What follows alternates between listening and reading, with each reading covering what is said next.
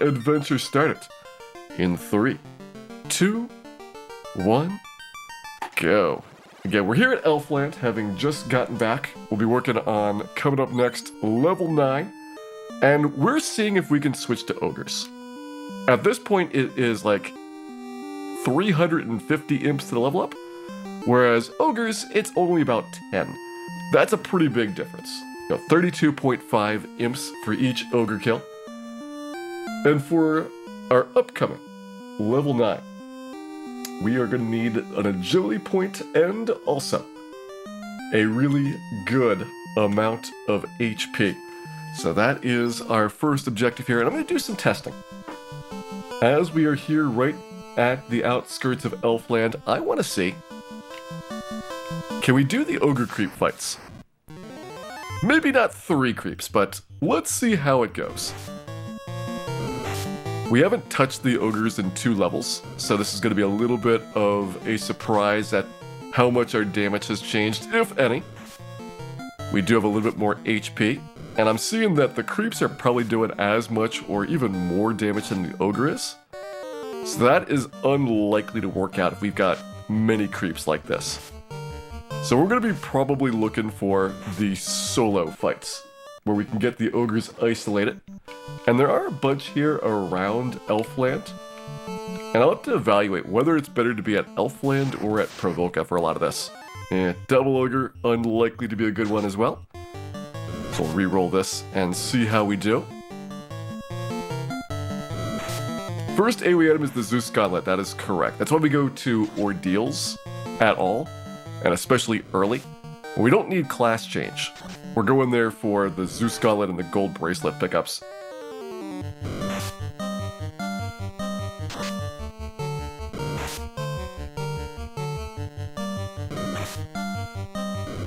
They're set up for consistently just ogre fights. There is a bunch of setups we can do Bad Road, but we're looking at whether we can get more consistent solo ogres down here. There's a formation that's 1 ogre plus 1 to 3 creeps. And that might help us if I can actually deal with a creep fight. If not, I'll probably be more up by Provolca, looking for the 1 or 2 ogres. Oh, that was so good at the start. Damn, we need a bunch of dodges here. Can he do it? Nope! That was actually much closer than I thought, though, for Double Ogre. So good information. We're still collecting some samples here. We have another Ogre Creep battle coming up to compare with. And again, 3 creeps, which I think is not worth bothering with, now that we've seen how that goes.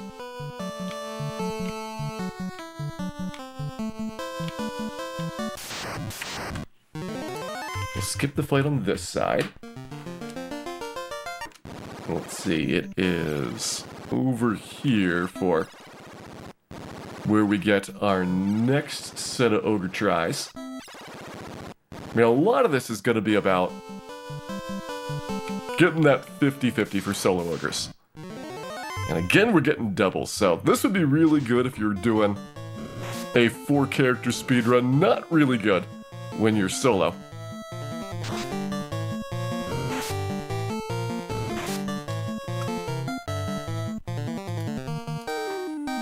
It's better to target the creep first, probably if it's solo.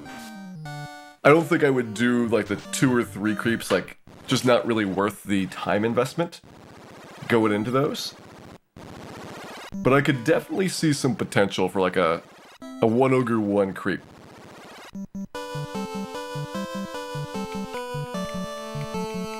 When does Dan get double hits? 2 more levels. And another double ogre here. So we got a whole bunch of those in a row. Let's see, we got a burn encounter here. I mean, there's nothing we can do if we get bad quantities. I'll try a couple more creep ogres. See if any of those turn out to be good. Nope, another trip. We've had maximum quantities. Like 7 battles in a row. Why do we go town zones? Because walking through towns does not count as a tile for encounters. Alright, here's single creep. Let's see if targeting creep first works out well, or if it's just doing too much damage to realistically take on this type of formation. Yeah, it seems like we're not doing much damage to the creep. I wonder if the saber would help here, so that we'd have the higher base damage, or if we would just miss too often.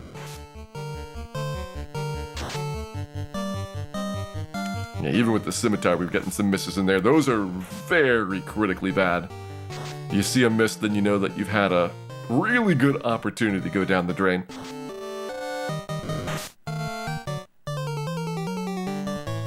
What is Dan's evasion? Not enough.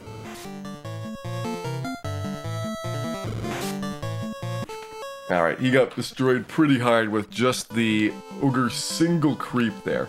Let's see if we can get another single creep. That's a double. I think we got one more try at it before the next break in the encounters. There we go. Ooh, and it's first strike. Alright, let's see if with a first strike, ogre single creep goes a little bit better. We're doing science here.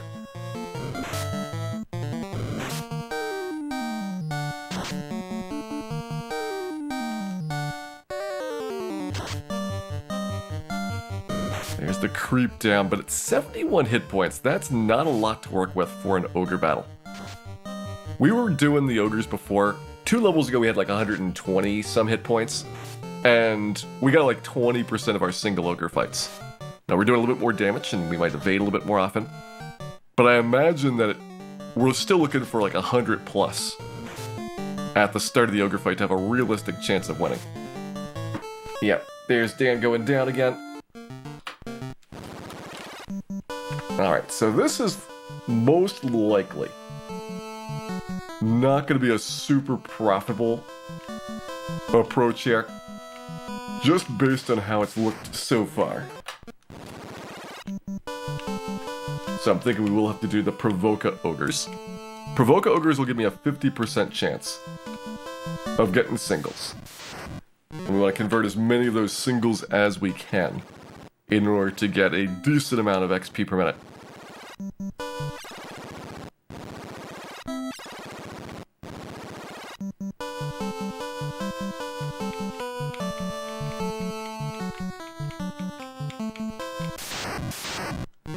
Single ogre and a first strike, alright.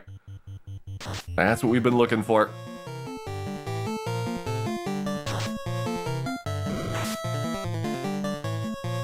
So Dan's starting his fight off at 169. We get a free round, so basically the equivalent of if the ogre misses at the beginning.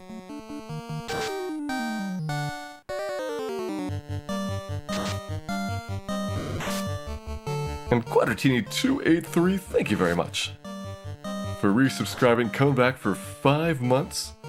Hope you're having a wonderful, wonderful time watching our solo thief versus the world. Alright, so that was 71 damage we took. That's with a free round. So it's very uncommon you're gonna get a solo ogre and also a first strike, but that's about what it looks like.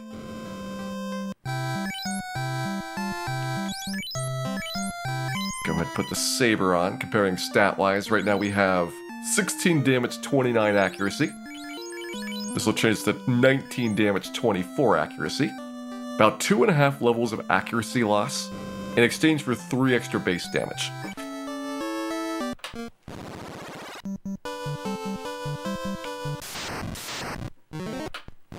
I probably should have tried that ogre solo creep.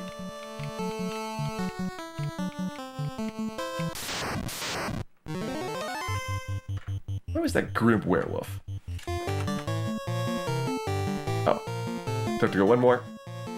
Yeah, I think I have to go one more here.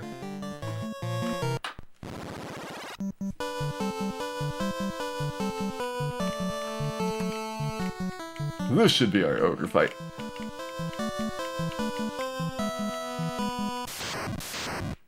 There we go. So this is doing saber. Ooh, well, I mean, critical's gonna probably give us a really big edge on that. Saber does have a higher critical hit rate than the Scimitar does, so that's another advantage.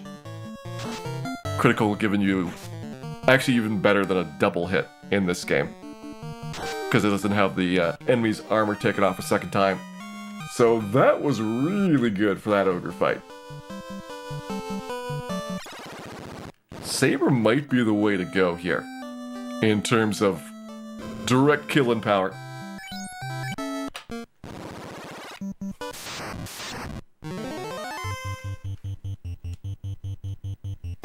Right, we can try the double. It is probably going to be trouble, though.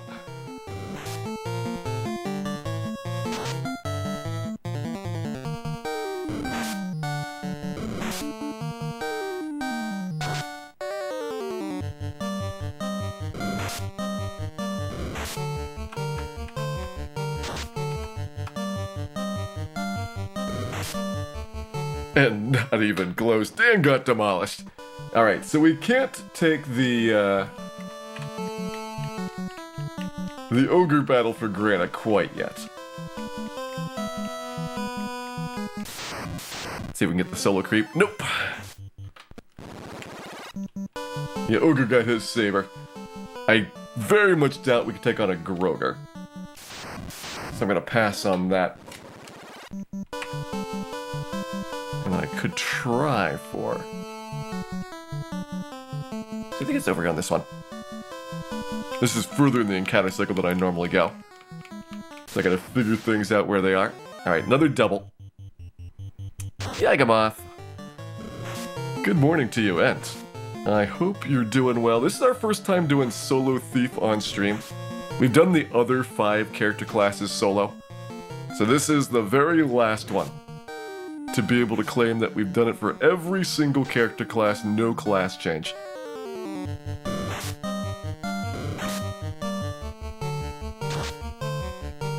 Big hit there, but 40 HP, not a lot to take out this second ogre. We would need some massive criticals and some massive dodges here. Didn't get it.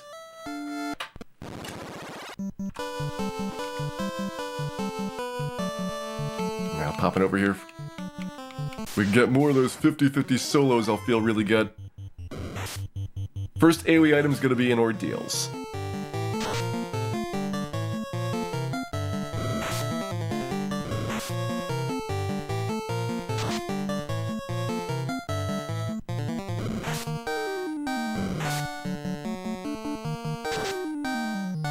Alright, yeah, he's already 90 down, so I think the doubles are basically impossible at this point.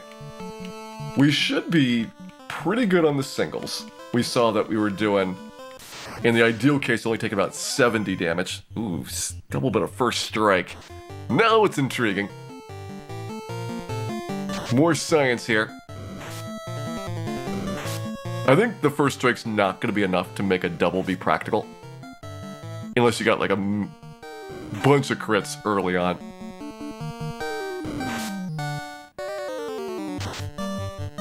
Now there's one, so 73 to a second ogre. We've done an ogre at 70 damage taken.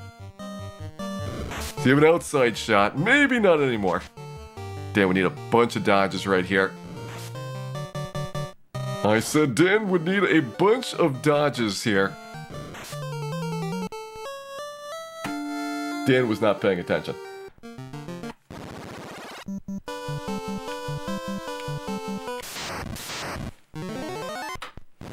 Hey, Greffrey, welcome in. We are currently doing Ogre Science. Figure out our best ogre strategies.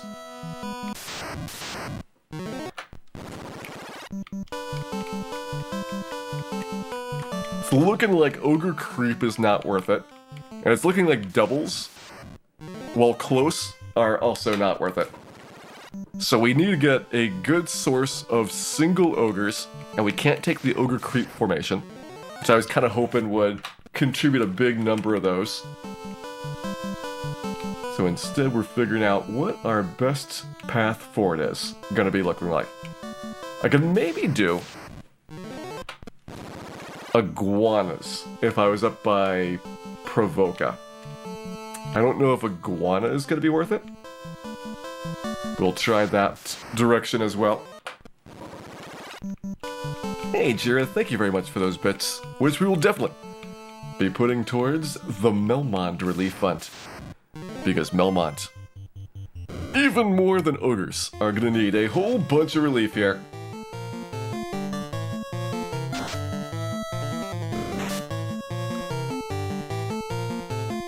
And thank you as well, Jira, for resubscribing.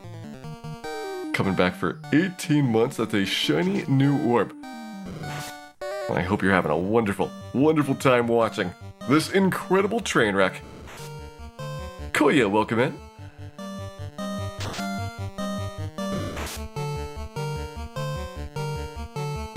And Julie Cat, welcome in as well. There we go. See, solo ogre's not too bad.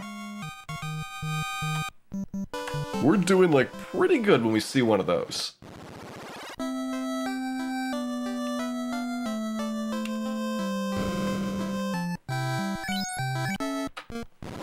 Do a little bit more science on the ogre creep formation.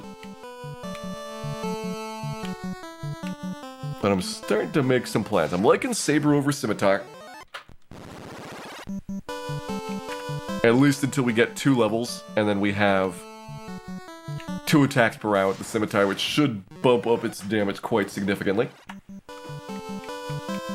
I'm probably going to prefer Provoca to Elfland. We'll do some science with the iguanas. Figure out if those are worth attacking. Alright, it's a double, so I'll pass it on that.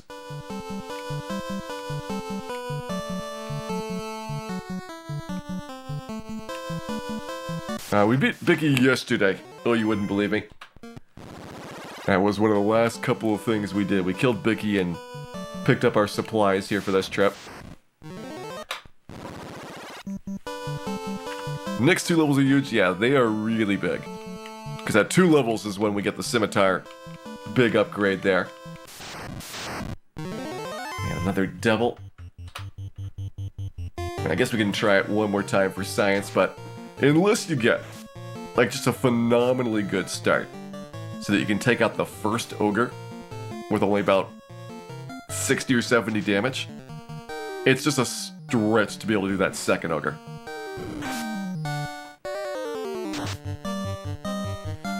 Yeah, we're already 100 damage down, and we have just now killed top ogre.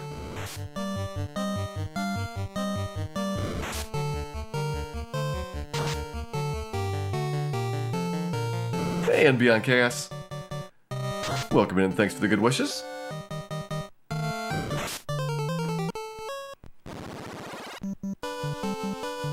Alright, that's pretty much how we expect that fight to go most of the time. Do I have any other conveniently close ones? I guess we have a stretch coming up. Right by town. Or I can try a couple more ogre creep battles. But this will be my last stretch before going to Provoca. Seeing if that is better.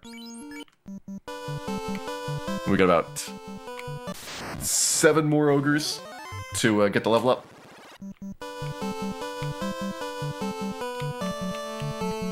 Are sea battles worth it? No. The sea battles are all really bad. Empty Eye, have a good night. Thank you very much for dropping by, and may you dream of ogres for days. Ooh, there's a big crit. This is more of the promising double ogre starts. What level are you? We're level 8 currently. Working on level 9. And then just right away, getting pounded there. Alright. Didn't even get the right ogre, so 32 hit points, not enough most likely to take out an ogre here.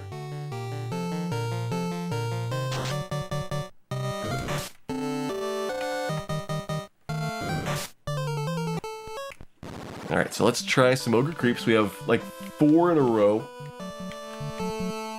that we get to try this on for looking for singles.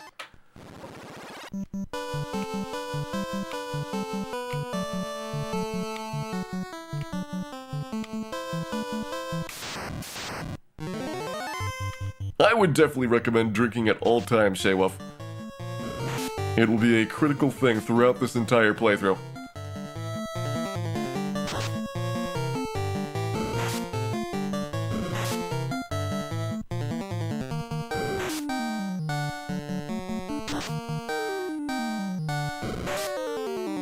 Okay, like 110 starting an ogre battle off is probably pretty good.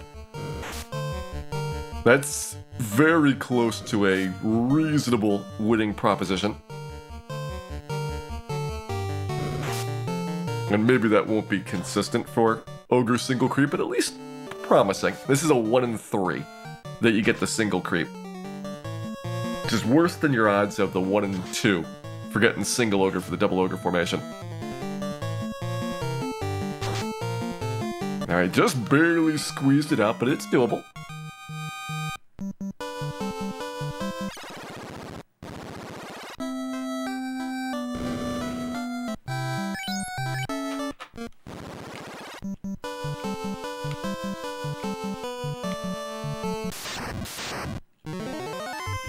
Another triple.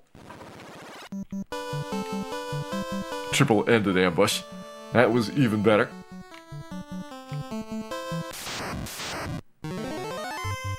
Yeah, that ogre single creep's 43 imps. It's 32.5 imps for the ogre, and about 11 imps for the creep.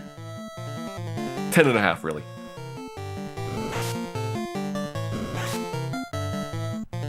What are we going to get done tonight? We are going to exterminate the ogre population. That went spectacularly unwell. So we must have gotten pretty lucky with that first one.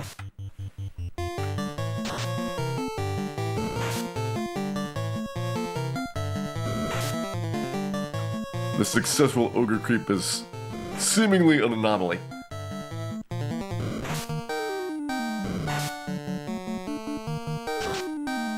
And while we kind of have to measure things in imps, the thief is too incompetent to be measured in agamas. I can only dream of the day when we get to agama level of encounters.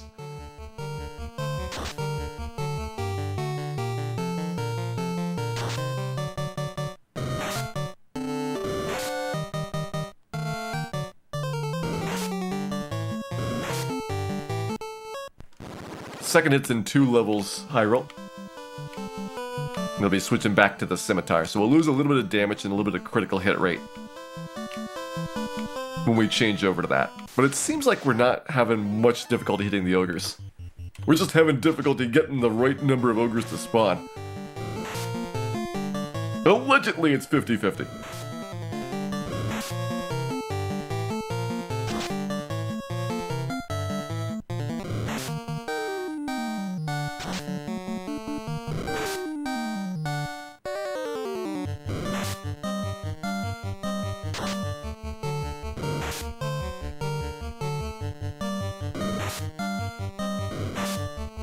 Hey, Blocky Games, there's not much point in doing manipulations for the resets. It takes a bunch of time to do it. Ooh, this might be a successful one. We got 54 damage. Yeah, it's gonna be a race. Dan's at 69. Dan's in critical. 83. Looking for a 17 plus. Got it. Double ogre. There's a big one. So double ogre is possible with a lot of luck. That's both good and a bad thing. It makes it enticing to try and kill the double ogres, but you're also going to lose a lot of time every time you go trying to kill them and not succeed. So we may have to somewhat temper our expectations on how often those are worth it.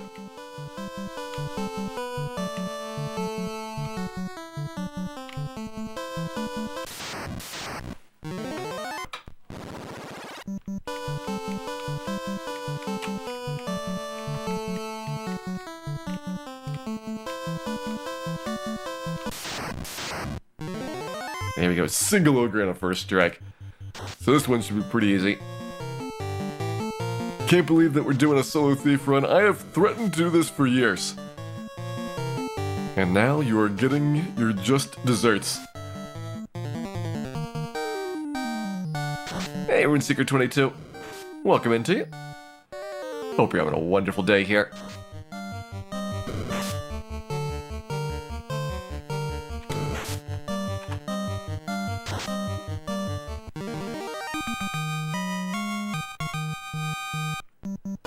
There's another ogre down. At this point, a little bit more than 3 ogres to go for the level up. We're like 120 imps.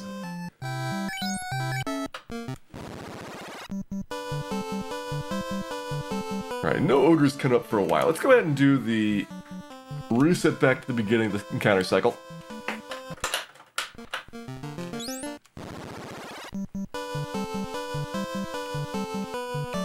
And that gives us another chance at some of the better positioned ones. So there's a bunch of clumping and how these are going to look. So you might be able to pull streaks together. Normally when I do the Provoca one, it's about 25 or so battles in the cycle that we go after. And then you got a big gap, and so you want to start over from the start of it. One of the things the Thief is going to find challenging is that we just don't make enough money to consistently save for setting up our walks in there. Like if you have to reset and reposition yourself, there's a lot of travel that goes around between the zones to hit where the ogres are. Speaking of which, 2 ogres left to go.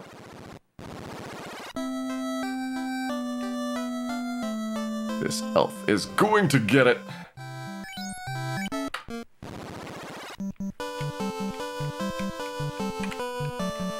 Wagny001, thank you very much for resubscribing back for 6 months of ogre grinding. I hope you're having a wonderful, wonderful time watching our Solo Thief playthrough here.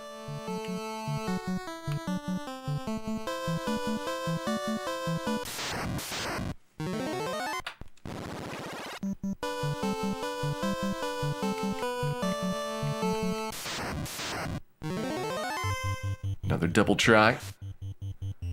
Still shocked that we actually succeeded on a double ogre fight.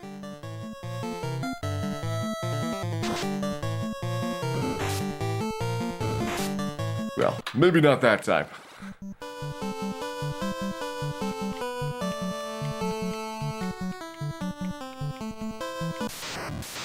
Okay, there's a singleton ambush, but for a single, I think that probably is still pretty winnable.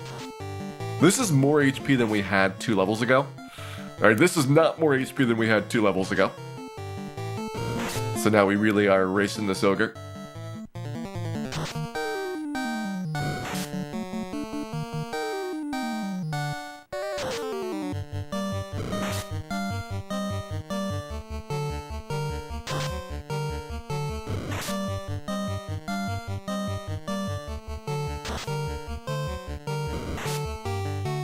Probably need to go first.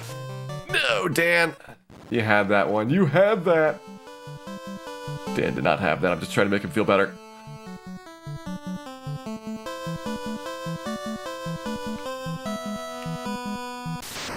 Not doing Grogers. As much as I would love to get that delicious Groger kill.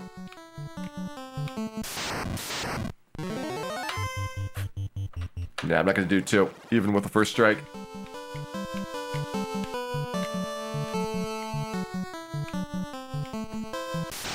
Hey, Bling Blong. Glad you've been enjoying the Final Fantasy, and I hope you have. A wonderful time watching the Solo Thief. We will definitely need the good wishes on it. It is monumentally intense.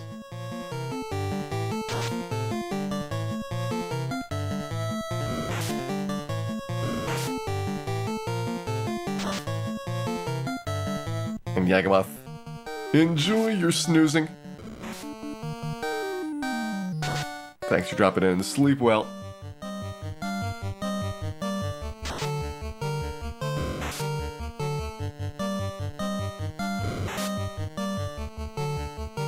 Outside chance of winning this one.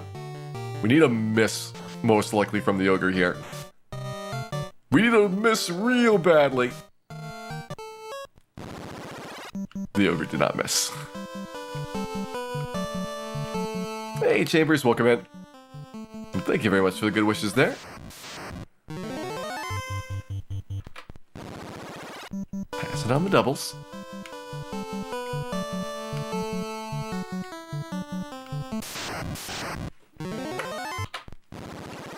Alright, now that we've been through that block.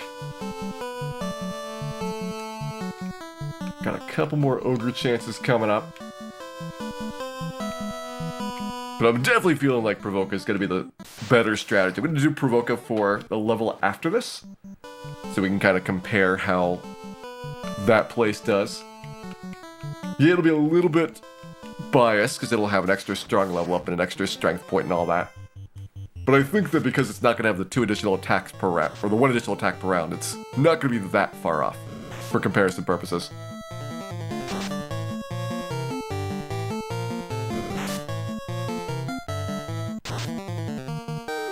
Hey, Fractal. Welcome in. Our thief is, well, 1 a thief and 2 named Dan. So that's about what you should expect from this entire adventure. Hey, Ellie, welcome in. Thank you very much for the good wishes there, and I hope you're having a wonderful day. This elf!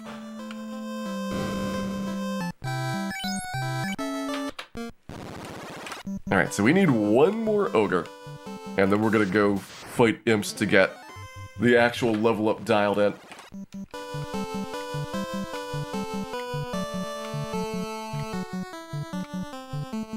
Hey, Night Legend. Welcome in too. Okay, next one's gonna be over here.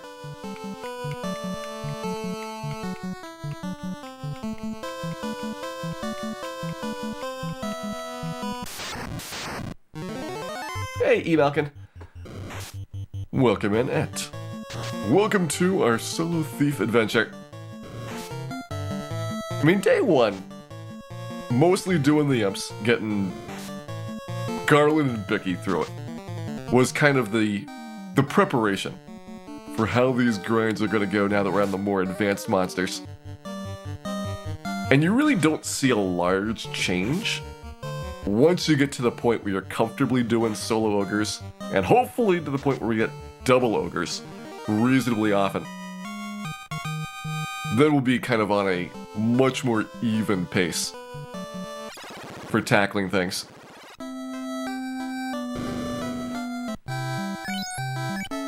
The elf by the unscripted, nope, he's just a jerk.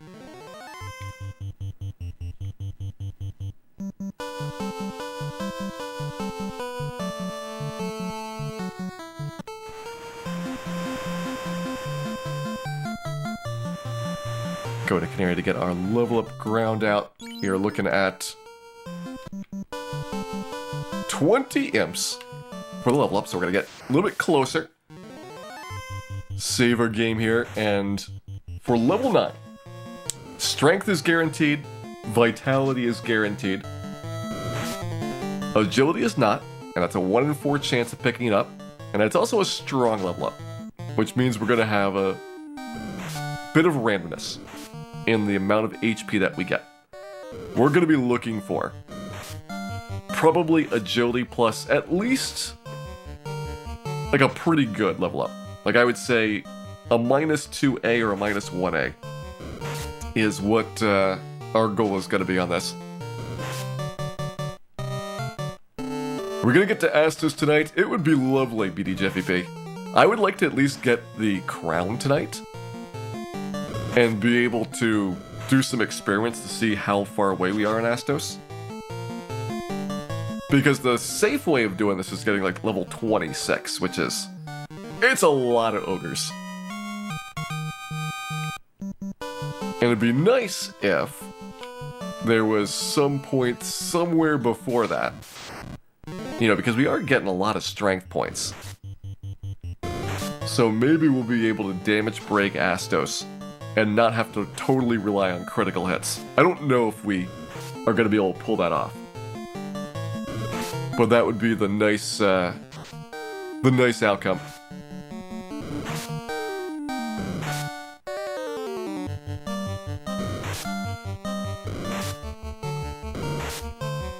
Are we using Final Fantasy, not the randomizer? Well, you want this to be as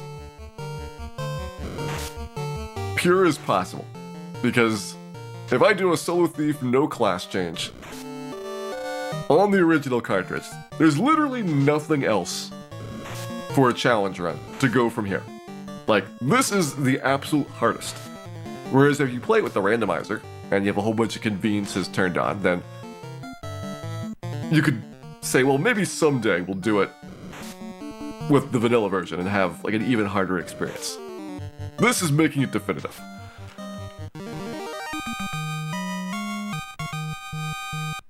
We're going to be doing lots of channel predictions again. That is the plan, Catalina Wine Mixer. I've been doing these off and on, and I'm going to figure out what's going to make for good predictions for these. Typically we do like one per level to kind of gauge, you know, like here's something different each time that we'll come up with for what we want to make guesses about.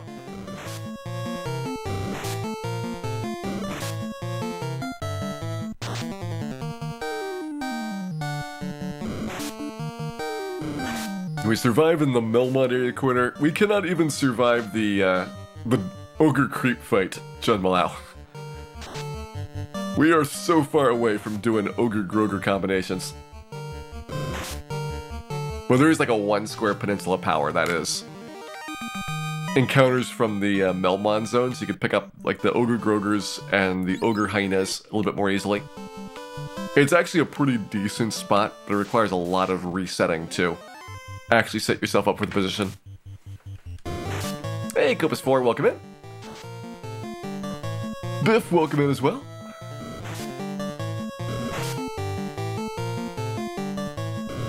See if the scimitar helps at all. We have actually a lot of misses on these imps. It's surprising. Despite getting a couple of levels, we're still getting pretty consistently like 30 or so % miss rate. I guess we're only getting like 2 accuracy per level up, so that is not exactly a huge difference for each of these levels. Eventually, though, it should get a lot more consistent. I think especially once you get 2 attacks per round, it'll be a lot different as well. Hey, Tornado. Thank you very much for the good wishes there. And I hope you're having a wonderful, wonderful day.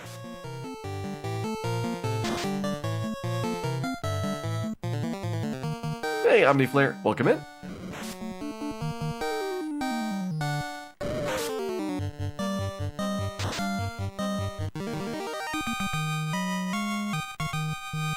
Alright, we are 1 imp away from the level up. And so I think what we are going to do is start our prediction for how many tries it's going to take to get to level 9. We've got a 1 in 4 chance of the agility point. We are going to have probably a 50% chance of getting good HP gains. So we'll see, is 10 enough tries to make that happen. If you want to get on the action, this will be a short one to put your predictions in. And it'll be starting as soon as this battle finishes up. I'm going to say -1 HP and the agility point we would definitely go for. -2 in the agility point, I'd have to think about it. That's my fallback if it takes us a while. And I think it's either 197 or 198 that we're going to have for our max hit point total.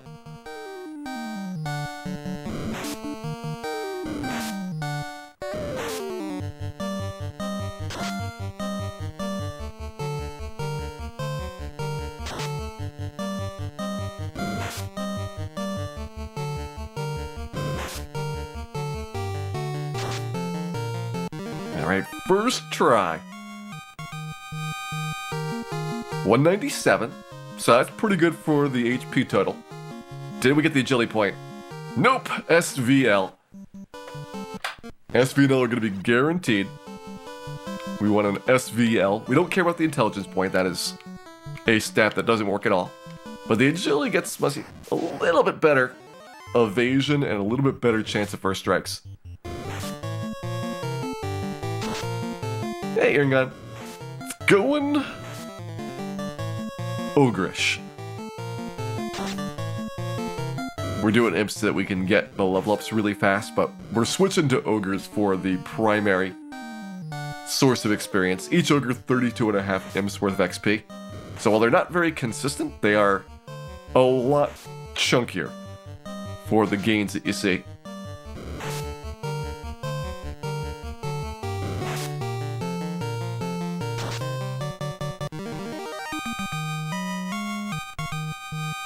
Alright, this time 196, so this is at least -2. And SIVL, so we wouldn't take it regardless. That's 2 tries at it. We've seen a 197, and I think 198 might be possible. Sharks worth killing? Probably not. Our accuracy score is not good enough to really hit aquatics. I'm thinking iguanas and ogres around Provoca is going to be our best place to go. We did some Elfland experimenting. 193, so this is really bad. And no agility point anyway. That's our worst one so far. If we see a 192, we'll know that 197 is the max. Right now, it could still be 198.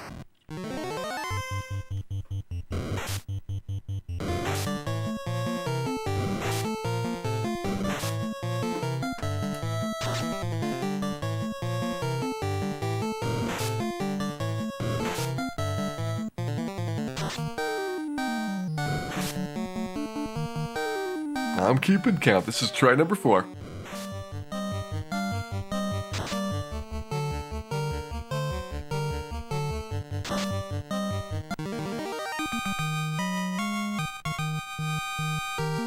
$197, so a pretty good one. No agility point. Try again. I've already had to give up a couple of agility points, and I'm worried that we're not going to have enough agility to be totally safe with a double defense sword. Double defense sword getting to max evasion would be very, very good for saving rounds in Temple of Fiends, and it might be better than having a couple extra hit points. Something that now I'm nervous about since we've gotten a couple level ups already that did not have the agility point.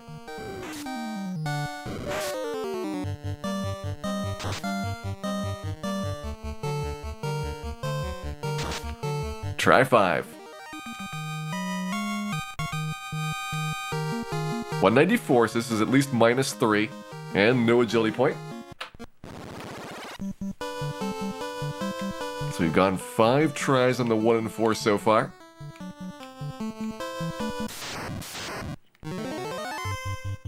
Hey, Rapian, don't worry about missing out on one of these. There'll be plenty of predictions left to go. We're basically doing 1 per level. And we'll probably have predictions on the bosses as well for when we're trying to actually get the Earth Cave and the Ice Cave done for how many tries it's going to take.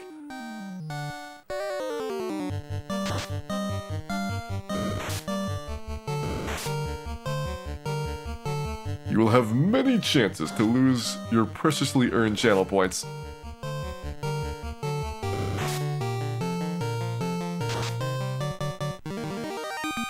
Alright, 6 try. 197. No agility point. It is being reluctant.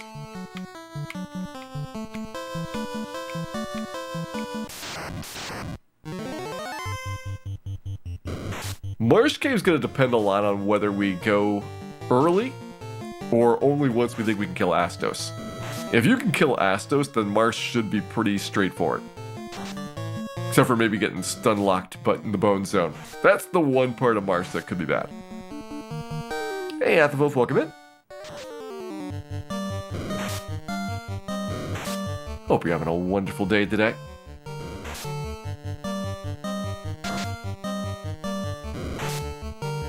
We'll get try number 7 here.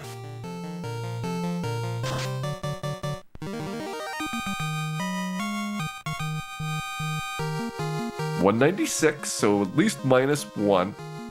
And no agility point. Still haven't seen agility show up a single time.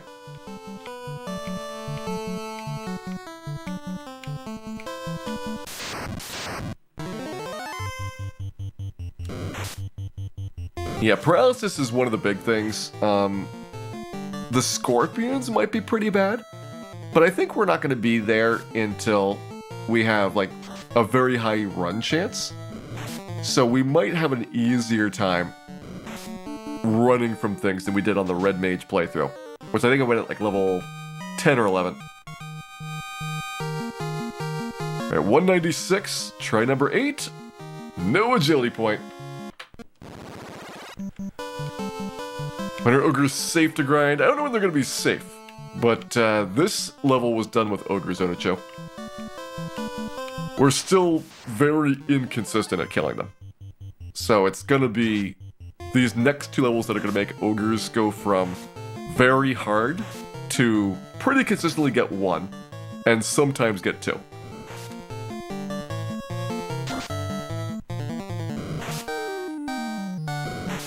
Hey, Straight on Melmont, Tuxmon Fish, welcome into. And hope you're having a wonderful time. Coming in for our solo thief playthrough.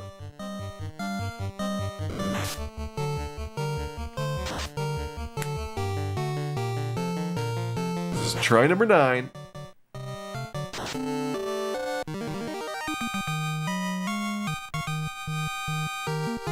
$194 and no agility point. Second worst level so far. Here it is, last attempt for the prediction.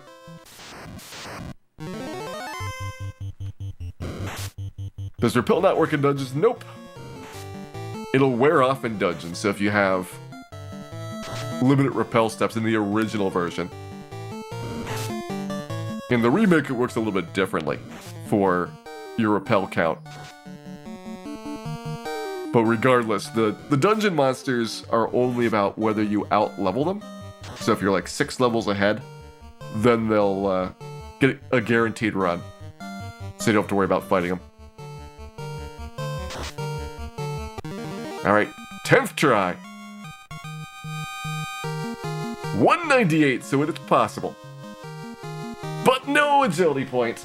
Alright, 198 is the max, 193 is the worst. And we are 0 for 10 on agility. More than 10 tries to get our level up here.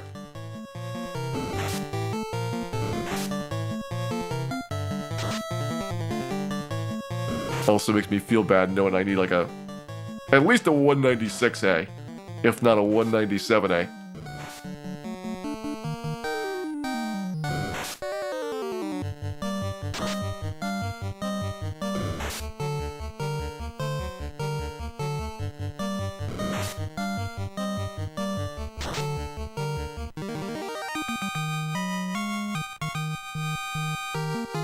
$193 and the agility point. Not taking that though, that's a -5A. -5 is more than I want to give up on those strong level ups. We don't get a lot of them. And so we kind of need to optimize what we see the pickups look like. My certainty 1 in 4, yes, unfortunately. Dan is just slightly less lucky than the average thief.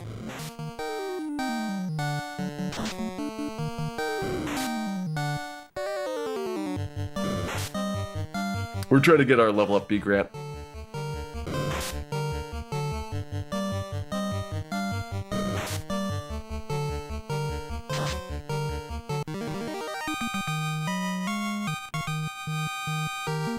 -3, no agility.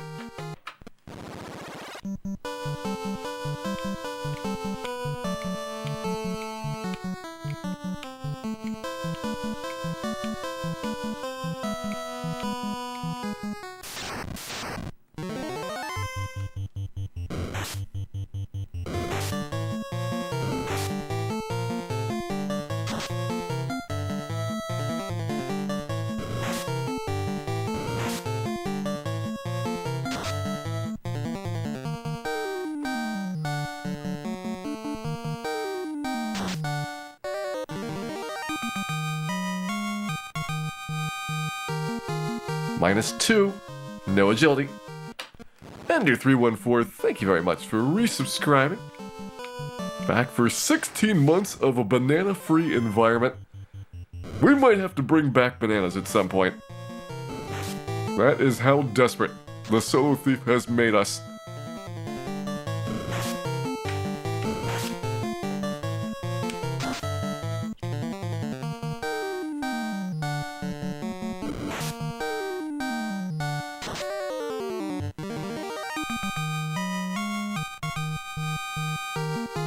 -1, no agility. I would definitely take a -1A. We've only seen one 198 in these levels so far. It's a 1 in 6 chance of getting any particular HP total. We've been kind of clustered a lot on 196s and 197s.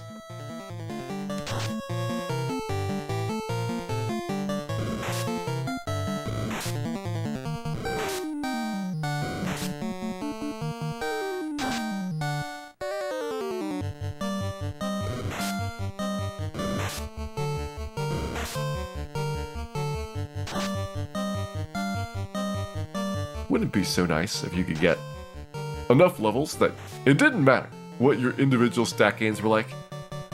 It would be a dream. Something that you get in the remix. Also, the remakes are way easier for doing stuff like this.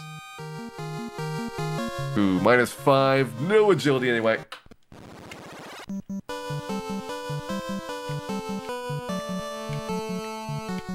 We've seen any 195s? I don't think so. We've definitely seen 3, 4, 6, 7, and 8.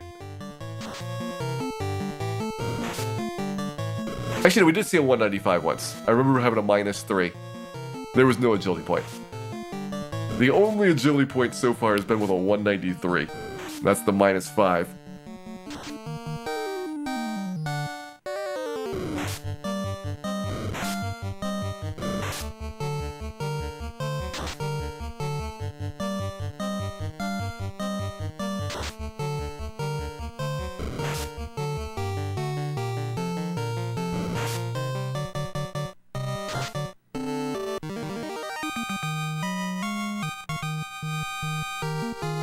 -2, no agility. Minus is the difference from our best possible HP gain on the level up. So 198 is possible, but you can have up to -5 versus the maximum. We want to see -1 in agility point. I'm probably going to settle for -2 in an agility point at this rate, given that we're like 16 tries in.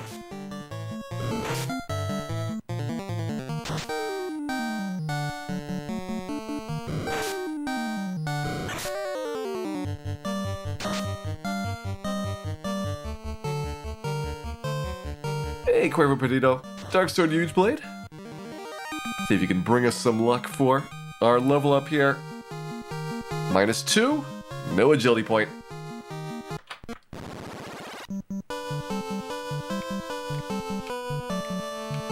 We will probably do the Marsh Cave on Saturday, Cuervo.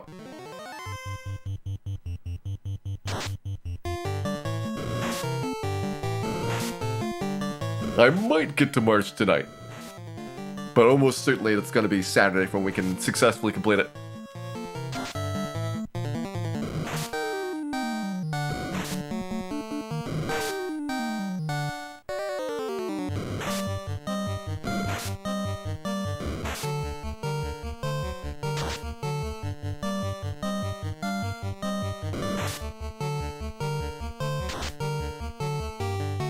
Why provoke enemies? Because we need 6 experience points to get level up. That is all we need.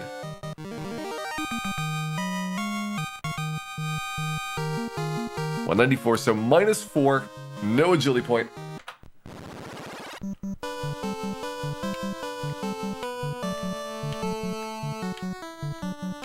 We still have only seen agility once.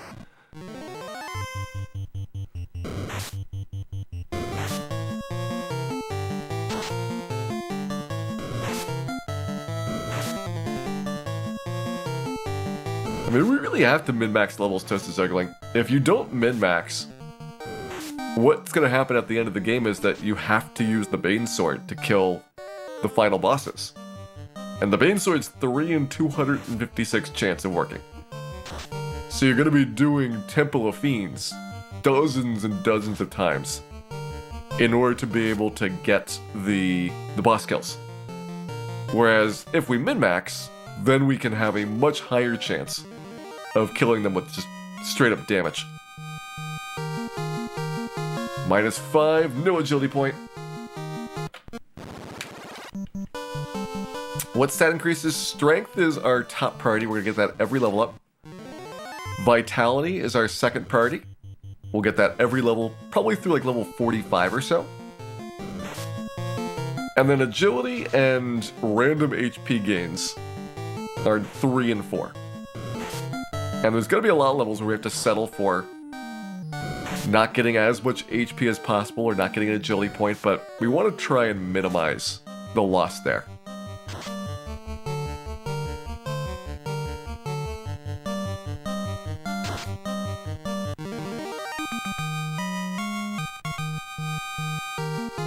-2, no agility.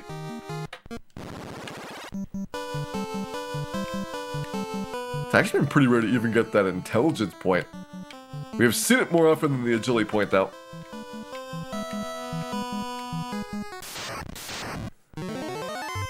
Yeah, if we were just leveling, we'd probably be like level 15 or 16 by now. We spend a lot of time doing the min-maxing. But again, it pays it back so much at the end of the game.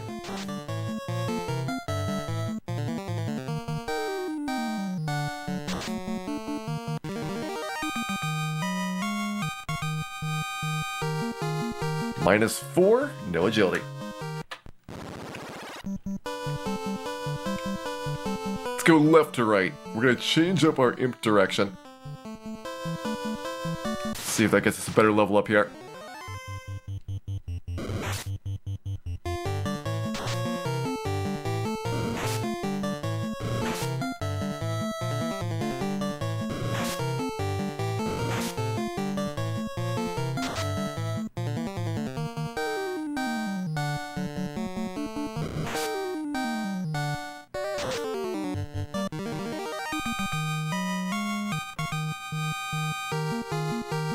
Perfect HP and agility. We got it. 0A for that level up.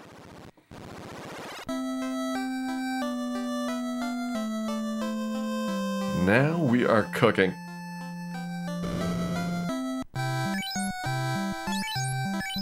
May have taken slightly longer than we predicted, but we did get a 0A, and I'm very happy with that outcome.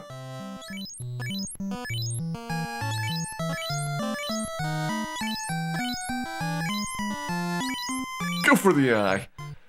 So by the time that you're getting 2 stats and also the HP range, that's pretty far into where the fact that you only have 256 values for the random number generator is going to start interfering with your probabilities. So the agility point's 1 in 4. And the HP gain that we got is 1 in 6, so put them together, it's a 1 in 24 chance.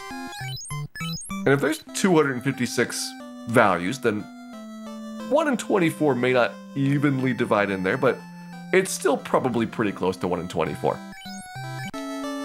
But you throw another one on there. Now it's 1 in 96. It's possible that even though theoretically it's 1 in 96, that you have anywhere from a 0% chance to like maybe a 1 in 60 chance of getting it to happen, because you're sampling from a very limited distribution of potential outcomes. SDubs187, thank you very much for resubscribing there. Back for 5 months and hope you're having a wonderful, wonderful day. 13-point penalty for winners, that is still there, correct, it's 5%.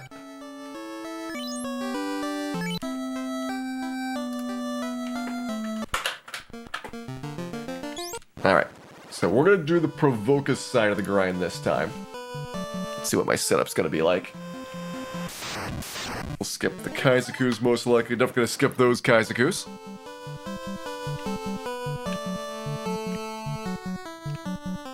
What level are we? Just hit level 9.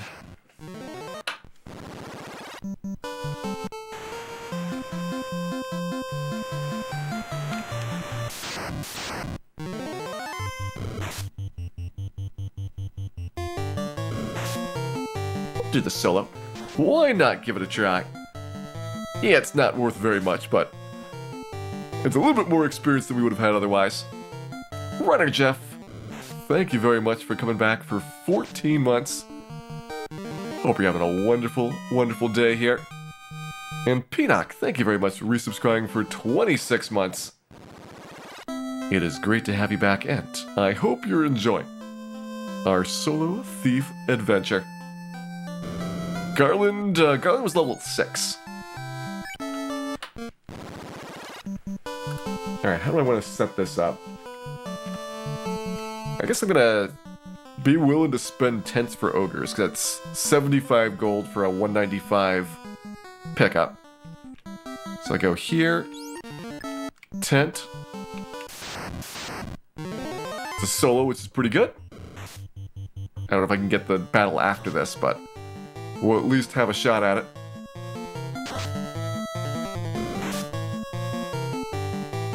Greenly the Squirrel, thank you very much for contributing to the Melmond Relief Fund.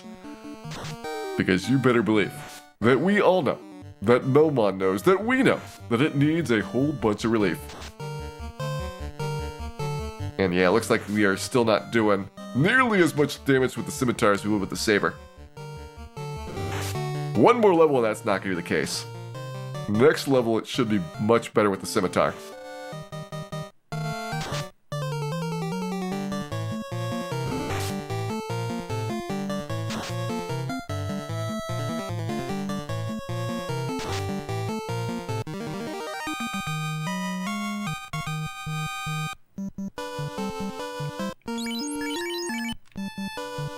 And even at level 9, that was a tough one.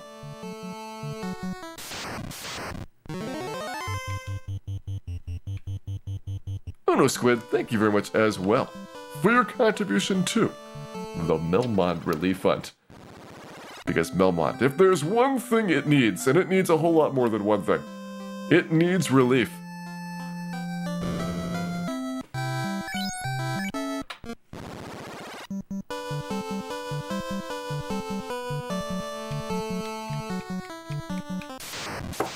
Okay, good, another solo ogre pickup.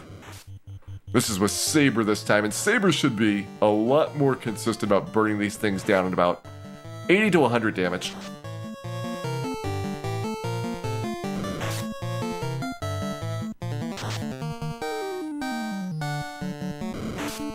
Hey, Solar Spark. Season 14 changes will be announced in about a week and a half. After we finish this run, we'll start doing a couple nights of Extreme Edition Randomizer, and also test nights for Season 14.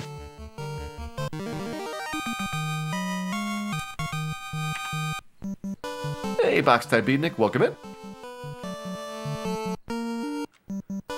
Hope you're having a wonderful day here.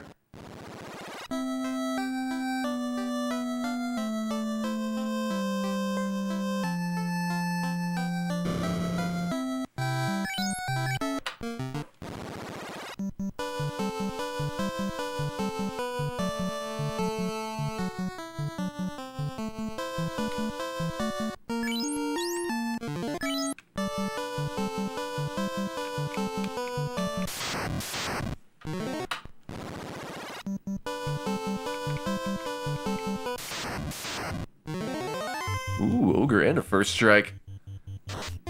See if we can actually stay out here through both of these Ogres coming up. It would be a dream. A dream that might be impossible for Dan at this point. S-Dubs, thank you very much for contributing to the Melmond Relief Fund. Because if there's one thing that Melmond needs, and there are many, it needs fire, and it also needs relief.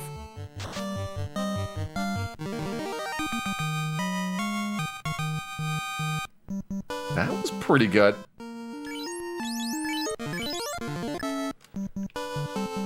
Dragoon Zero, thank you as well for your very generous contribution to the Melmond Relief Fund. Melmond, I am actually going to be a little bit relieved when we get to it, because it'll mean that finally Astos is dead.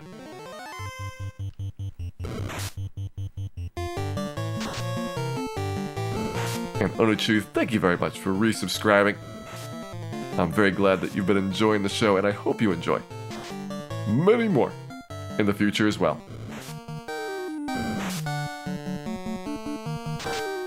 Rub's not really going to be a problem. It's going to happen very quickly. The problem is going to be damaging Astos. And he's going to eventually get to his Lit 2 and Fire 2 spells. He's going to cast Slow. So our opportunities go down very, very drastically in that fight once we lose our attacks per round. Hey, Gator36. First of all, thank you for your contribution to the Melmond Relief Fund. And when are we going to be doing Zozo Melmond? I would say that I turned it on for like the Extreme Edition, but it really doesn't make a big alteration in how the game plays. So you barely even notice it most of the time. When we get an AoE item or deals, that will be our first try at speeding things up. It'll be so good when we have that.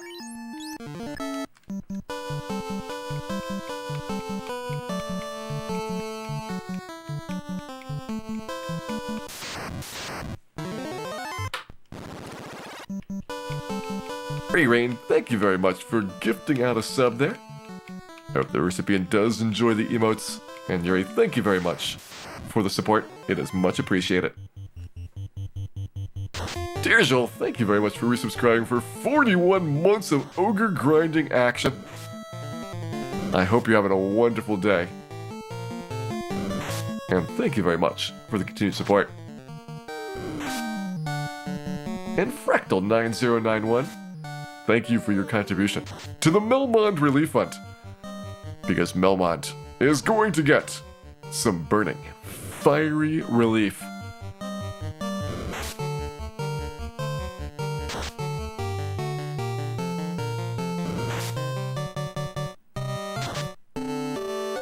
Hey, Getsurai. Thank you for your contribution to the Melmond Relief Fund, and I do hope you enjoy. The FF6 emote, that is one of my favorites as well. It just looks so good. Dan looking pretty good there, doing the double ogre. Definitely gonna save for safety to get all the way back there for another battle coming up. Or actually, do I? Maybe I just needed the south one. Yeah, I only need the south one. It's got potential. RPG Limit Break. Oh my goodness, we have some people coming in for our solo Thief no class change playthrough. This is definitely a treat. It is going to be a very, very long adventure over a couple of nights. But our goal is to beat this game using nothing but one thief. Not class changing. No upgrades. And making it all the way to chaos. So welcome in. We're gonna have some comfy ogre grinding here for a while. The occasional iguana snacks. And I hope you enjoy the show. Hey, Clear Mind, welcome in. Did the Terra emote change from offensive? Nope. It's been pretty much the same since I drew it.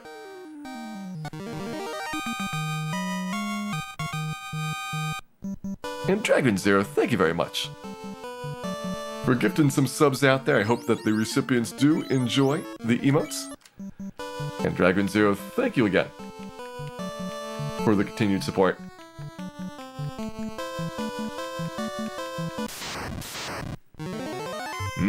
Double ogres. This might be more than Dan can withstand. He's done it twice, though. 2 times he has survived the double ogre grind. Will there be a third?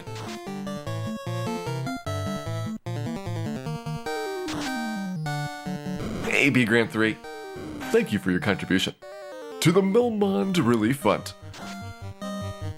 Because Melmont, it's going to be so relieved once these ogres have been completely hunted to extinction.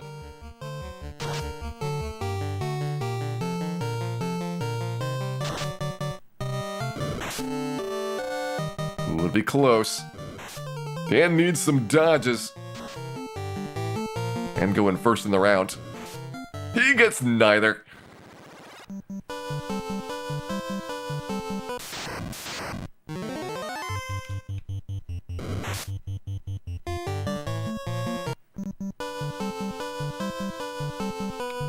And if you're wondering what I'm doing for movement, there is about a roughly 1 in 6 chance for ogres in this area.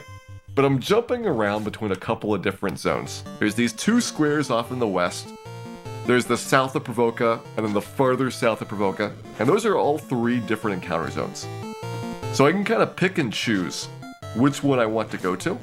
And sometimes I don't have enough steps to get to the desired one.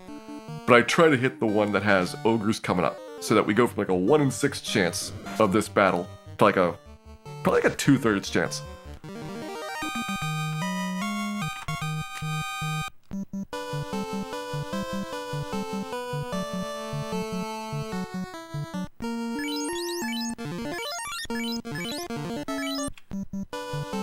Gonna have to use the teddy. I don't think I make it back to town. And it's a double ogre try.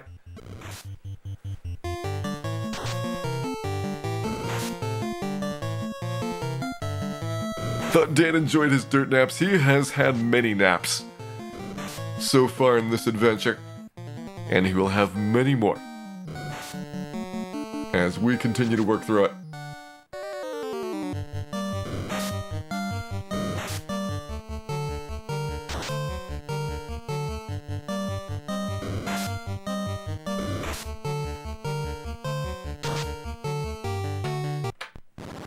I'm gonna say that's unlikely to be successful. Alright, so coming up, it's gonna be down south. We've got 1 encounter to skip, though.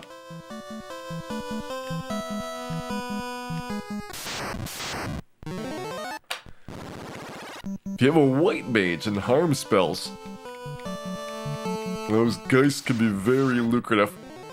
It's an easy kill monster with an AoE early.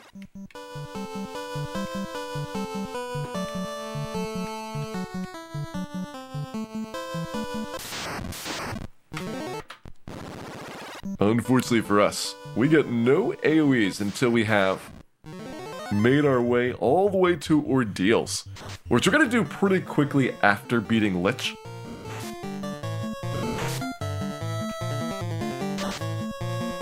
So we will try to get there, hopefully within the first 20 hours of the playthrough.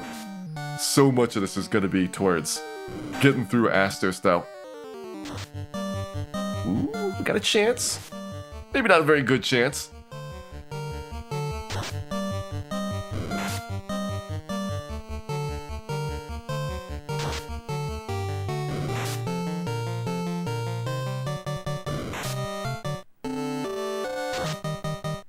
We've beaten double ogres, I think, 3 or 4 times. It definitely is not very easy.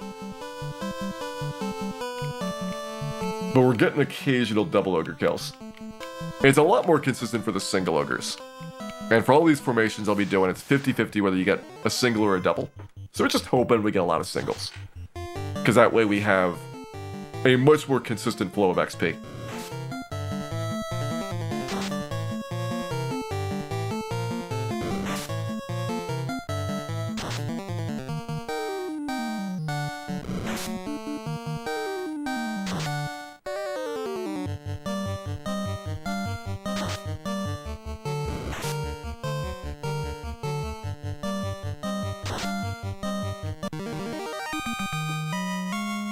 Good iguana there. Alright, how are we doing for our level? So we need about 7 more ogres.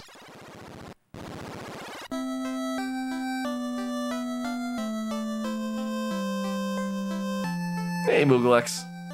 Yeah, we switched from the imps to the ogres last level. And it's such a nice change having the bigger monster. Obviously, it's a lot harder to kill the ogres, but an ogre's worth 32.5 imps. So you get a really big pile of experience for each successful one.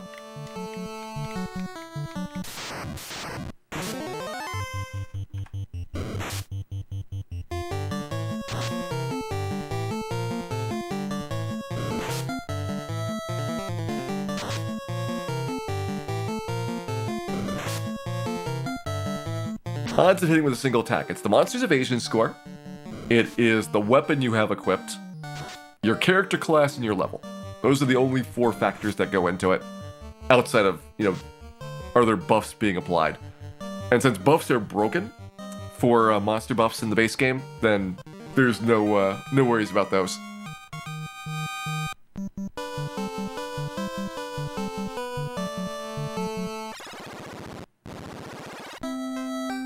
Nice, Imsetus Escadar. Astos is a big deal. But usually from Red Mage, if you're doing the basic damage spells like Fire 2, Lit 2, you should have a pretty consistent, 4 turn or so kill.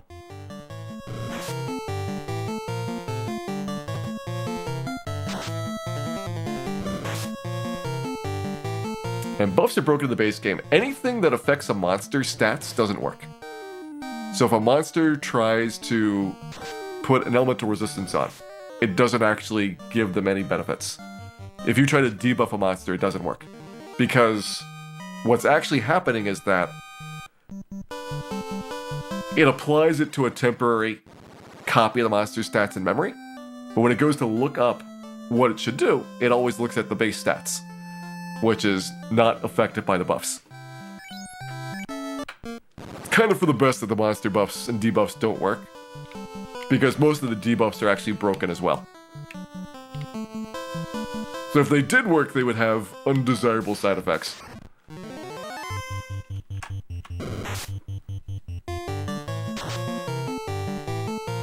Hey, Pipa, welcome in. Hope you're having a wonderful day here. And does anything work in the base game? Well, the Thief's Hair is very blue. That successfully has been correctly implemented.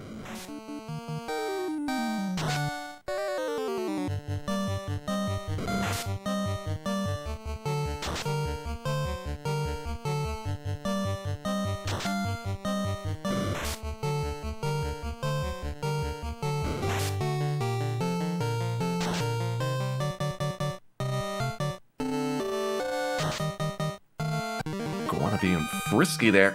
Alright, we'll see how close we are. Iguana's actually a pretty decent chunk of an ogre worth of experience. They just don't give you very much gold. So taking those iguanas is not too bad. It's like 25.5 imps instead of 32.5. And we can eat the money by just being a little bit conservative on our other fights.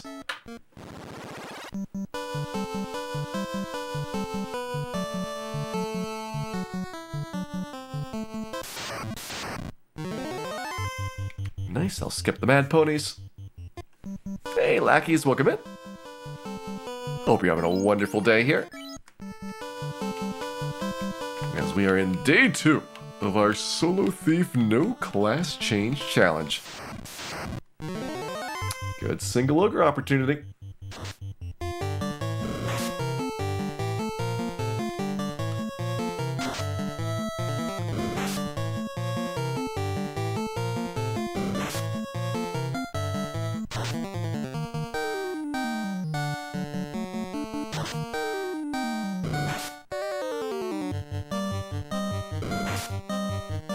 Right, this is probably gonna be an expensive one to try the second ogre fight here. There's another one coming up. We can't get back to town and return here without going way past it. So I do have to use a whole bunch of healing items. Not a super big fan of doing it because you're losing money on the battle now. Well, money matters just because I will run out if I go too aggressively doing the heals intense. We're getting 195 gold per ogre. And we have to do some saves now and then for other reasons. So I can probably spend about 150 per ogre and not go broke.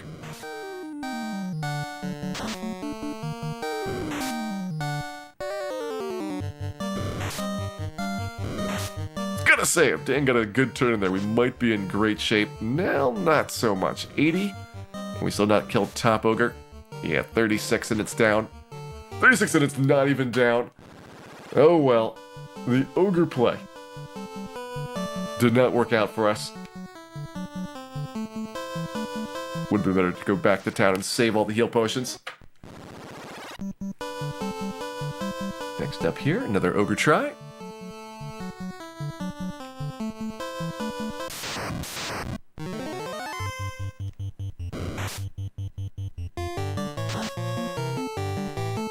The dead thieves look like snails.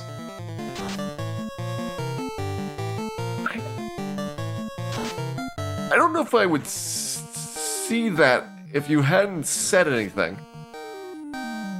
But I guess they're kind of like these blue-shelled snails. And the feet are where the eyes are. Big cartoony snail eyes. And now you will never unsee this. Forevermore, your thief vision will be tainted.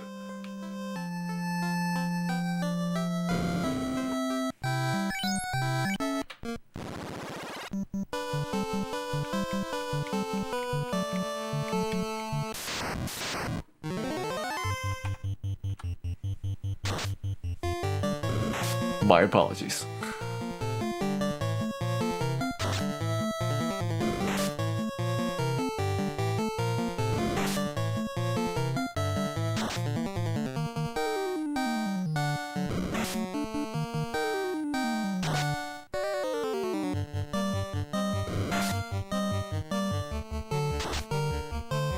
If I looted all available chests for heal potions in gold, well, heal potions are only about 60 gold apiece. You basically, barely break even walking up to Matoya for the 2 heal potions and 1 pure potion there. We did go to Dwarf Cave early on, though, and grab the gold. That's what got me the copper bracelet once we had the boat. So the other easily available item has been picked up. We're doing 372, so I actually cannot take a double ogre here. Said I cannot take a double ogre.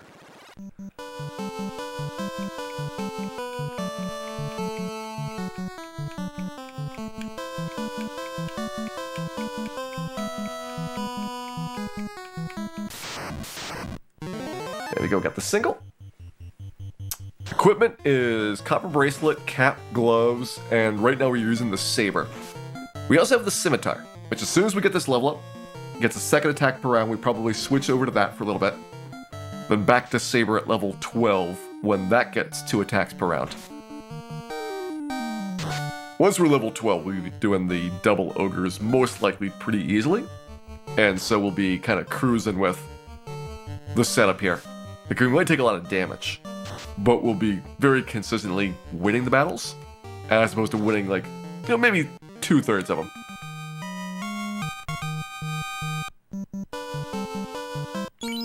Okay, we can take an iguana here.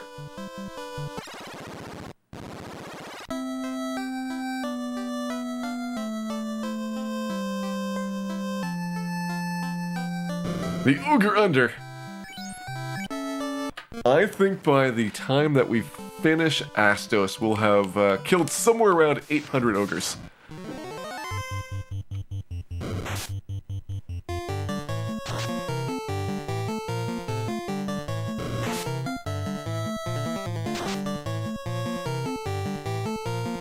But by the way, it is level up time coming up. Level 10 should be our next level here. Level 10, you have a guaranteed sale, which means you're looking for the V. A 1 in 4 chance of getting the V. But do you think? Will we get it? First try.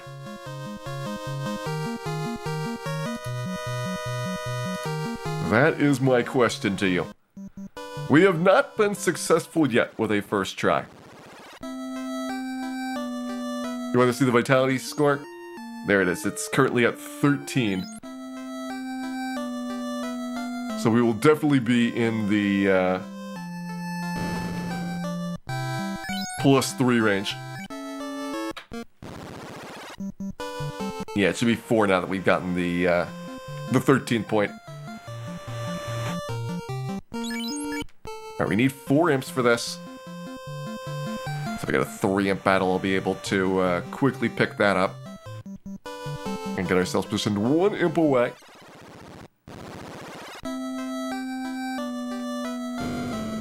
But let's see, what do we have for our vitality luck? Again, 1 in 4 chance. We actually did have one level we could have done first try. We ended up not taking it. I did get a slightly better level up by, no, we actually didn't get a better level. We ended up taking the same one, just like 16 tries later. So it's possible. It is possible we'll get a first try here.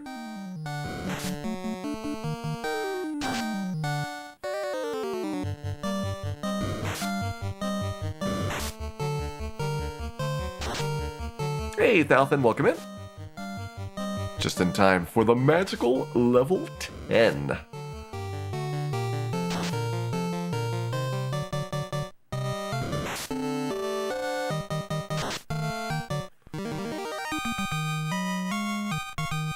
First try. 202 S A I V L. We got it. First try, level 10. Nailed it. The full Savile.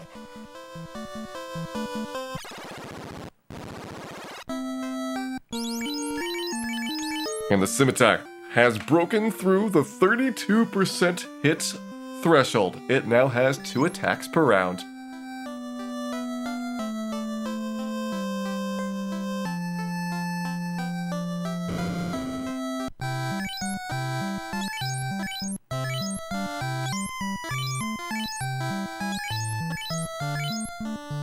Nice Lapkian.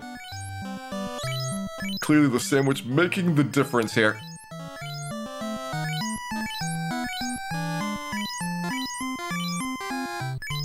I mean, first try is a long shot. It's a 1 in 4. And that's about what we had for the odds, so it's not like it was outrageously off for the expected payout. But sometimes you just gotta get lucky.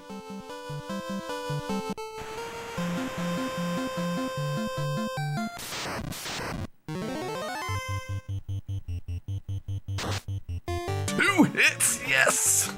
That is so good to see.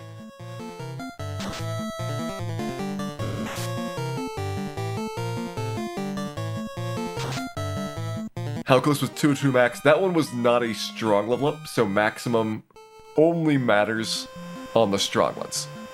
The weak level ups, you get the same amount every time.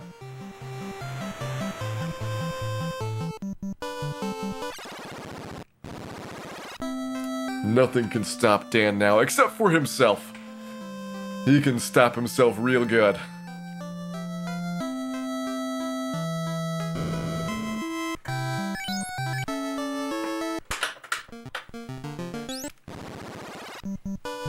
Going back to the beginning of our encounter cycle. Hey, Ruler 2112. Welcome into you. And I hope you're prepared to enjoy our solo thief adventure.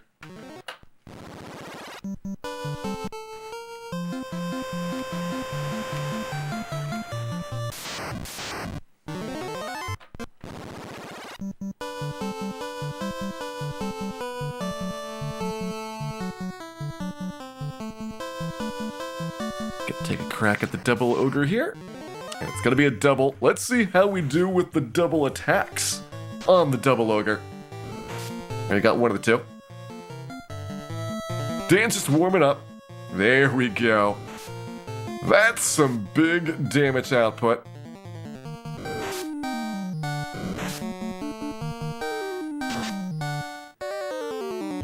Does the thief really suck? Yes.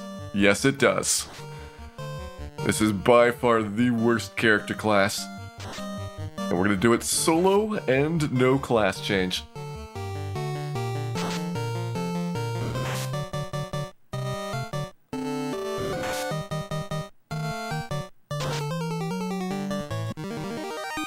Has anyone done this before? Jay Coper, about 6 years ago, did Solo Thief. A big difference is that he did not try to optimize the level ups, and so he had to Bane Sword Chaos, which is really, really painful. And so I'm trying it with the level up optimizations to hopefully have some chance of winning Temple of Fiends without relying on the Bane Sword. SSP Stu, thank you very much for resubscribing. Back for 25 months, and that may be how long this challenge is gonna go on.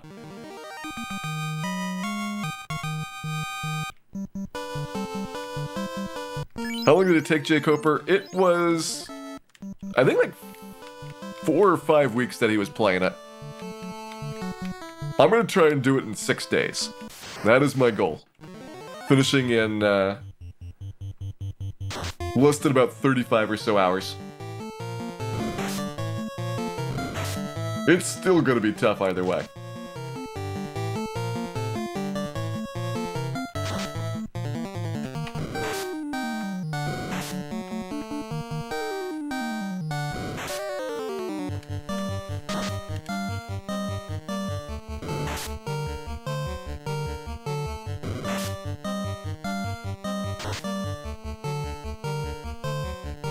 Can you kill a fiend and save? Well, 2 problems with that, Otocho.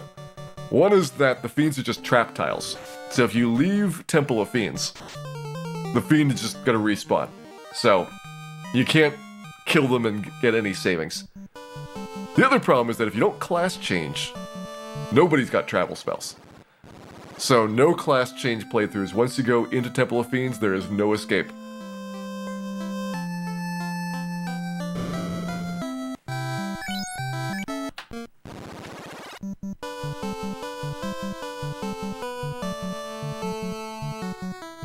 What class did I clear fastest with? Fastest was the fighter. Black belt was second fastest. Red mage was third. I think white mage was actually fourth and black mage fifth. I'd have to look those up again to see what the 2 mages did. But I know definitely fighter number 1, black belt 2, and red mage 3. Thief is going to be very definitely number 6.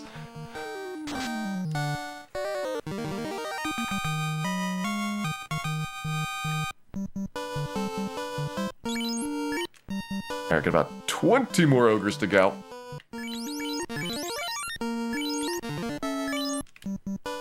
But now we're doing them so much more consistently.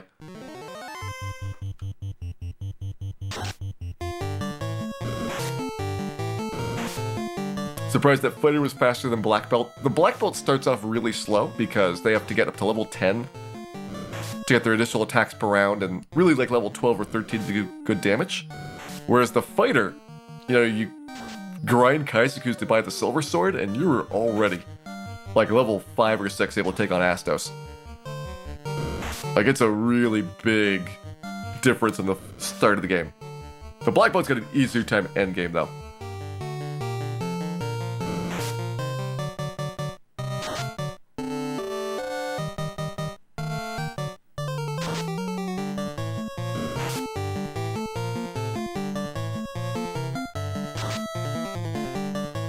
Dan's doing it.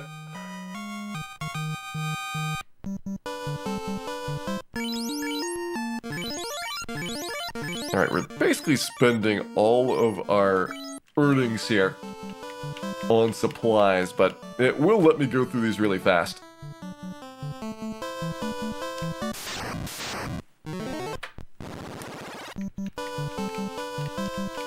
Yeah, Fighter can beat the pirates in like 15 minutes. The black belt took like 4 hours to beat the pirates. Once you get past the pirates though, then you move really quickly. So I think it's very misleading looking at the black belt's kind of progression. They're just totally different than the other characters.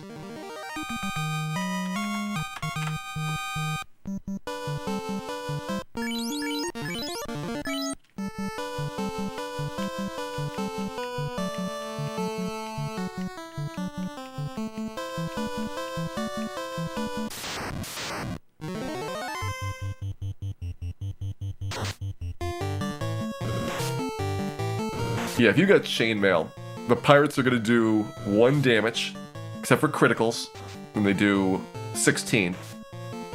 But you could take a lot of 1s. They only have a 1% critical hit rate. Whereas the black belt with the wood armor is going to take anywhere between 3 and 12 damage per hit. So they're looking at like so much more damage per round that they have to survive a long time to be able to actually kill them.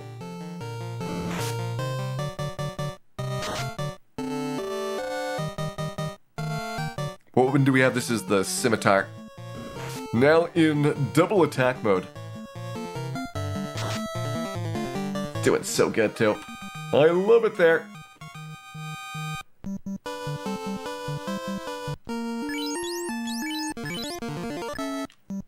Gonna see if I can kill the iguana with just a little bit of HP. Try to get back to town, then all the way back over to that other zone. If you look at it, it's probably pretty sketchy to get back there. Should have stayed and optimized for the ogres.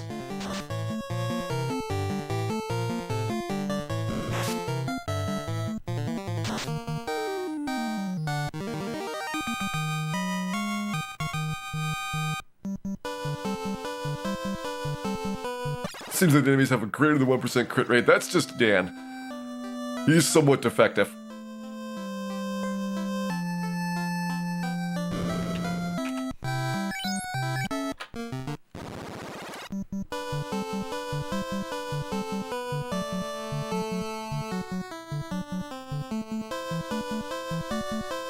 Yes, you make it. That's a pretty tight walk there. Be very close to town when I go and pick up the iguana.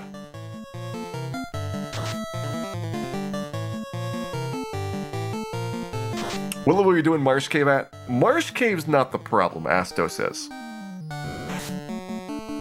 So unless you want to do a wizard grind, and I don't know, maybe wizard grinding would at some point be better than the ogres. What's probably gonna happen is that we end up basically getting ready for Astos and then quickly doing Marsh Cave before heading over there.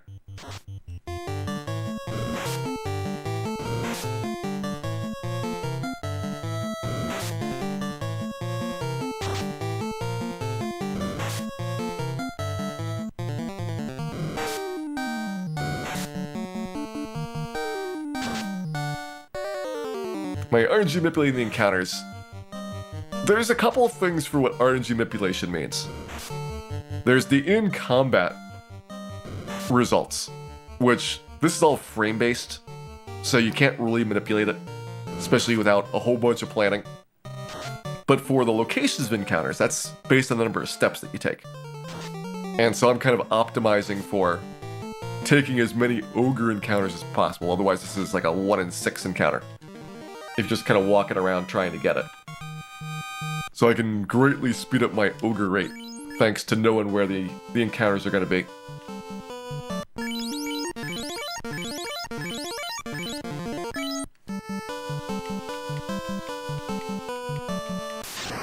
We weapon switch, yes. For right now, we're going to stick with the scimitar for a little bit. Once we get to 12, we'll go back to the saber. Because at 12, the saber will have 2 attacks per round, and it'll do a bit more damage than the scimitar does. It's all like very small improvements, but small is really what the thief is all about.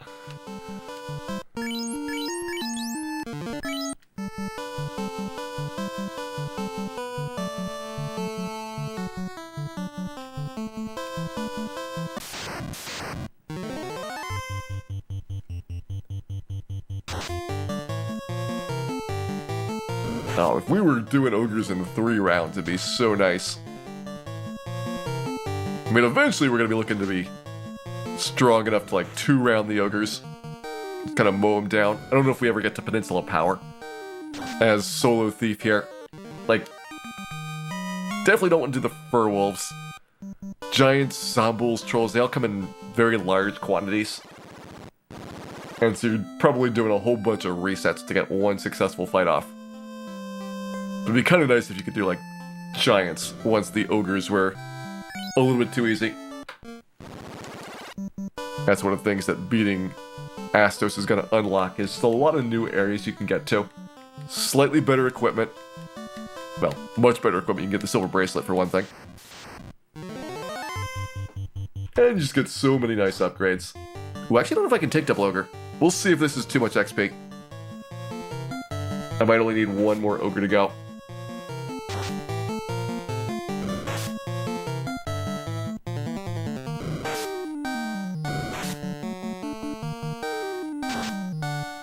Target level for Astos, 26 would make more sense. That's where you get one of your breakpoints for a 3rd attack per round. But I would really like it if, because we're getting a strength point manipulated every level up, that eventually we damage break him with strength instead of just relying on criticals.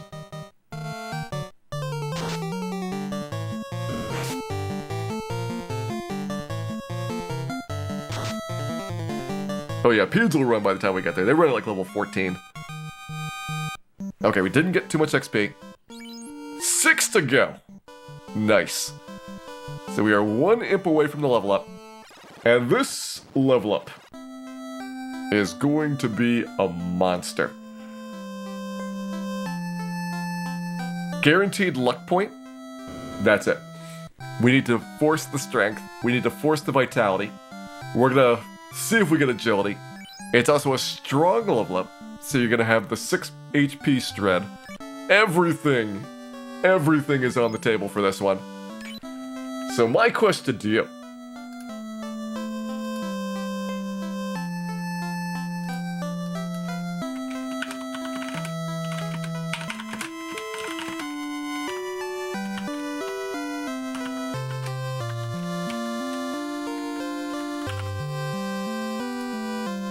Is whether or not we will take level 11 within 20 minutes.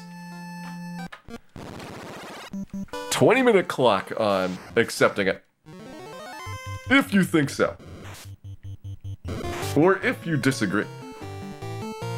You can get those predictions in. And RuneSeeker22, have a good night. Thanks for dropping by, and pleasant dreams to you.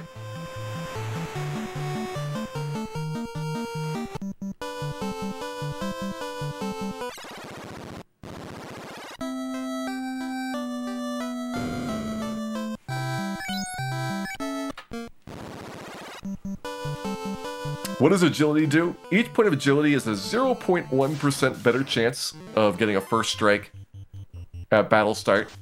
It also impacts your ability to dodge things, which there's going to be a breakpoint on. Do we want to go for enough agility so that 2 defense swords lets us consistently dodge attacks? I don't know if we're going to make it to that threshold, but I really would hope that's true. Okay, there's the first imps.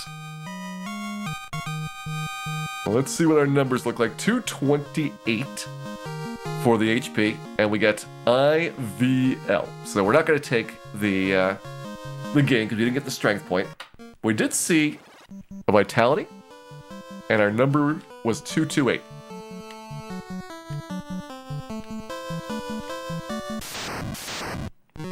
Yeah, agility should be a 0.5% better dodge chance. I think that was 26 HP, and that's -3?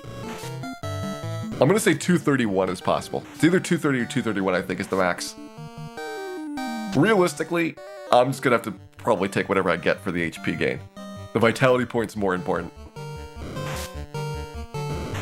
And once you're talking both strength and vitality, already a 1 in 16, You really can't be that picky for the other two.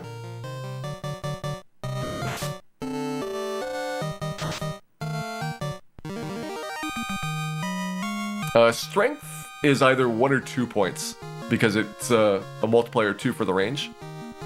So on average, a strength point is 1.5 points of damage on each swing. 229 IL.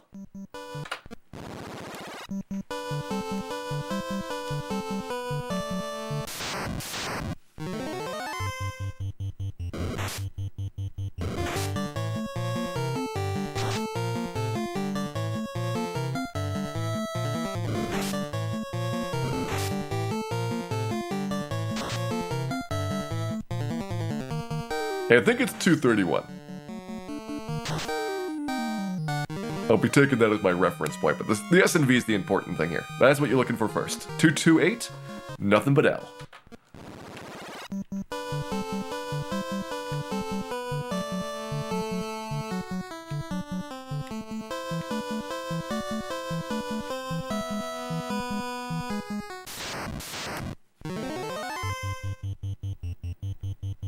It'd actually be kind of nice if there was smaller encounters somewhere. There's nothing really consistent, though, that you can fight that's going to be faster than the impacts.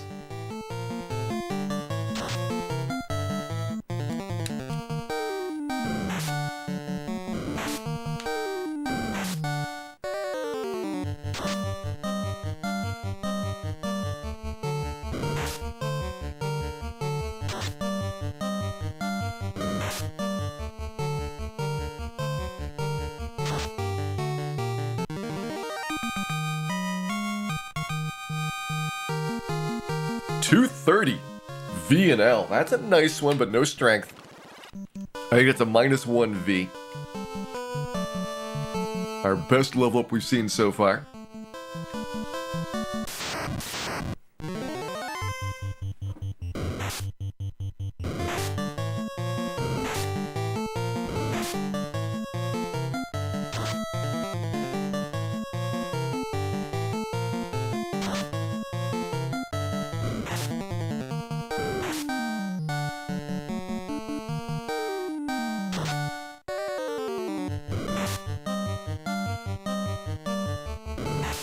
Can you realistically get spell charges? I mean, if you're beating Astos level 26, you've got no problems getting the spell charges. You need to do the class change by 42 to get all 4 spell charges.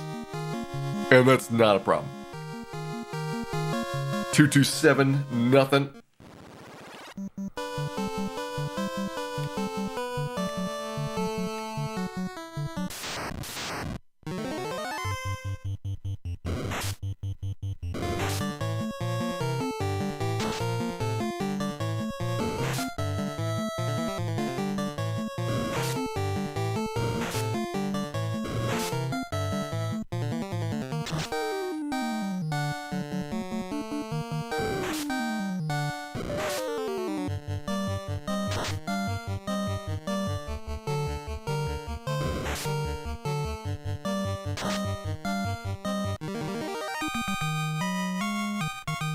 Oh no, the snail vision has spread.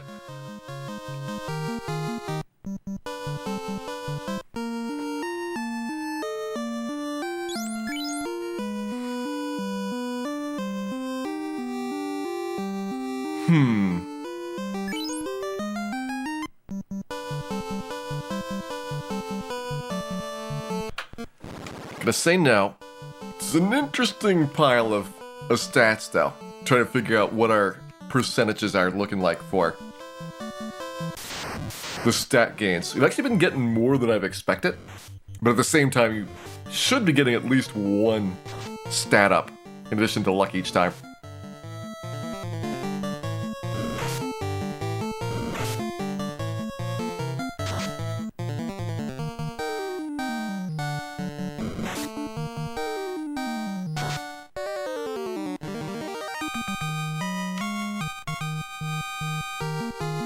.226 SNL.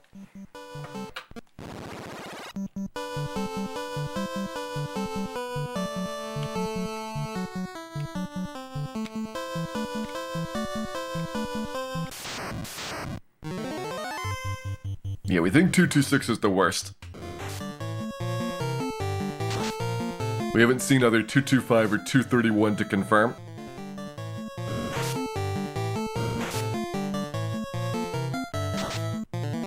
But one of those two is going to be the endpoint for it.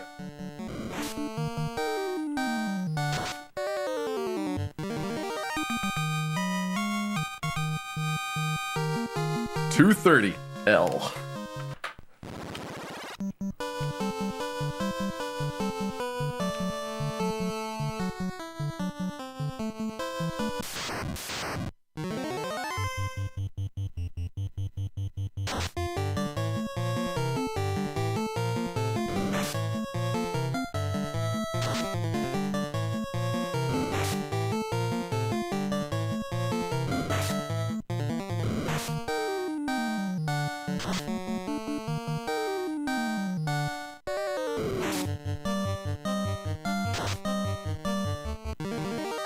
Alright, do we have the luck of the snails?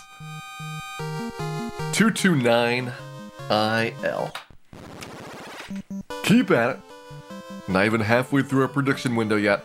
You still have 11 minutes left to go for an acceptable level up here.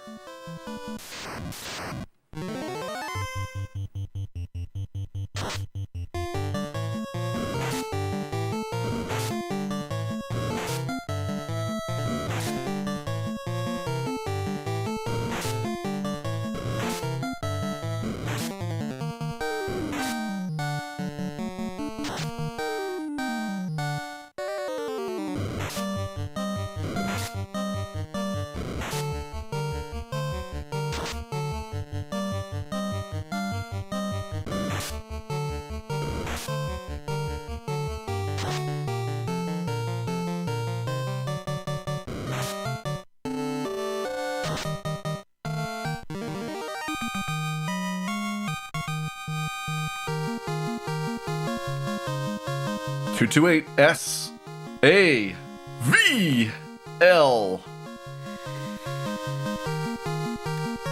Okay, we got all three stats. This is either -2 or -3. We're taking it. That is probably as good as we're gonna get.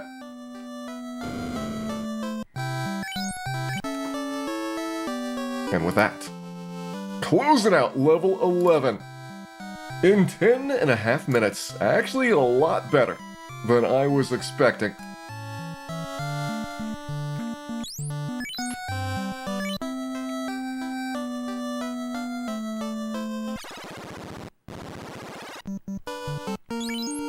I think the other one was AIVL 228.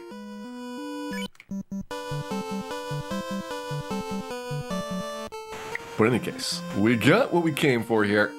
What I need is actually some more tents. Let's be more intense. Yeah, the minuses versus our maximum gain. So we either lost 2 or 3 hit points relative to the maximum. But we got SANV. So all 3 of the stats that we were looking for. And the V has more impact than the immediate HP does, at least until you have like level 30 or so. So it's better to get that. The strength is a definite, you want those for doing damage to things. And the agility, I'm trying to get as many as I can, because it improves my evasion and my first strike chances. No encounters on dock tiles, that is correct. In fact, a lot of the tiles around Conaria have no encounters. That's why I walk in the forest, because they have the regular encounter rate.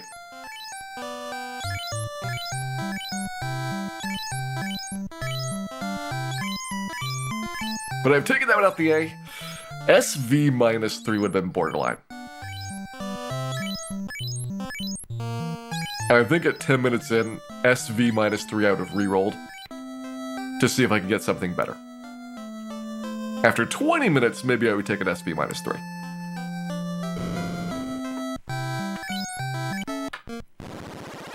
And good news, level 12, guaranteed. SAVL, all, every time.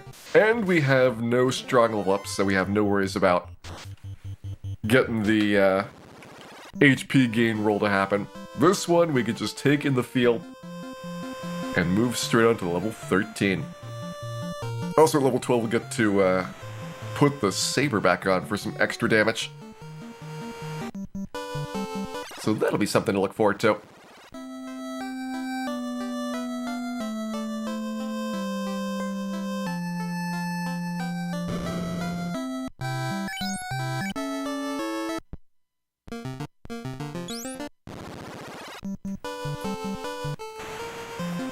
For now, though, it is ogre time.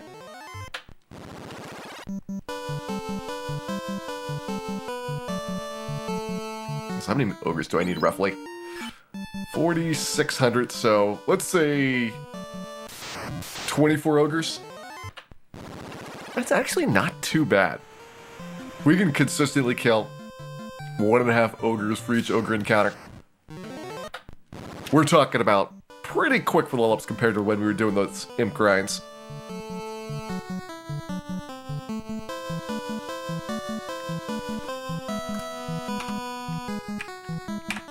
Alright, we'll start here.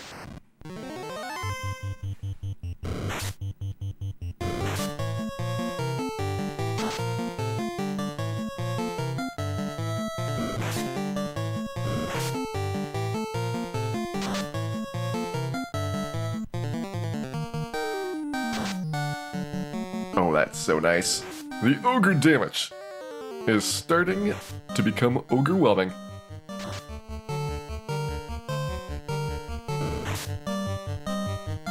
Hey, E-tier. It will be a miracle if we get Astos today, but I think we're going to be doing pretty good. The ogre grind has started off better than I was projecting. You know, we're about 2 hours in. Already got 4 level ups done.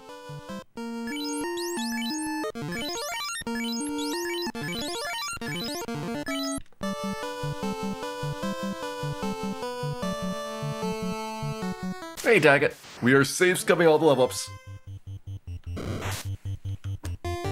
We've done pretty good so far up through level 11, the last one we picked up. 12 was an easy one. Just grind out 24 ogres and we're good to go.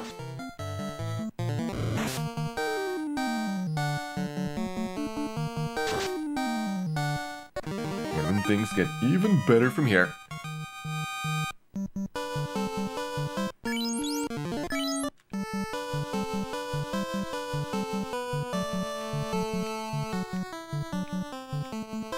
Yeah, I learned my lesson from Jay Coper doing the Solo Thief Challenge and having to Bane Sword in the Chaos Battle.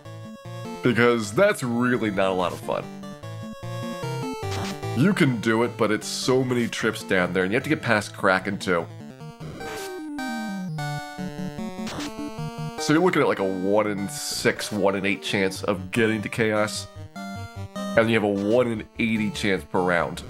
So a little bit worse than 1 in 80 to actually kill him.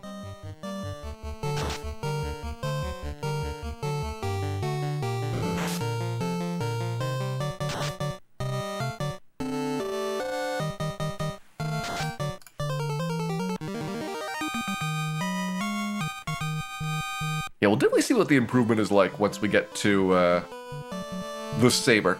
I think it's gonna be still borderline for 3-shotting the ogres, but it should happen a lot more often than it does now. Like right now we need some crit luck to get 3 hit kills.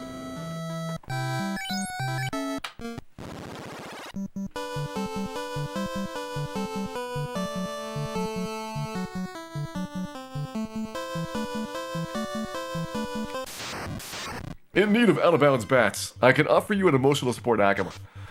That is what I have available currently.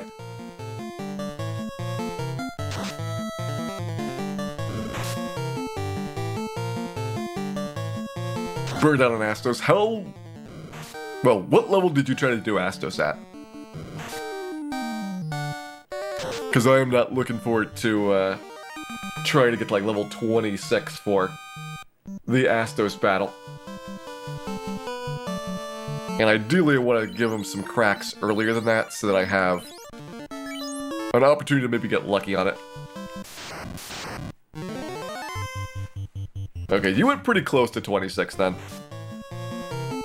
I want to see if an optimized thief, with all the strength points and a saber on, can do enough damage that at 2 attacks per round you're still able to take him out. I think it'll come down to still need a lot of crit luck. But it doesn't seem completely impossible to maybe do him like around level 18.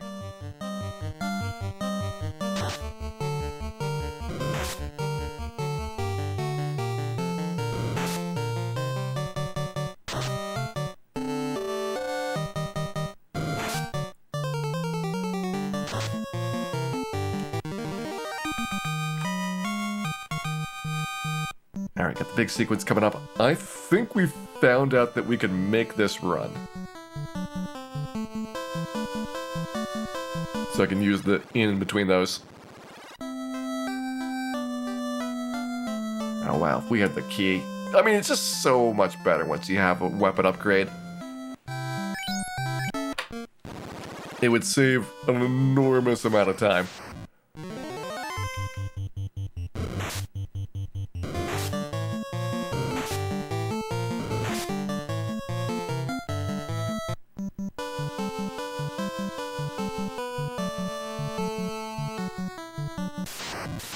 Nope, can't actually get there in time. Alright, so in between those 2 fights, I cannot leave that area. I can still pick up like 2 more ogres over here, so it's not a complete loss.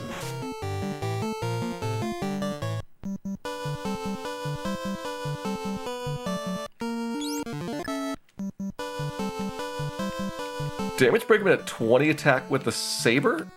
Or 20 attack including the saber? 20 including the saber seems low. But if it's 20 plus the saber, I can understand that. And that would be level 15 for the thief. He got every strength point. Still even seems low.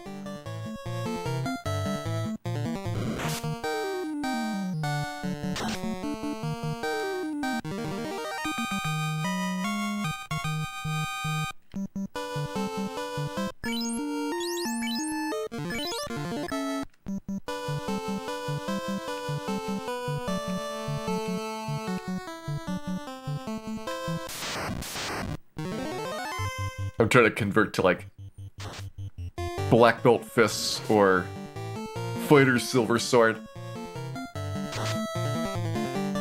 Oh, maybe you've got all the strength points.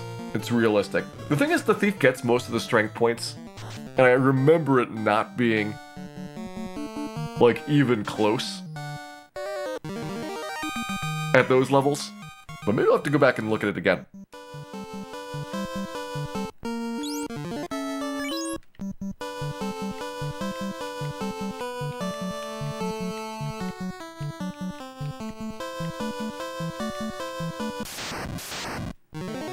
Yeah, it's basically your base attack up to twice your base attack. And for a critical hit, you add 2 rolls together and subtract off the enemy's armor once, which is why criticals do so much damage.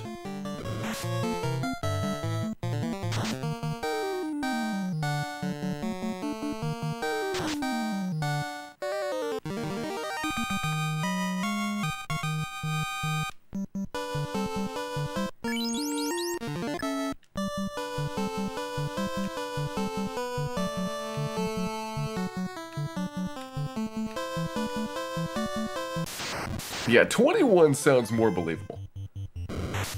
But I'm thinking maybe high teens.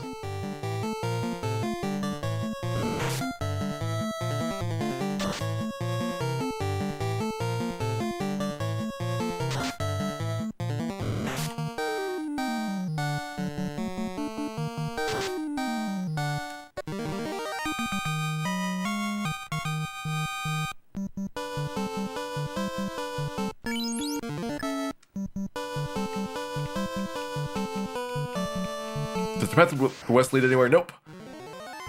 There's really nowhere you can go in any of these places. You'll eventually, if you go down the southeast and you've got the canoe, can make your way to the ice cave. And the mountain range splits the ice cave and the Gurgu volcano sections apart, so there's no way to get between those two halves. But you really can't walk very far in this game. It tends to always dead end at some obstacle or little cutaway. Derek Beth, thank you very much for resubscribing. Back for 18 months of ogre grinding action, and I hope you enjoy your shiny new orb.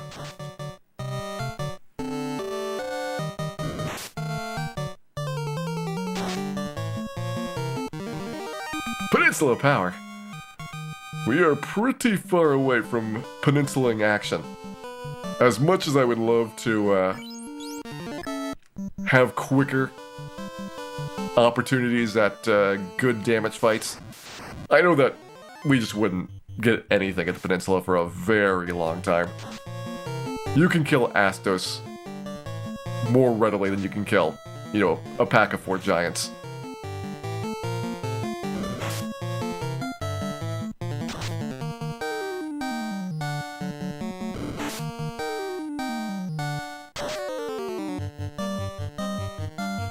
Yeah, 26 is when we get 3 attacks per round. Every 16 levels, we get an additional attack per round. So 10, 26, and 42 for the saber, or for the scimitar. And 12, 28, and 44 for the saber. Which you're obviously not going to go to the 40s for beating Astos, unless you really enjoy ogres a lot.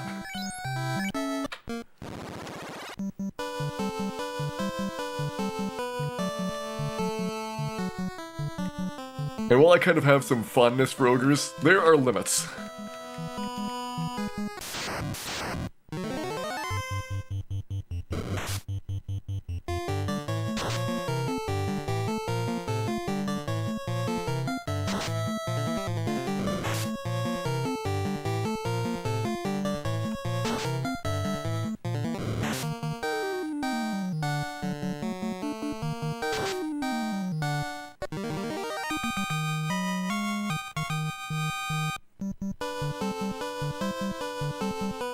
Ordeals before ice, yes.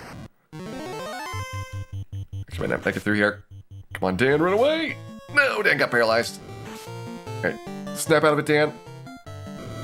Might lose that ogre. Yeah, it's all ogre for that one. It's all ogre for that one. At least we only lost one. I have been pretty diligent about saving in between the battles. And you're one tile off from making that walk. Boo! Alright. Well, if I lose those, then the next one is up here. So I can stay by town for a little bit.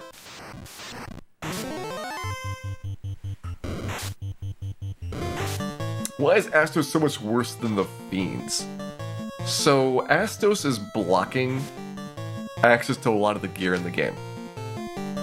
Once we get past him, I can get the silver bracelet, so plus 11 defense. I can get the rune sword, which is like doubling our attack. If we can get the airship, then we get the opal bracelet. Oh, before we get the airship, we can get the gold bracelet out of Ordeals. We get the Zeus gauntlet there. Then we get the opal bracelet, the ribbon, the pro cape, the pro ring. Like, the upgrades are all very gated, but the first jump is like the biggest one. And Lavkin, thank you very much for gifting that sub out there. The support is appreciated, and Ruler, I hope you enjoy. The emote's arriving shortly.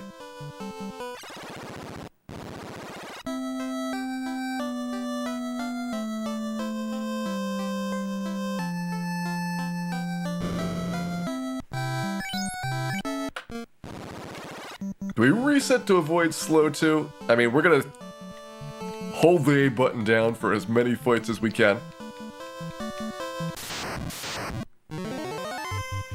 That's not the one I wanted. Oh, it's the one after it. So if we survive the rub, we'll at least see how far we get. Like, it's all about criticals. And if you can get a couple crits before you get slowed, then maybe you get lucky and get the last crit or 2 afterwards, even at 1 attack per round.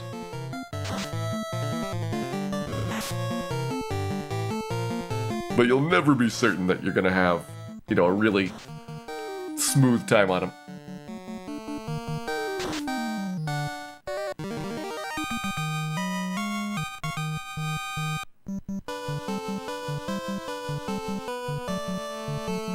They're gonna resist the slow.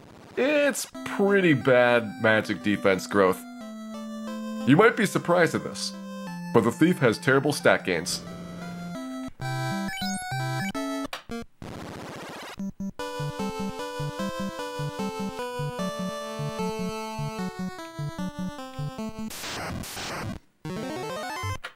Thief gets 2 magic defense per level, so half the growth rate of the black belt. It's pretty rough.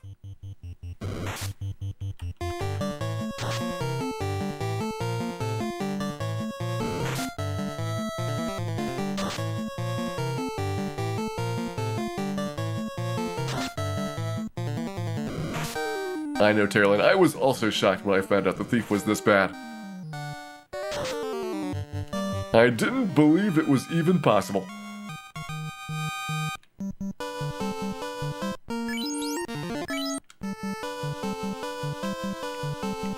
Probably don't need a safety save the iguana, but I'll do it anyway. Just watch me.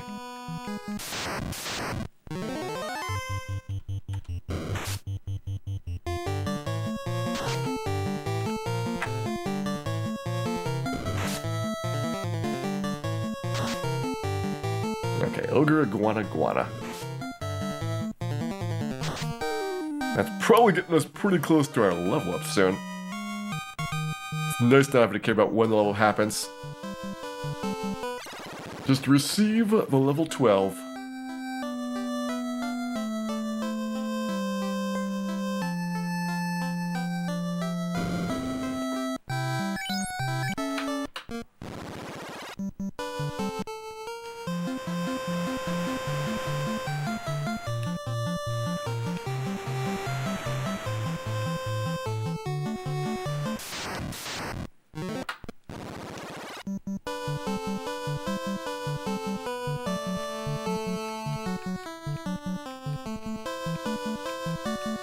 $70 to $80 would be really high. We're gonna have 64% chance to hit at level 26 with the scimitar. That's where it gets its 3rd attack.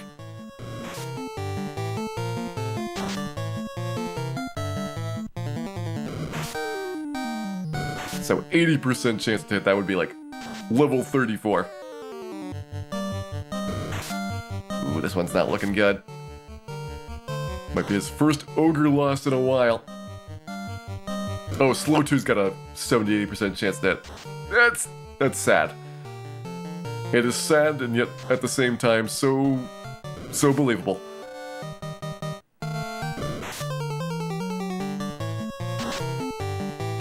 Ooh, nice. Got him anyway.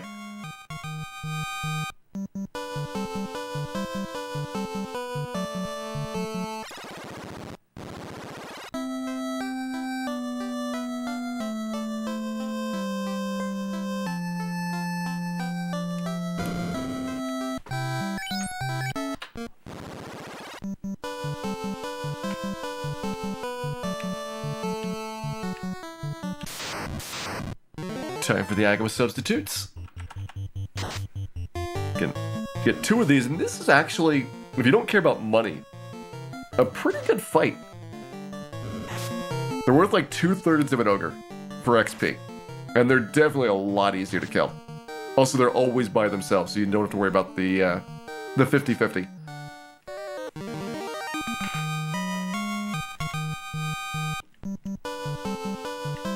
Kind of feel like we should have gone after iguanas a little bit sooner, and maybe have, you know, try to get those before we went after the main ogre fights. Ooh, am I too far away? It's gonna be close. I don't have to go back to town. I think we'll be fine.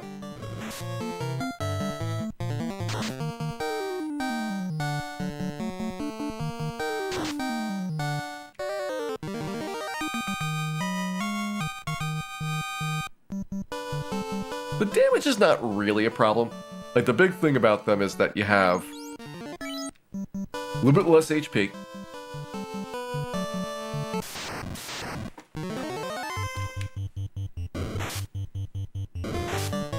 And you don't really have to worry as much about all the resets to get the fight started. So you can take all of the iguana fights instead of half of them. So there's a really big gain there. And even if they were exactly the same as an ogre, just the fact that they are by themselves makes them a really attractive value.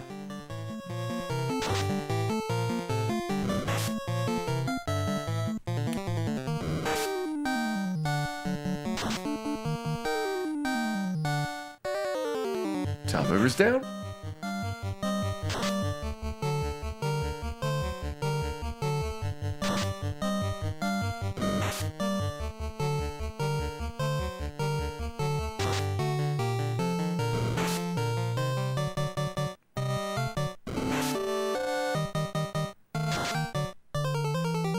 I think, Gator, you will find no bigger supporter of the thief than myself. For example, I'm really happy the thief has just gotten level 12. 232 hit points. S, A, V, and L. We got the breakpoint for the saber. Now it's at 32 accuracy. Doing a couple points more damage. And life is starting to get pretty good.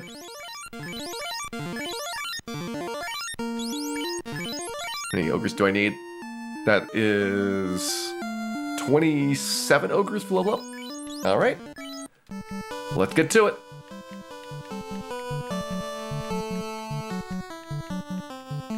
Is that perfect? Yeah, that one was guaranteed to be perfect.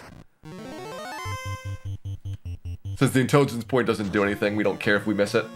So SAVL is ideal. Oh, that was nice. Wallop that ogre.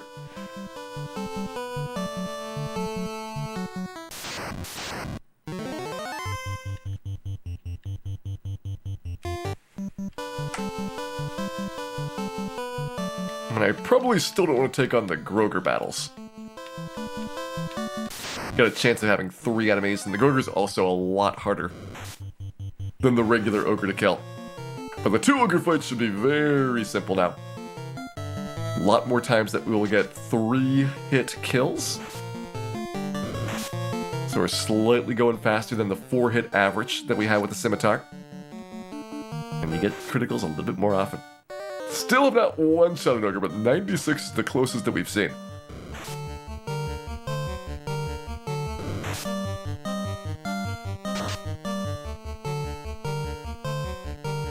Endgame is going to be Opal Bracelet, Ribbon,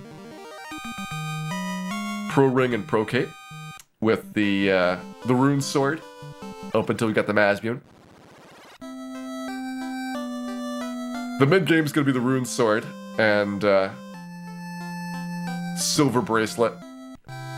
But you really don't have a lot of mid-game upgrades. Like, it goes very fast in between having nothing like we do right now, and within like 5 hours going from this to the endgame setup, because you just rush through and get the pieces that you need. Once you got access to those things, then there is no holding back on it.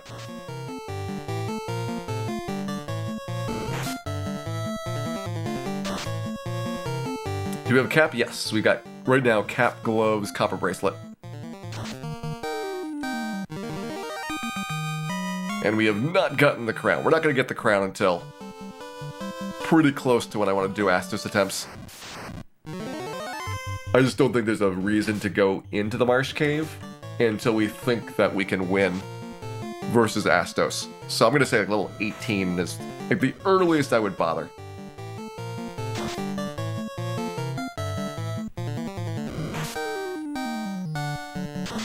Hey, Topmo. Welcome back, and thanks for the good wishes. We've gotten up to level 12, which means we already have 4 levels tonight. in about 2.5 hours. And I would love to get hopefully 6 more levels today. Don't know if I can do it, but that would be a good goal.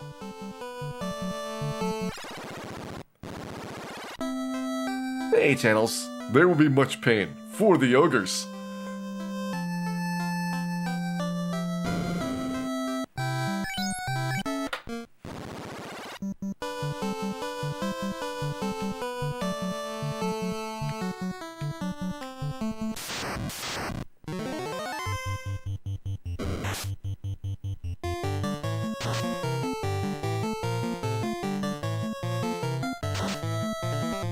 Can I just say how much I'm loving this double hitting saber?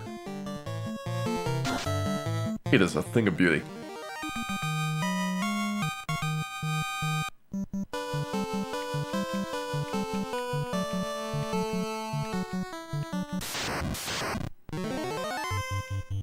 The thief just started double hitting with the saber. 2 levels ago, he's double hitting with the scimitar. So 10 is your first level with any weapon. 12 with the weapon that we've got right now.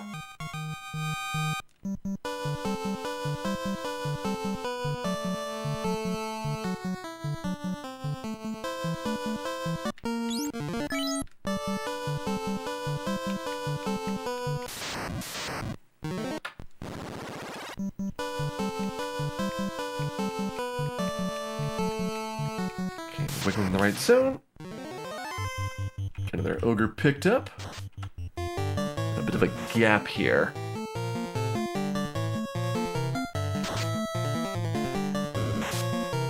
Yeah, it's getting a little bit dry in the encounters. I might push through this next gap, just to see if it's worth going further in. Where we at for our ogre count? We have 19 more to go.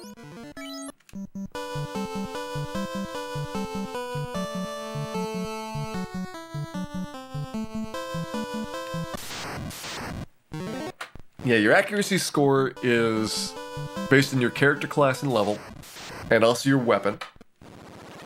So the saber is a very inaccurate weapon. The scimitar is a slightly more accurate one.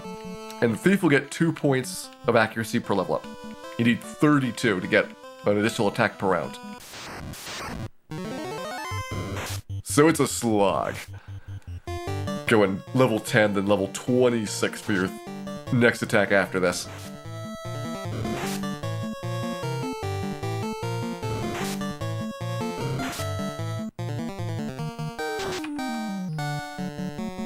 The Masmune's kind of an outlier.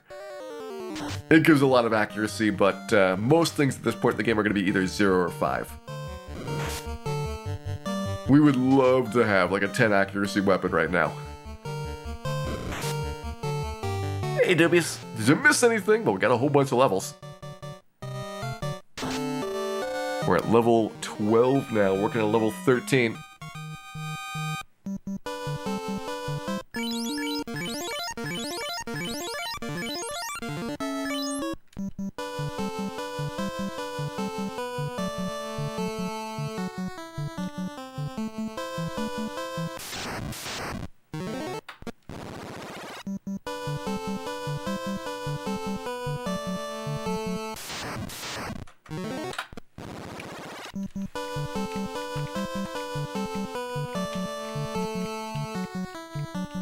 Well, I highlight the VODs, yeah, I'll save all the VODs like I did with the other single character class challenges.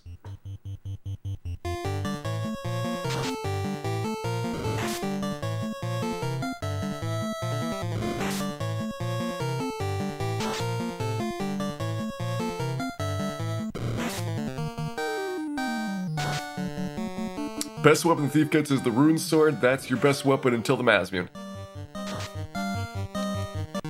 It's a little bit of a dry spell.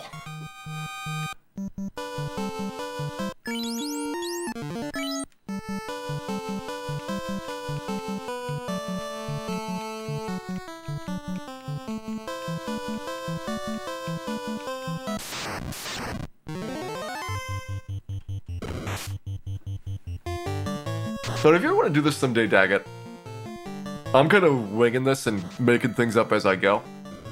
But you can definitely do some learnings. Like, I think I did imps too long. I probably could have done iguanas sooner. And saved some heartburn there. Probably could have done Garland and Bicky a little bit sooner. And the quicker you get past some of those roadblock encounters, because it lets you get to upgrades quicker, probably would speed things up.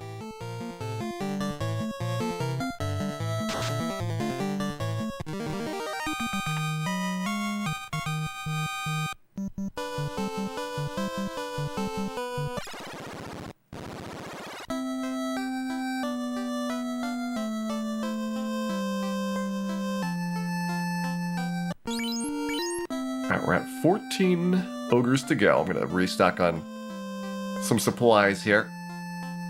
Now our money supply is doing really good.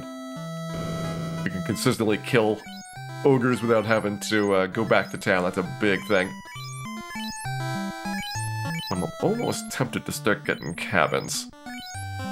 Slightly more efficient to get the double-sized heal, even though we're paying more money for them.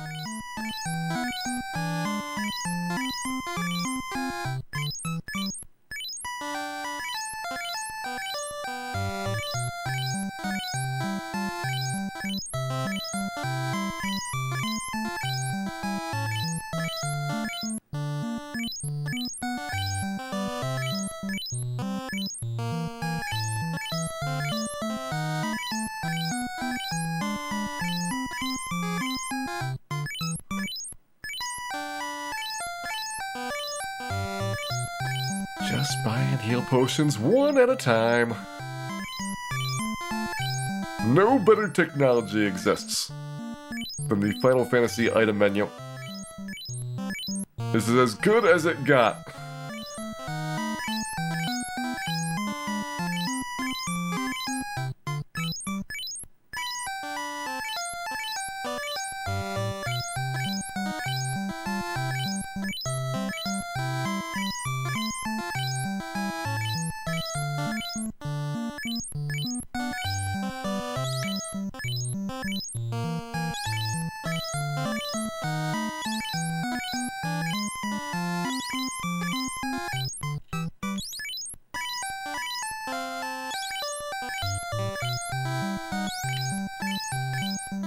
Don't really need pure potions until we go to Marsh Cave. We're dodging around all of the poisonous encounters here. You'll occasionally, if you're not doing any kind of routing, have to worry about an asp or a werewolf or something, but when we're doing the ogre grind, we are very good at sticking to the ogres and very little else.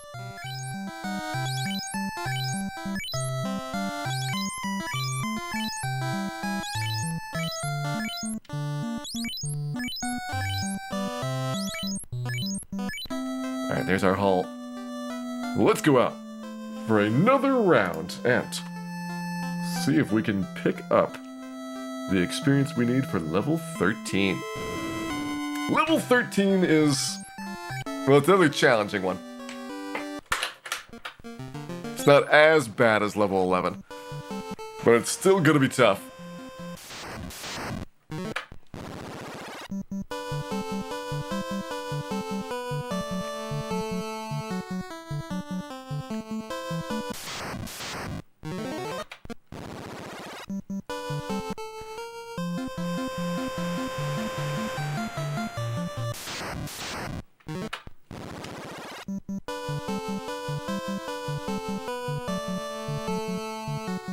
This thing is I'm worrying a lot less about whether we win the fights.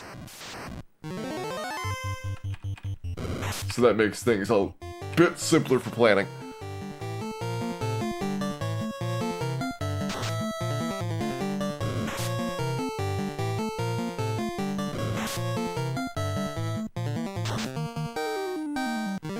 Nice ogre battle there.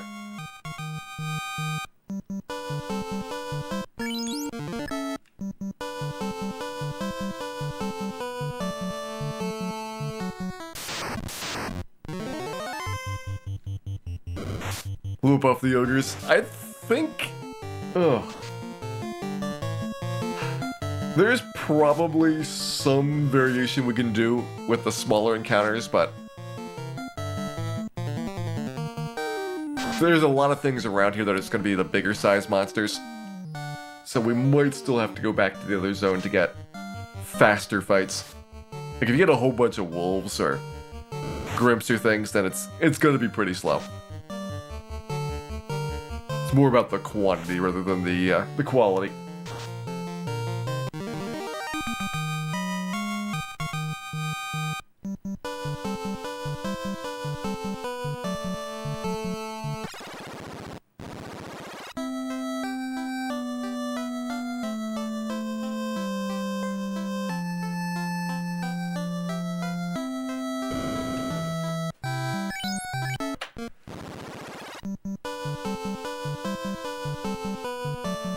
When do we get an AoE item or deals?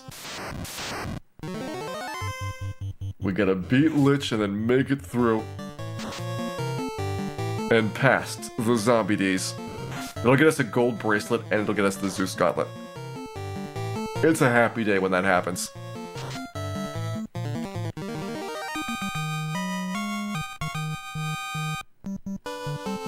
Hey King Booty, welcome in.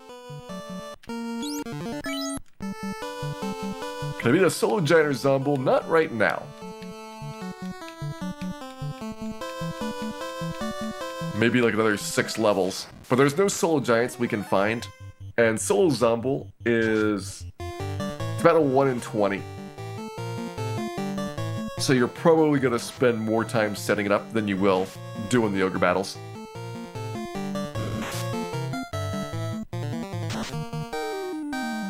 I just realized I'm probably too far away.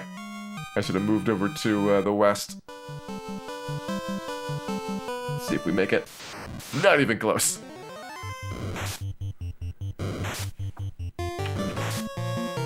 I'll make the next one.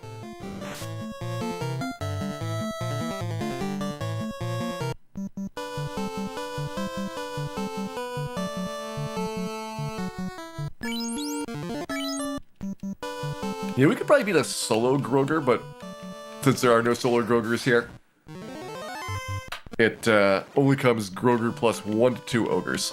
And I think Groger plus an ogre would be probably too much, and plus 2 ogres would definitely be too much.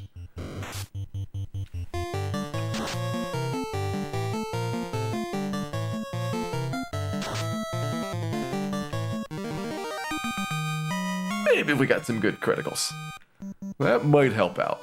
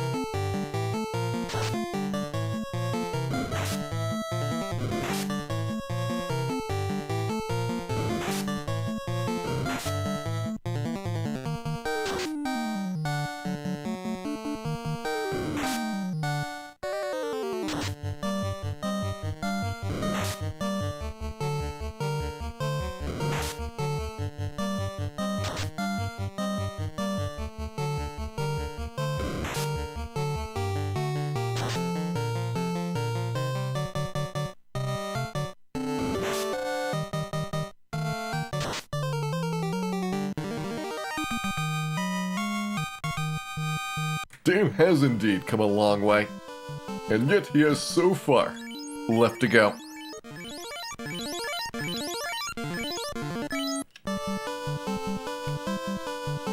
Fortunately not that far for his level up. Looking around 6 to 7 more ogres. So actually closing in on level 13 here. So again, we definitely need the vitality point. And then between the agility and the HP growth, I would love those agility points. I think it'd be really nice to have them. But I also want the HP. I want it all.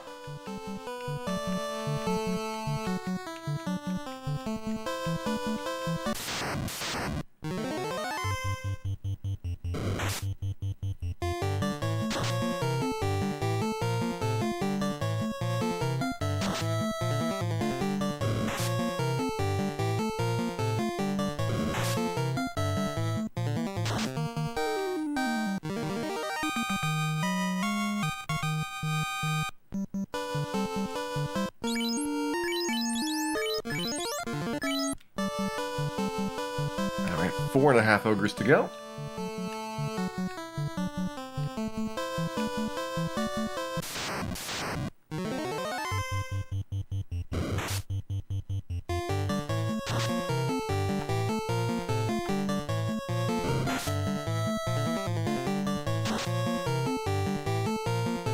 I might see the end in sight here. Ooh, that's nice. Yeah, I think we are pretty close to the end. One more trip to the left and then back to the right. And we should have it.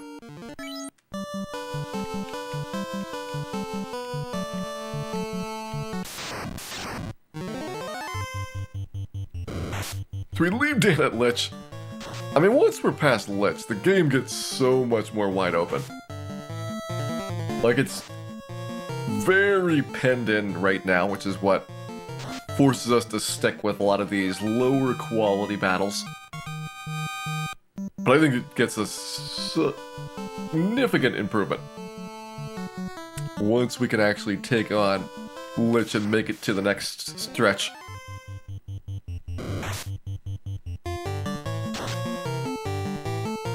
We're looking at, for max HP, probably around 800 if we're really good at this. 750 if we don't do as well.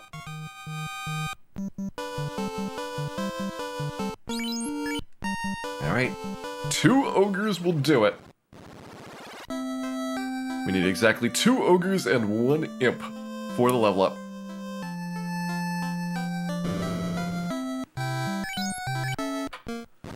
Level for Astos, we've talked about trying it as early as level 18.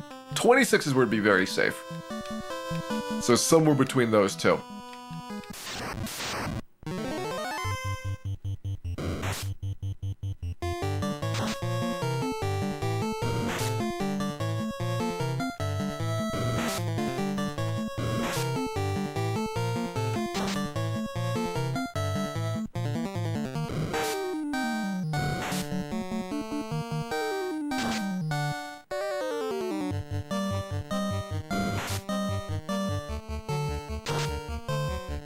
.26 in its 3rd attack per round very much increases your odds of getting enough critical hits on him.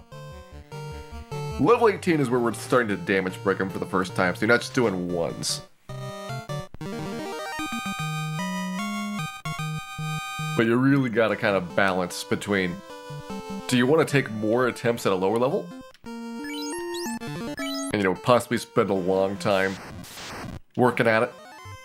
Or do you want to, go for the higher level ones and spend more time grinding first? Because the grinds will get much more efficient post-Astos.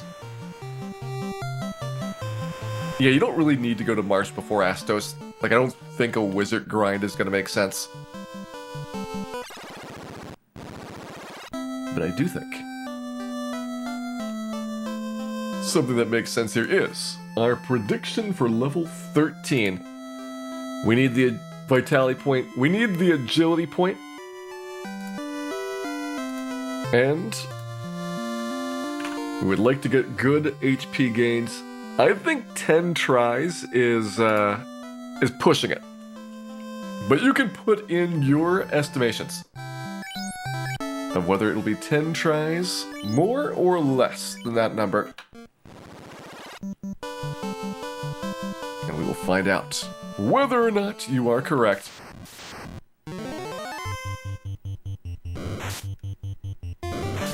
Hey, Neon Lair. We got Solo Thief here, and we are going to enjoy it. Athwolf, have a good time. Happy lurking to you.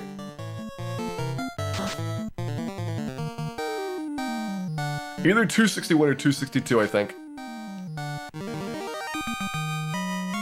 Should be the max. First try at it. 258, so that's pretty bad. S-I-V-L. So that's like a -4V. I think we're gonna reset that, look for something better. That would be like desperation territory.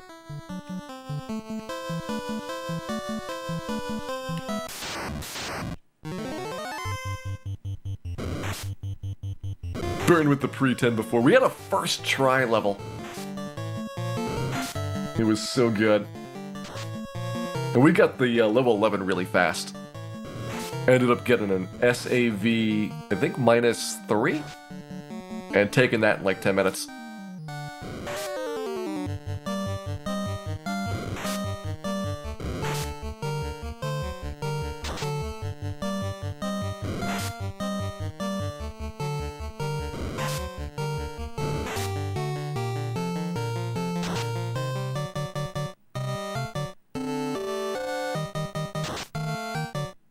Alright, try number 2.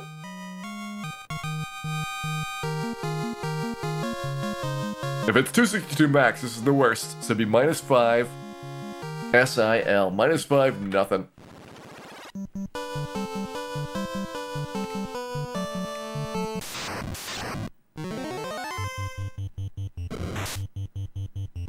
Convince the force at higher encounter rates.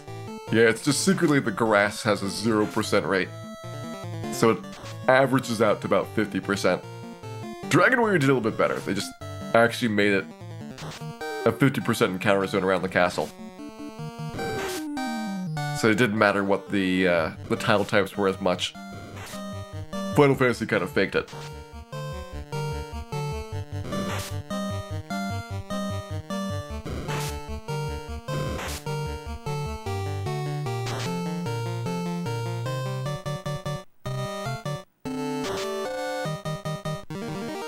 Alright, next try.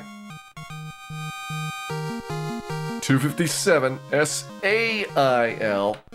So a -5 sail there. Got one of our stats. But we probably would never take a -5 even if we got both of the points.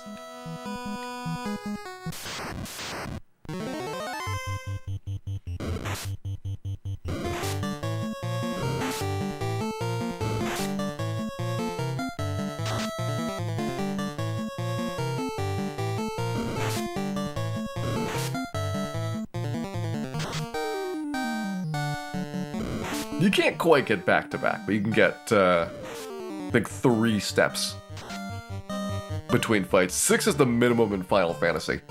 And there's only very few parts of the encounter cycle where you get that low. Next time up, 262. Alright, so that is the backs. SIL. 0, no stats.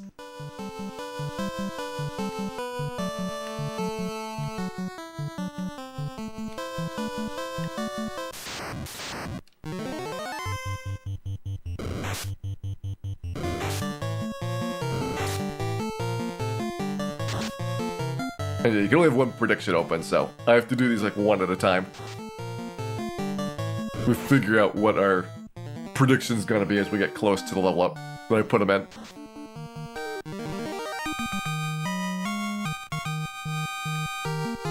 -2. A. No V, can't take it. I would take a -2 AV. I would probably take a -3, but I would definitely take a -2. Threshold, you really gotta feel it out for, like, what the odds are. A stat point is 1 in 4. Every HP value is 1 in 6. If you want the best HP value in a stat point, it's like a 1 in 24. That's usually pushing it. I think, like, 1 in 16 is already pretty bad. And once you get past 1 in 20, you're almost hopeless. Speaking of hopeless, -5, nothing.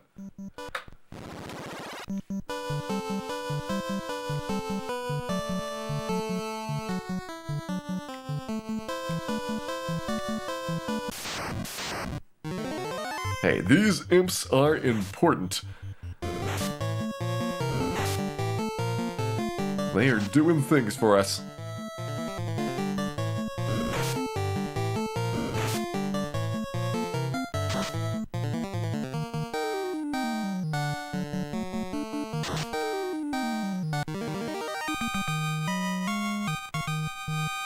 Next try, -1. V. -1 V, giving up the A. If we get desperate, I would take that. I am not ready to commit to a -1V, though. As good as that is, that's about a 1 in 12 chance.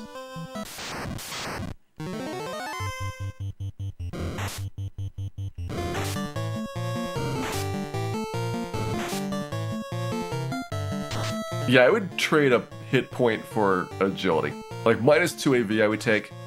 -1 V is like... If we're here for like another 10 minutes, then I'm probably gonna start looking at something like that. A 0 V? Ooh, that would be tempting.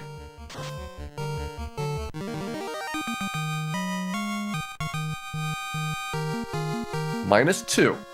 A. No V.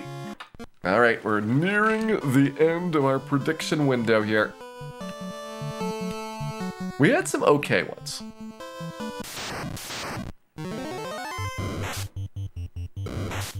And is several possible? Certainly you could get the 1 in 16 for the attributes. I don't know what your HP total is going to look like. But getting both stats plus a good HP roll, that's starting to really push it. Like even a -3 AV is like a 1 in 32 chance. Well, -3 or better.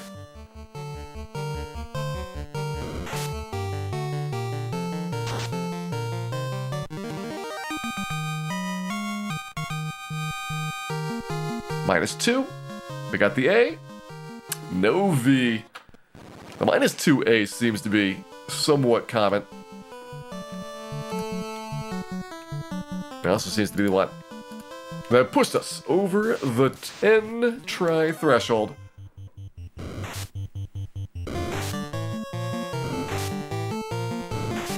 I was hoping it'd be a fast one. What I will do is probably give it 10 minutes, so about 8:15 on the clock, and then I might start lowering my standards a bit.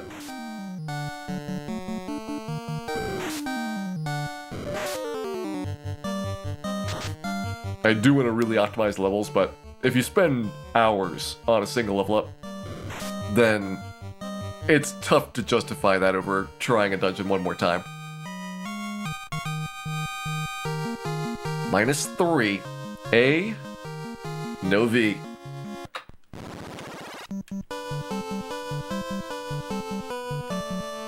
Alright, Ruler, have a good night.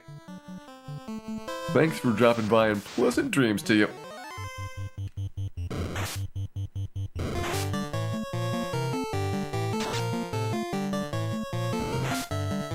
Thanks for the good wishes there as well.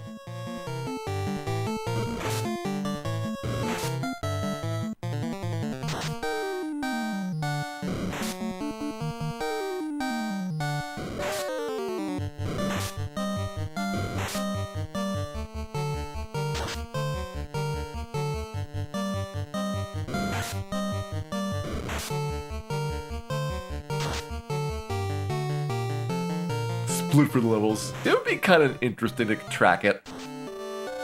But I also lose a lot of the splits because you don't finish in one night. So you have to keep resetting everything. Alright, next try, -3. AV.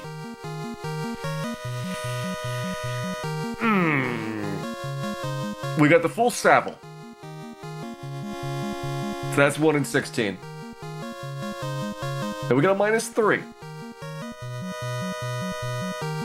On a scale of 0 to -5. So a little bit below average.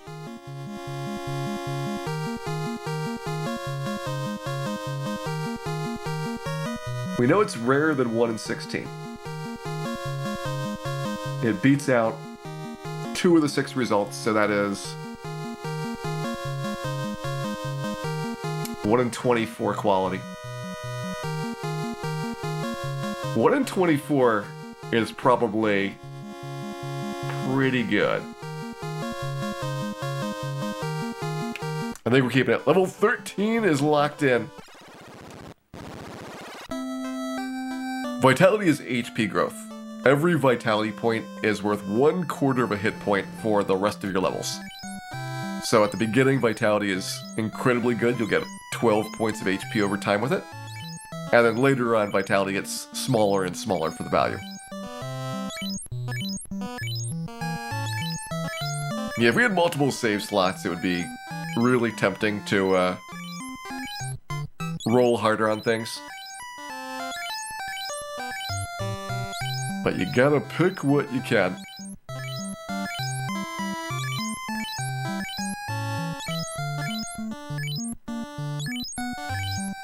Just load up on tents. It's faster to get them here than it is at Provoca. Heal potions get about the same in both places. So I'll just do these here right now.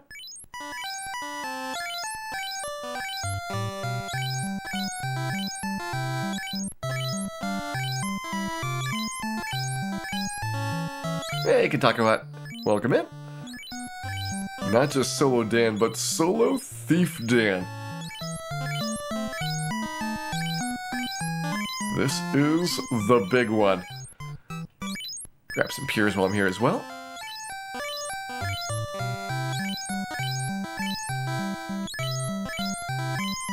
Level 50 by 32 hours. It's not unreasonable. I'm projecting 35 hours for the run, so that's about correct.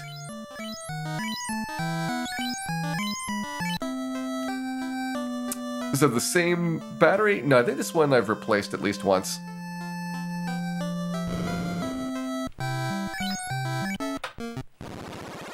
And do experience points carry over? Yes. It's just one total for your experience points. Which, by the way, our experience points leave us 32.5 ogres from our next level up. So let's get back over there and start the ogre slaying again.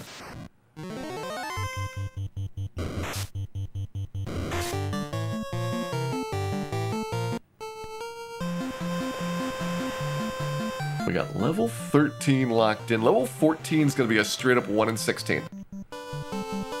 No struggle up. We need an S and a V drop though. So it's going to be a little bit of work. But we don't have to agonize nearly as much. We know exactly what perfect looks like.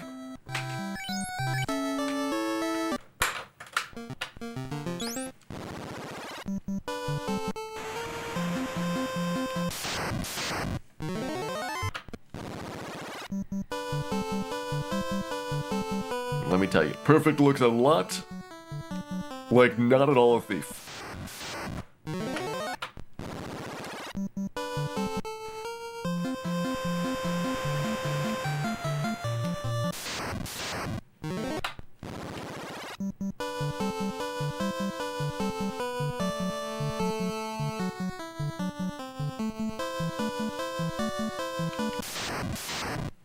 Should still have our saber on, so I don't have to swap weapons again.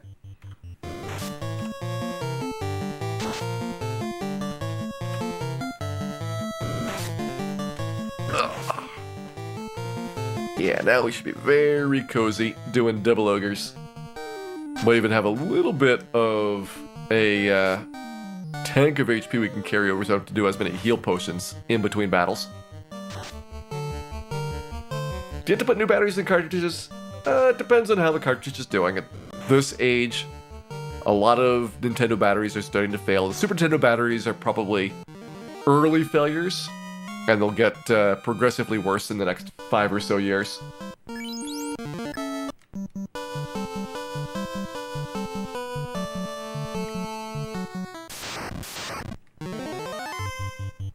Now then, after the Super Nintendo era, other than a couple Pokemon games, you don't have to worry about batteries as much. They stopped putting batteries into games for the most part around the time that the GBA came out.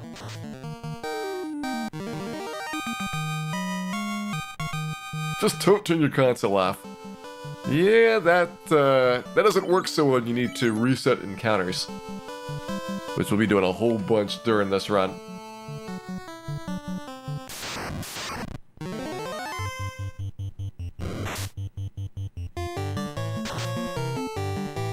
If it wasn't for that, maybe I would leave the system on for a week and a half.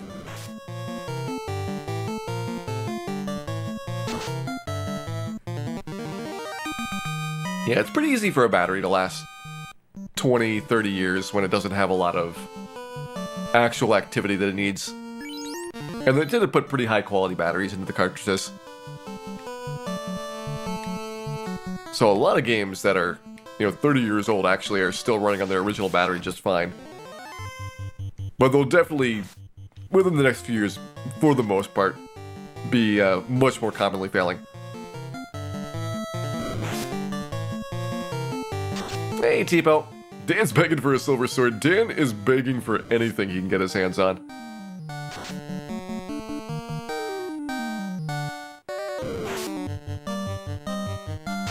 Yeah, eventually my Nintendo will move far enough away the cable will fall out of it.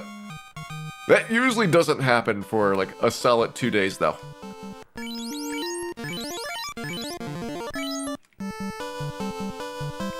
So we should still have a little bit of time.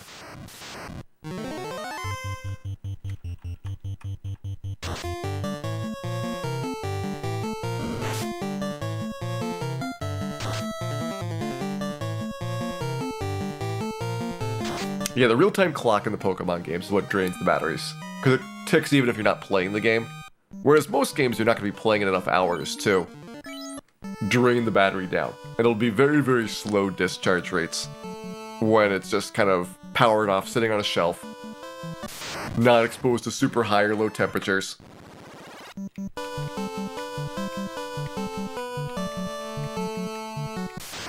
Like the type of battery they picked out is like really perfect for those conditions.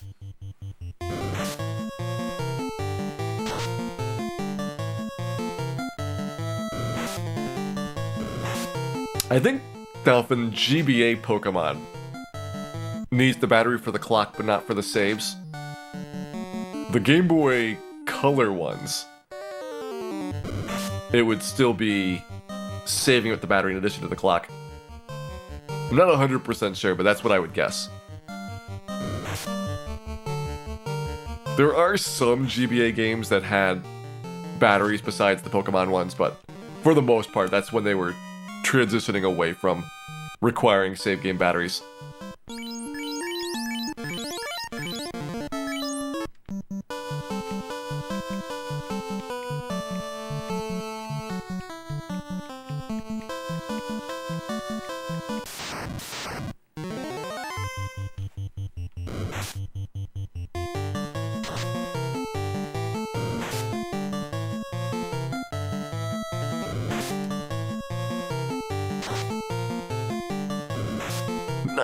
Damn, it's so close on this ogre.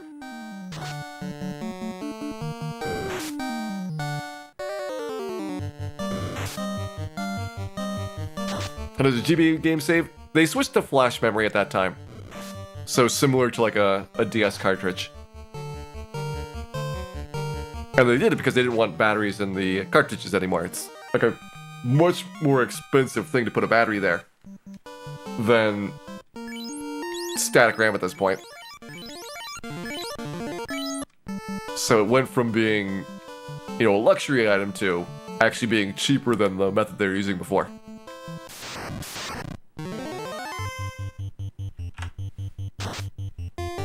And remember, like, these are very, very small amounts of memory. So it's not like it is a big, gigantic save file. They'll often have save games that are like 256 bytes.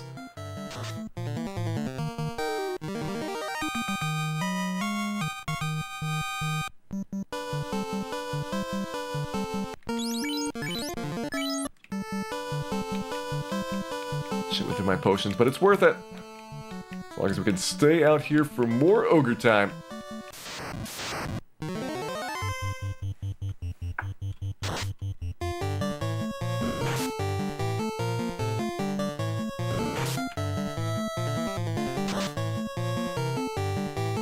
put static memory in an NES cartridge? You probably could, but it wouldn't really be worth the trouble. Like, it's not that hard to put in an easier to change battery holder. And at that point, you got most of the value of, upgrading the system. So, like, if you put in a socketed battery instead of a soldered-in one to an NES cartridge, then 20 years later, you just open it up, flip it out, and it's like a 1-minute process.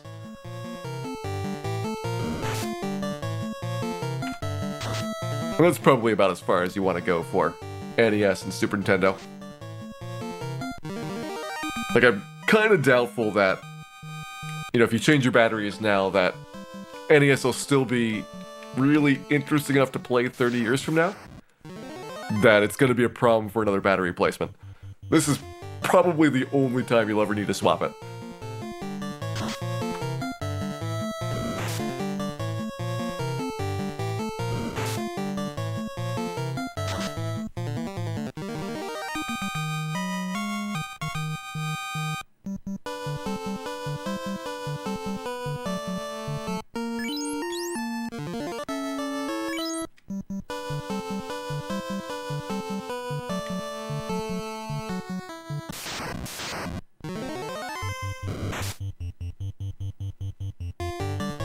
I mean, the consoles themselves will last a long time. Most of the parts will be probably still good 50 or 100 years later. Other than the capacitors, and people already know how to change those. But just in terms of, like, is it still going to be interesting to use the original hardware when every other system it's connected to doesn't exist anymore? I think it's going to just get further and further away from being something that people care about.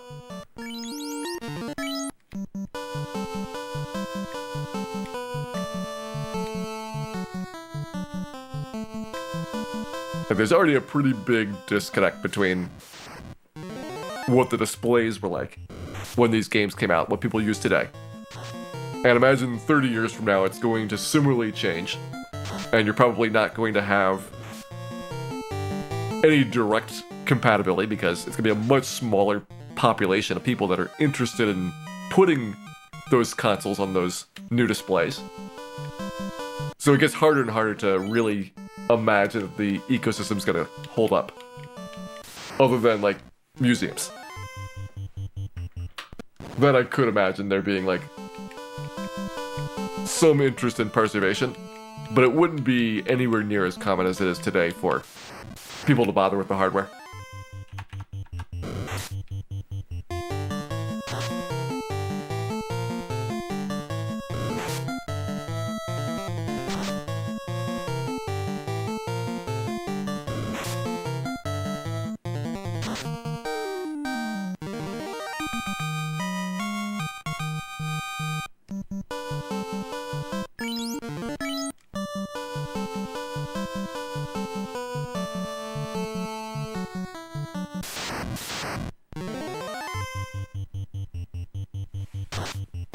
Yeah, NES and Super Nintendo are both pretty simple consoles. NES even more so, like a lot of logic's part of the cartridge, which is what made the cartridges so expensive. And the reason why they went to disc-based games is because they could save a lot of money and still charge you $60 for a game. So it used to be that it cost like, you know, $20, $25 to make the cartridge and $25 to go to the retailer, and Nintendo would keep $10 from the sale. And now the cartridge costs, you know, 10 cents to produce. And so they keep all the rest of the difference than they had in the old model. So it's a lot more lucrative now for the individual game sales.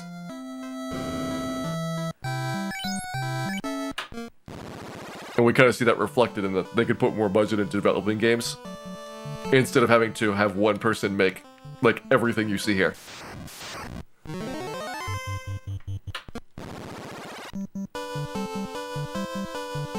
So there's advantages on our side as well for reducing the costs.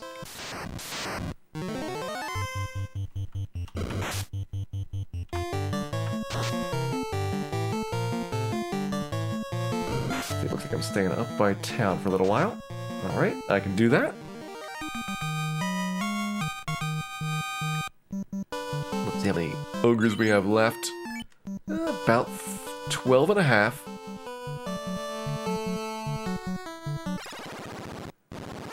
Go skip ogre, iguana, skip ogre. Get out of my way.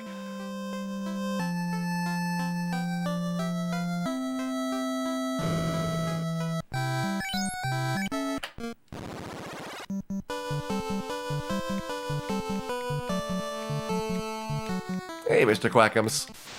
We got 2 new towns yesterday. No new towns today, though. It has been all ogres all the time. Gotten a lot of levels. That has been our big accomplishment here. Currently working on getting level 14 done.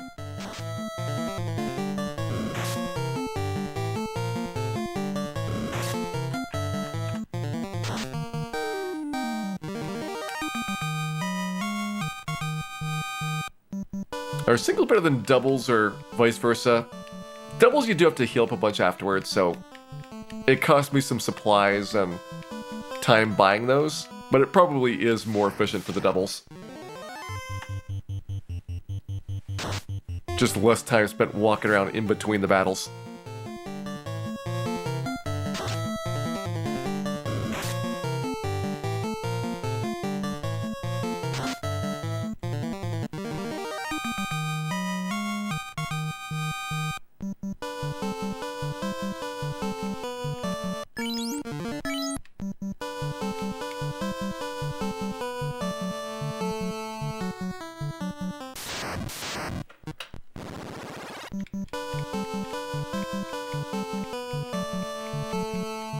Send it here. Ogre, iguana, iguana?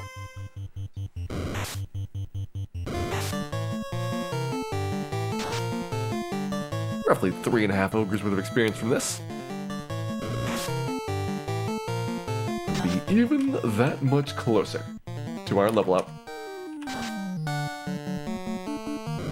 Double iguana, we got double ogres over there. And that's getting almost entirely done at that point. Trying to figure out when I have to actually pay attention to my experience and make sure I don't go over the level up threshold.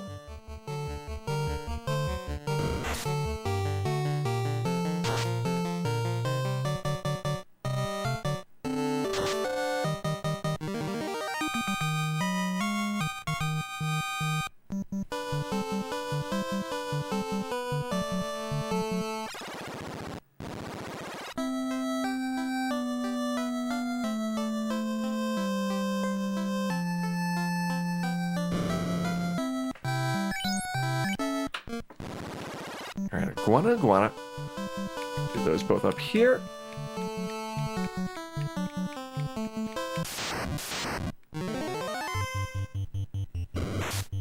Probably don't even need to be too fussy about where we're standing, because we got a one encounter break before. Oh, actually, no. We got the big walk. Alright, I'm about to be fussy. Shayla, have a good night. Hope you had a wonderful time watching our solo thief trounce the world. And get some rest.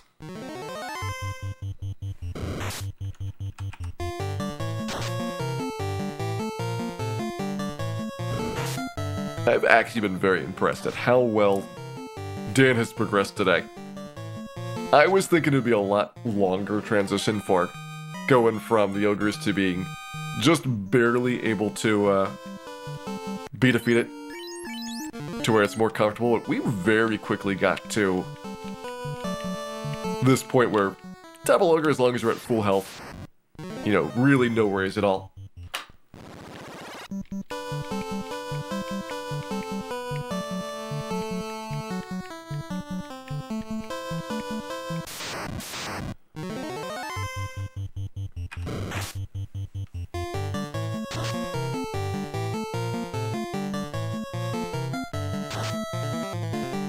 Dan can always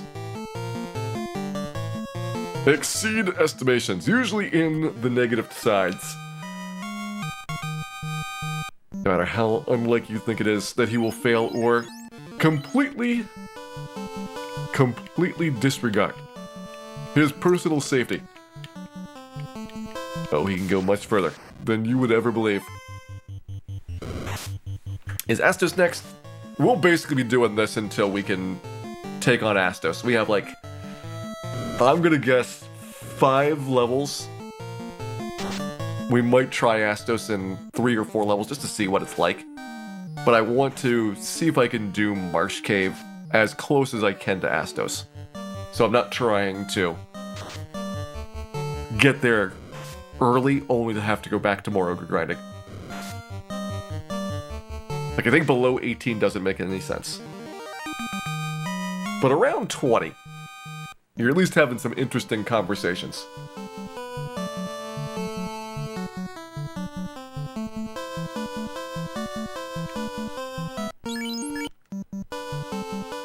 Four and a half ogres to go.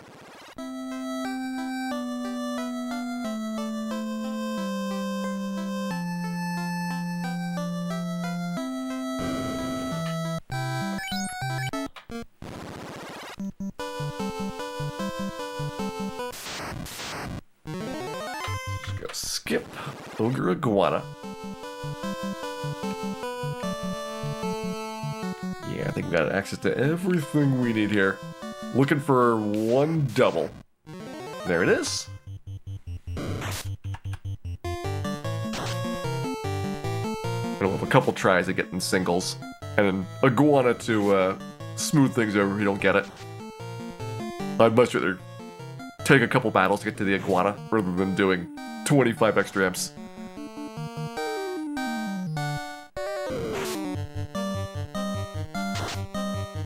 Oh yeah, the saber crit. It's got a decent chance. It's a much higher crit rate than the scimitar was. And that's kind of why we're preferring the weapon. Well, it's also got a little bit better base damage. So if you really want to be super safe, Astos would be level 28 with a 3-hit per round saber. 26 gets you the 3-hit per round scimitar. And below that, you're looking at the 2-hit per round saber for here to 25. And it's just a question of how much do you want to gamble on things. Alright, we cannot take a double here. So we need a single ogre. Looking good.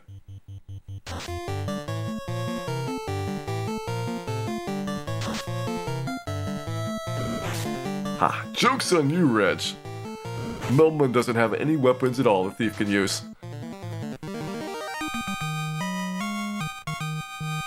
I really wish there was weapons for the thief. It's so bad.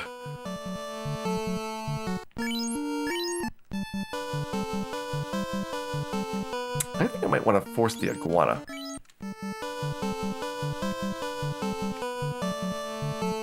Should be not this battle, but the next one. Yeah, that's too much experience. And this should be just right.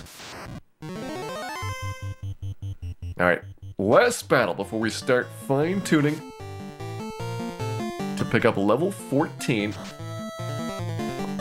Level 14 is going to be a straight-up 1 in 16 chance. We need a strength point. We need a vitality point. And you can predict whether we will get it.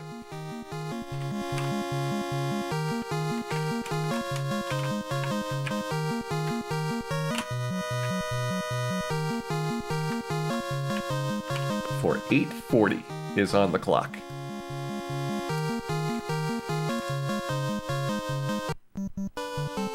$10 minutes to get a 1 in 16. Definitely seems doable, but tough. We've gotten 1 in 16s and 1 in 24s in about that time. And we've also gotten 1 in 4s that took longer than that. So no promises.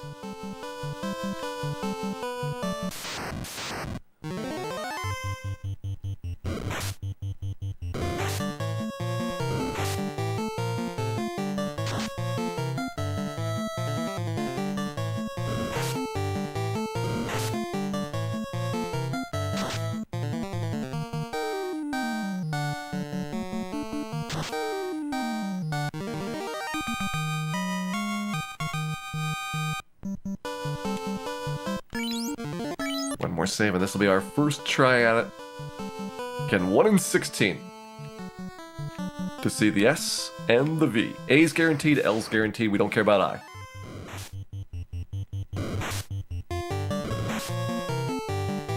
Their documentation. If you go to Game Facts and look for the Final Fantasy Mechanics Guide, a lot of the information that I'm talking about for what are the guaranteed stats per level, that's in that guide. So an excellent resource for it. First try, no S. We got the V. That's a 1 in 4 chance. Well, it's technically 1 in 2. You get either the S or the V. But not good enough.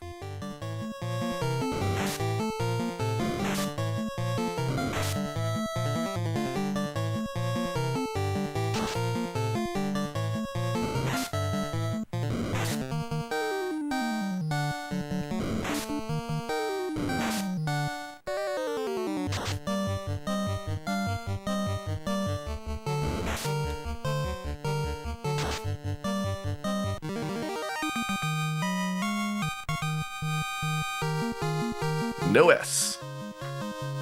We got Avel, the useless intelligence point. Hey, Skullmiser. We are indeed doing a Solo Thief no class change playthrough. There is no worse party than this for Final Fantasy.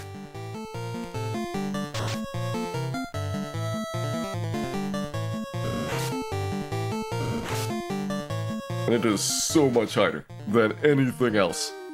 Even like the solo white mage is a lot easier than this.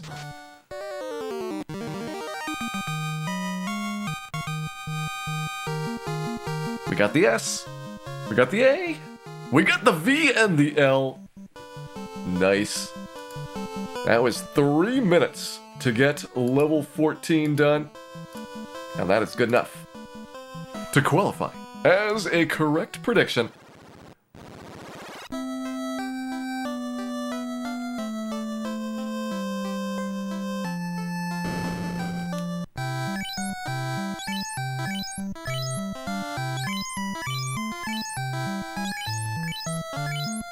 Now, if you think this is painful, we still have a lot more levels to go before we can fight Astos.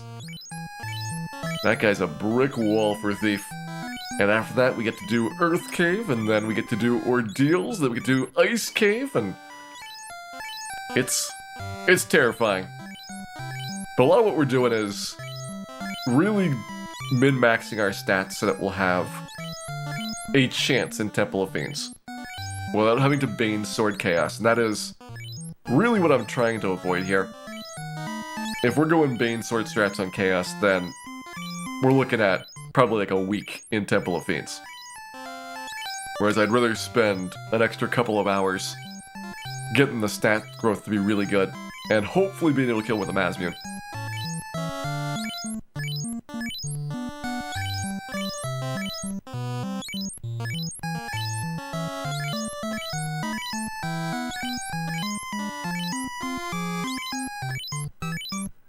Immediately after Solo Thief, basically, we're gonna do like 2 nights of Extreme Edition Randomizer.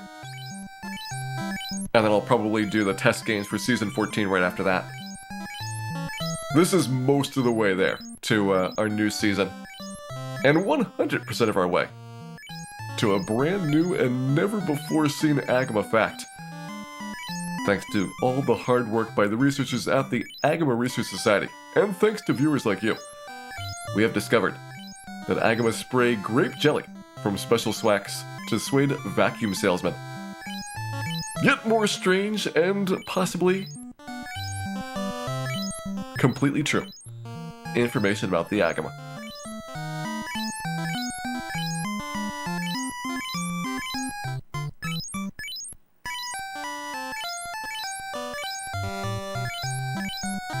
Hey Max Blaze, thank you very much for the host there. Hope you had a fun stream, and for those coming in, we are doing a Solo Thief no class change playthrough of the original Final Fantasy, the worst possible party you could ever imagine. And oh boy, it is pretty bad. Currently working on a really big grind to be able to do Marsh Cave and Astos.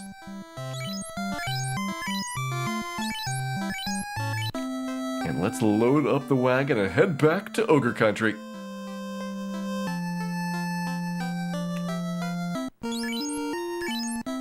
It's like 38 ogres for this one.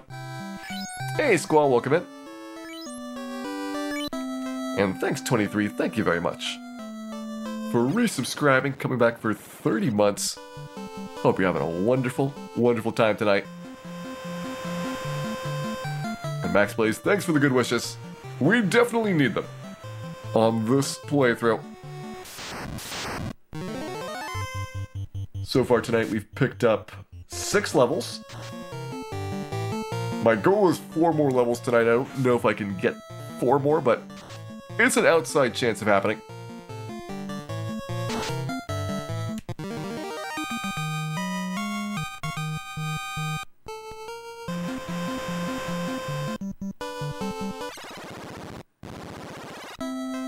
And let's head in. We're doing some manipulations to increase our ogre encounter rate. Normally about a 1 in 6 chance. We're gonna make it more like 2 out of 3.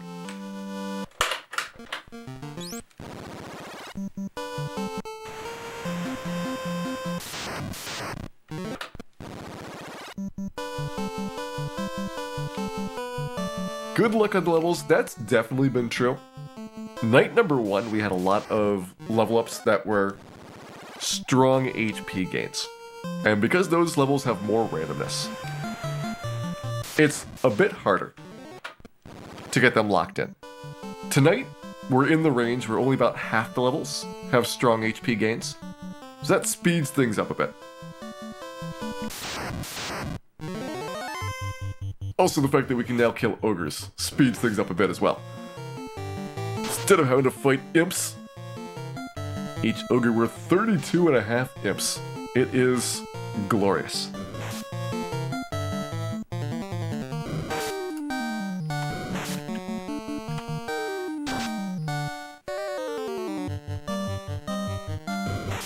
Hey, Baldness. Hope things are going well with you. And I hope you're ready for the thieving adventures to continue.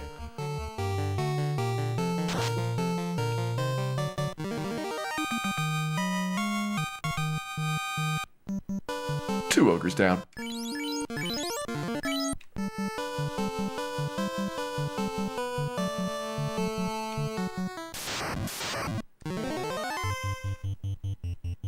How many Romulan starfighters to an ogre? I would probably give a starfighter at least 0.8 of an agama. Maybe slightly more.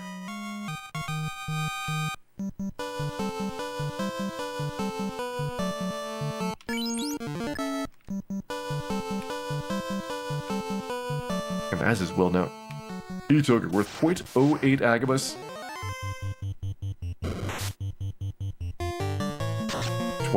One day we hope to see in person here.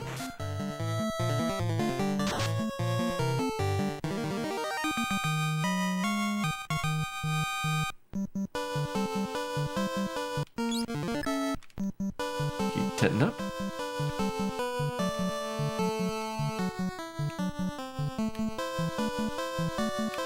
Okay, we got ogre on top, ogre to the left. Find out whether or not we can do this in one loop. We need a lot of doubles to go through one time and get all the XP, but probably within 2 loops. I think we're still in reasonable range. The amount of experience between each level up isn't growing nearly as fast as it was before, and it will eventually flatten out in another 14 or so levels. But at least we're in a slightly less steep part of the curve.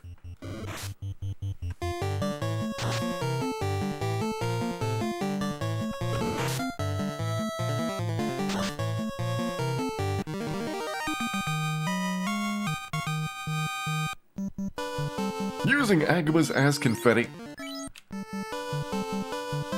I would be very cautious, Vetri, about unexpected agama inhalations. That could be a choking hazard.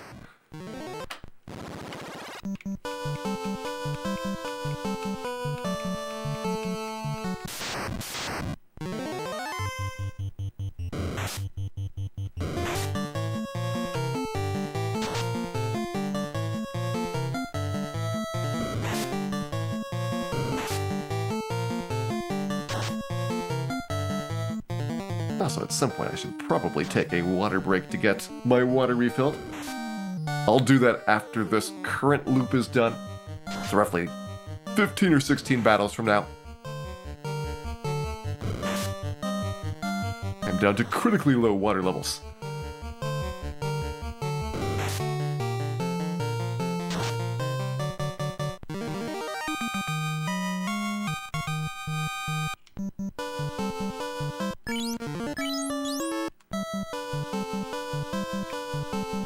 There we go, iguana time.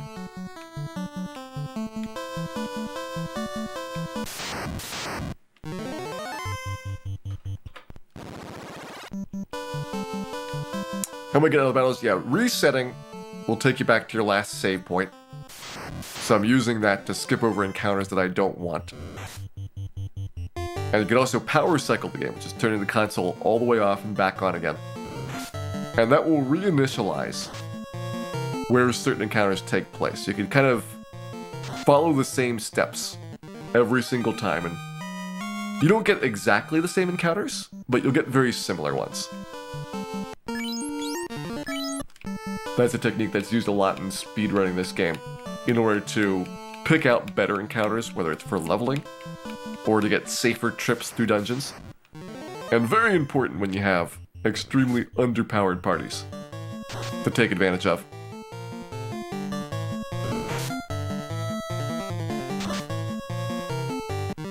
Can you do it in speedruns? It depends on the category. There is a single segment category, which doesn't allow any resets at all.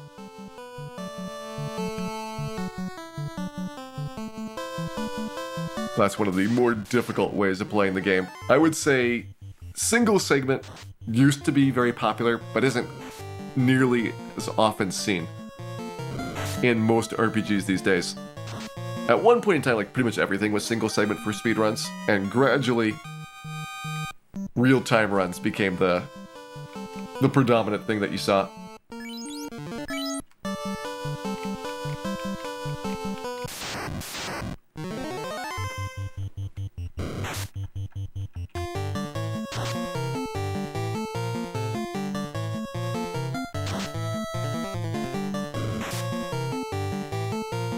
Save and quit in Zelda would be an example of a reset. So, categories you'll see for Zelda are like no up A. That's the equivalent of saying it's single segment. And typically they also put Deathless on there so that you can't try and kill yourself to go back to a previous spot as well. Zelda's got that, Metroid's got that. For RPGs, they tend to call it single segment for the description of it, just to have like a keyword that you can recognize. But it's basically the same concept.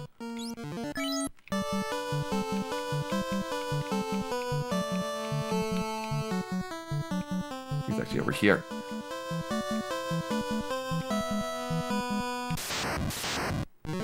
Yeah, that's where the ogre was.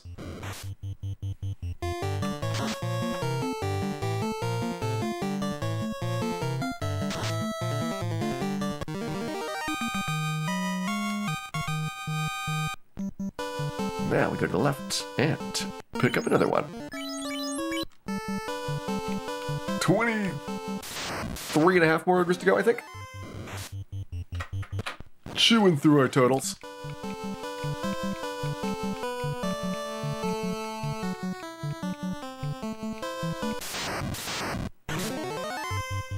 I wish we get a little bit more doubles here.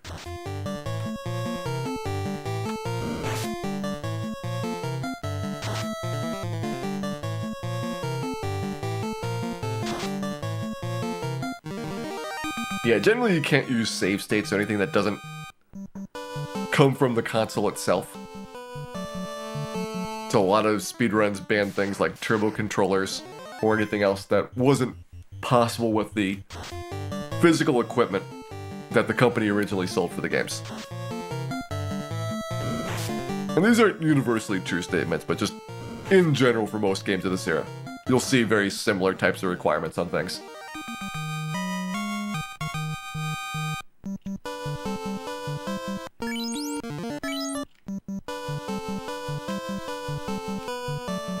Hey, Max Static. We are going to be doing Solo Thief probably for a week and a half. My estimate for this is going to be 35 hours to beat the game. And that's assuming things go well. Took us 2 hours to beat Garland, 5 hours to beat Biggie. If we're lucky, Astos, I think, in 12 hours is probably pretty reasonable. Depends on how many levels we need in order to be able to take him out. But it is very definitely not something that I will do in a single sitting.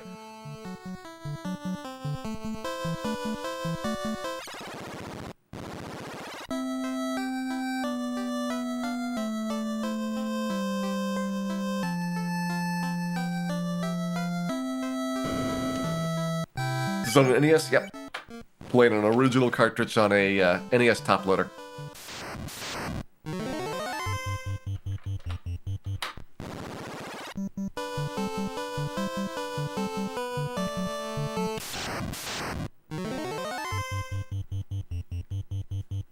Hey, Media Meltdown, welcome in. You have walked into greatness. That is what you have arrived to see. The Solo Thief playthrough. Long talked about. Now, it has arrived.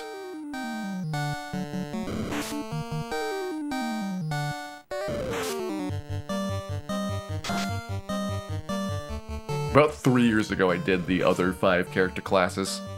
Fighter, Black Belt, Red Mage. Those were pretty easy. Red Mage got a little bit tough near the end.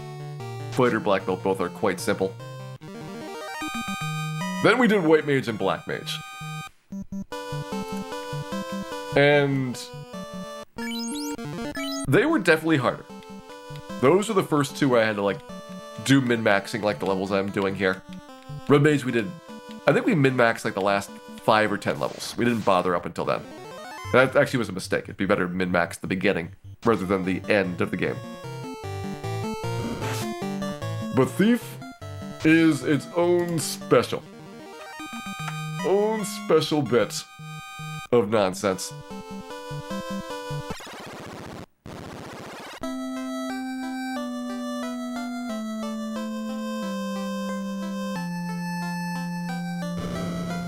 What makes a console good for speedrunning Final Fantasy?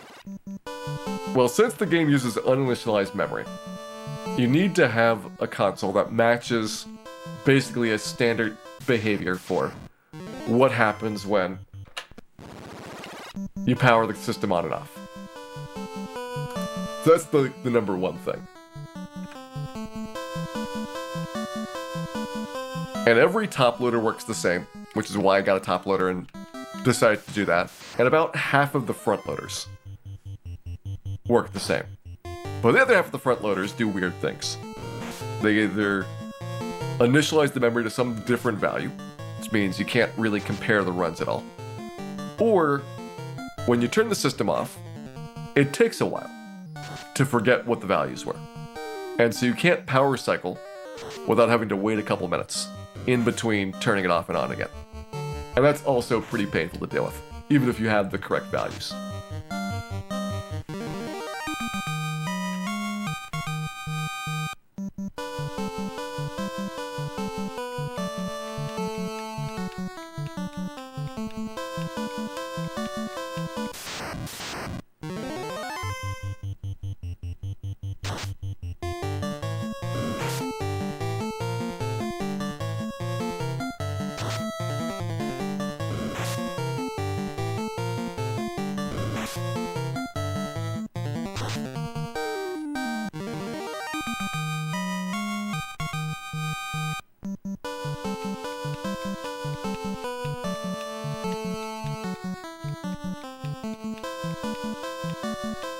Now, you don't have to touch the cartridge at all. I'm just doing the reset and power buttons in the system. It takes me a while to do the power button because the top loader, you have to slide it back and forth. It's not nearly as quick as the front loader. But the reset's pretty easy to reach over and hit. So I'll use that for the most part.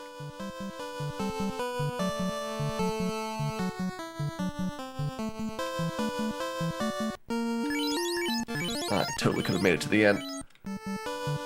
It's okay. We'll spend a little bit of money on heal potions and tents to get our recovery done. Grab our ogres. And how close are we? 14.5 ogres to go.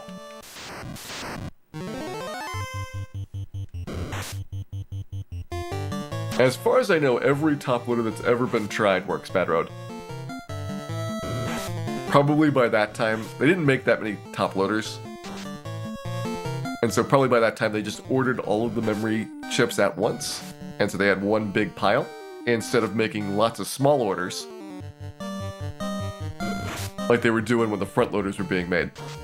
So that's likely why it's very consistent.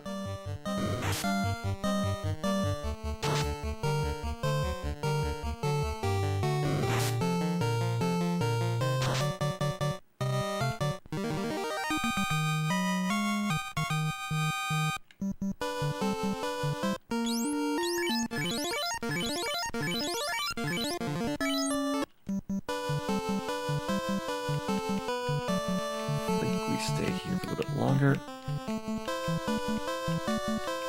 SP9, max level is 50. It'd be really nice if it was higher. Because level 50 does not let you max out your HP. Definitely doesn't let you max out your stats. And so we have to min-max every single bit of this to get as close as we can to the best possible situation.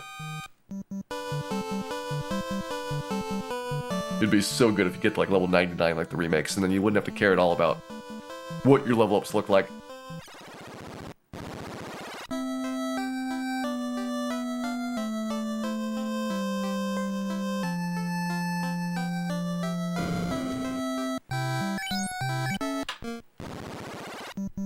And scrolling back up, would an AV Famicom with a pin converter function the same? Yes.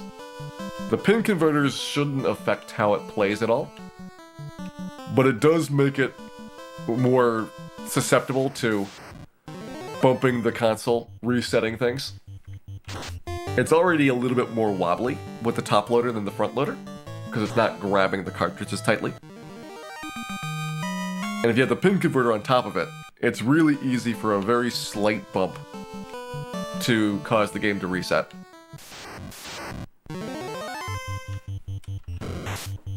There's also a couple of top loader, or not top loaders, but pin converters that aren't quite electrically sound. And so some games don't work as well on those. Like I know Castlevania 3, the Famicom version of that, with some pin converters is very flaky. And that's because they're not wired correctly. It turns out it's harder than you would think to adapt it, even though it looks like it's just a put wires between one place and another. The wires have to be the same length. And that's actually very difficult.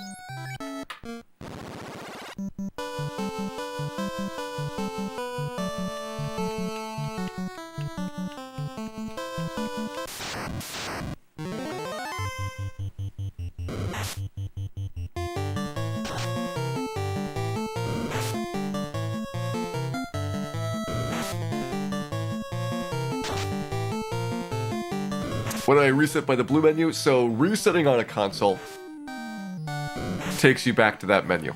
If you're playing on an actual console, you don't have any other choices for Final Fantasy to reset it.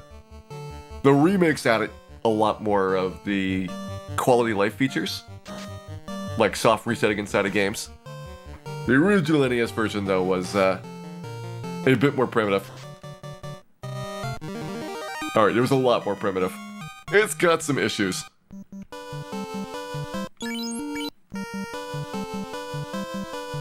If you're doing the run like this on the remakes, you could probably do Solo Thief in about 12 hours.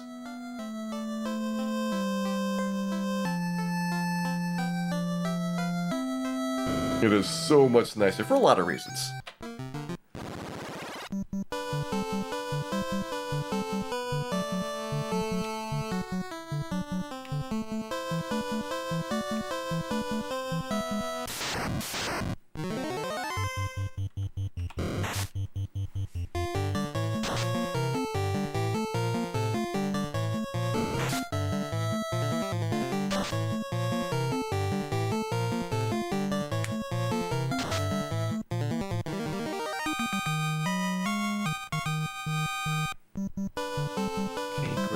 Tijuana starting to get close, but this is where the ogres drop for a little bit, I think. So I might have to go back to the beginning of the encounter cycle to get the rest of the XP. Yeah, we'll do that. We'll do that, I'll take my water break after we get the level up.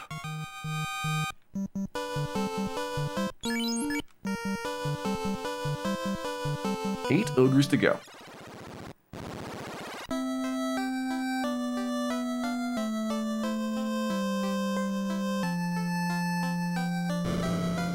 If you want the closest to the NES version, PlayStation is about what you get for that. The PS1 version on hard difficulty is the version of the remake that's the closest to NES. Easy difficulty makes it so that you get double experience and you get to get way more spell slots than you normally would. So a lot of the late game gets pretty broken by that. But what it calls hard mode is pretty similar to NES with the bugs fixed. It's got a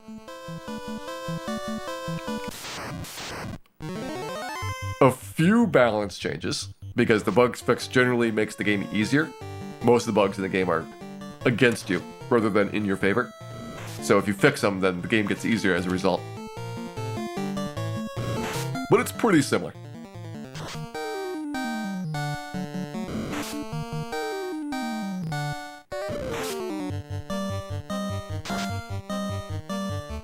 Which version of the remake would I recommend? If you have nostalgia, I mean, obviously, it's hard to replace the original, but if you don't have a lot of nostalgia, for very, very slowly grinding out lots of encounters and walking around like this, then usually I recommend people check out the GB and PSP versions. Those have a very good number of quality life improvements, and they're pretty easy to obtain still. So maybe we're getting to the point where GBA is getting tough. PSPs are relatively accessible, and both of those platforms are easy to emulate if you don't have the systems.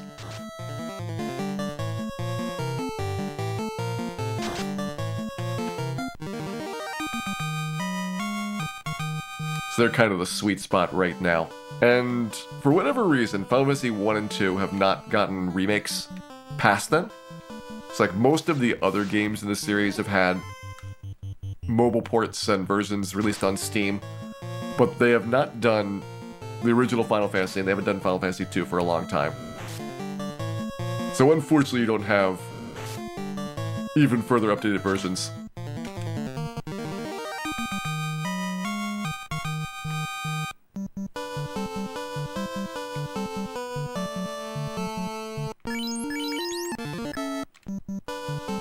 Alright, 4 ogres to go. 3D! I think 3D Final Fantasy is just virtual highlight max plays. That's really where you're going with that.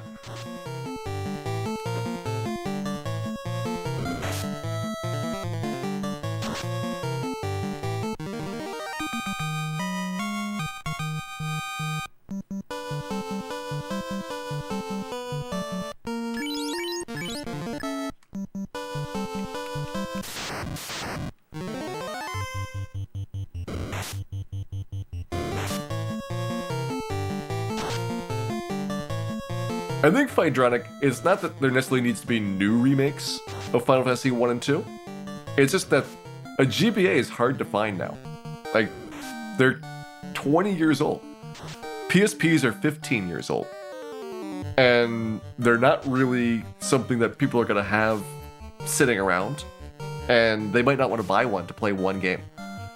So if you're interested in playing the original game, it's kind of pushing you towards just pirating it and playing it on emulators, because they don't make it available on any reasonable systems at this point. And that's kind of a shame. Alright, I do need one more ogre.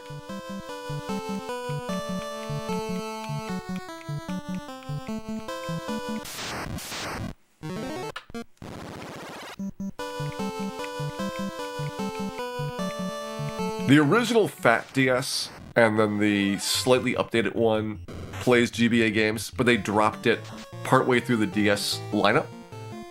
So the newer DSs don't have it, and obviously the 3DSs don't have compatibility for it.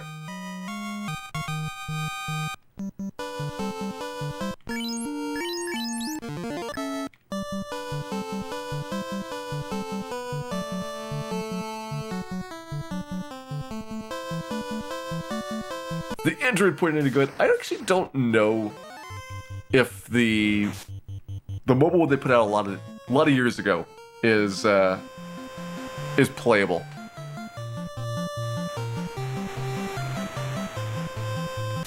Generally, for their mobile releases, they kind of don't really keep them up to date. So once they have been on the market for a few years and they're not compatible with the newest versions of the phones, then they stop being possible to purchase.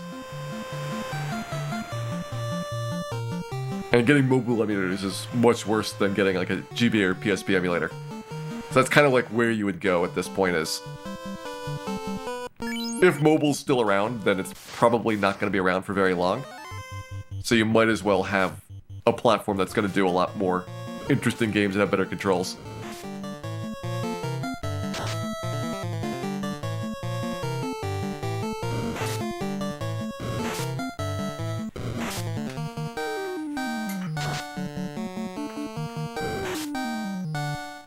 You want good graphics for 5 and 6? The GBA versions of 5 and 6 are not bad.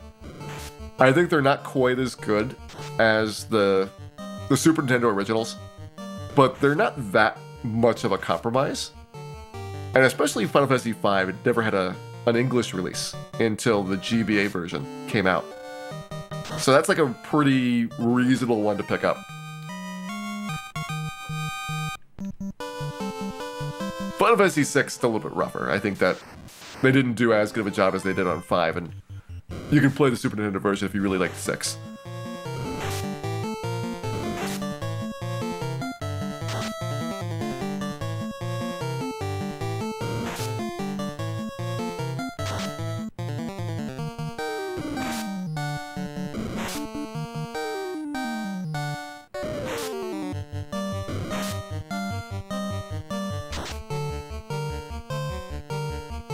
Still to get the PSP Yellow Jacket guy, you might be surprised that PSP games, basically just the desirable RPGs, are actually getting kind of expensive.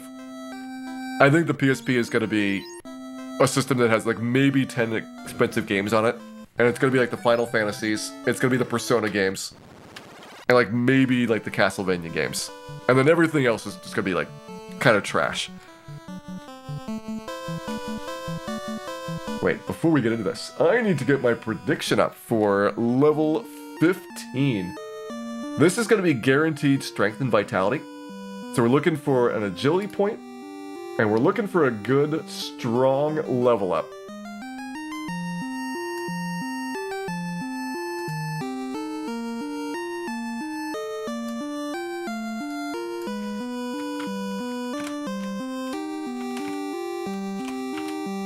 And so what I would like to see is whether or not we get the perfect one or not. You can predict whether or not I will end up settling for something less than perfection. 1 in 24 chance of a 0A.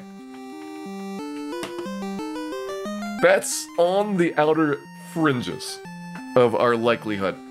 While you're putting that prediction in, I'm going to get some water, and I'll be back in just a second to grind out level 15 here.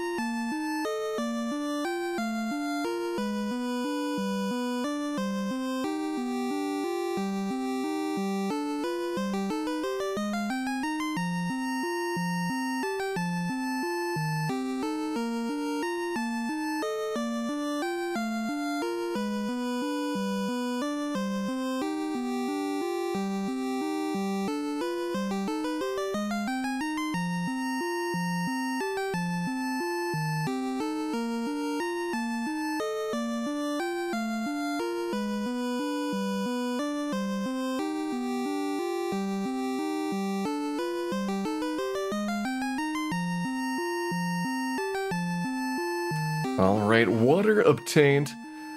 Let's see what you came up with. Ooh, 80%. Think I'm gonna settle for worse than perfection.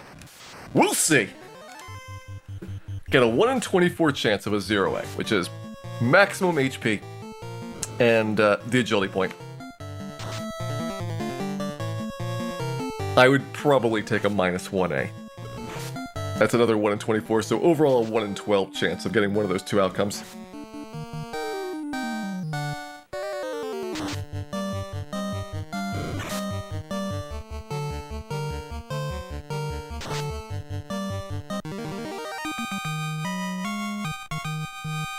First up, 292, SAVL. I don't think that is max.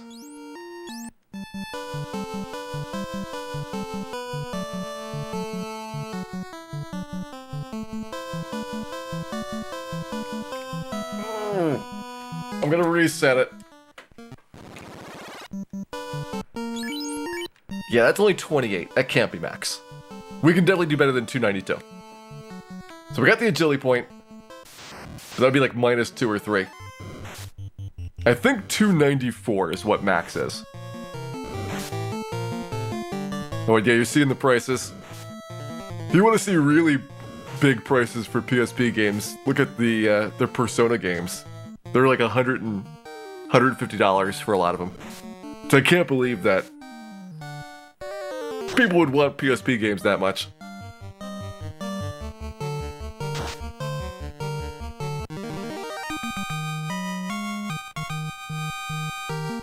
Alright, 293, 1 point better, but no A.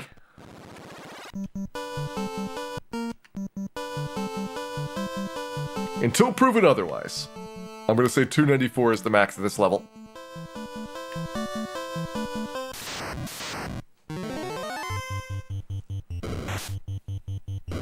Yeah, imps are gonna run, Peds are gonna run as well. Like, there's some monsters that are surprisingly strong that are running these levels.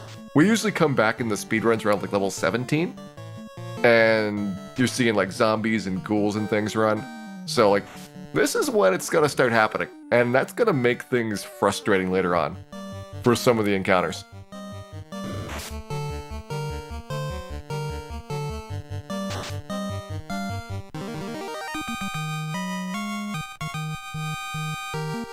$292 with an A, so again, I think that is not good enough.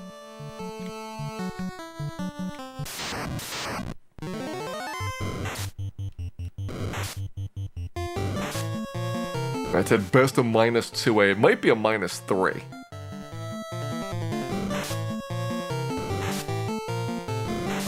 And I will settle for no less than a -1.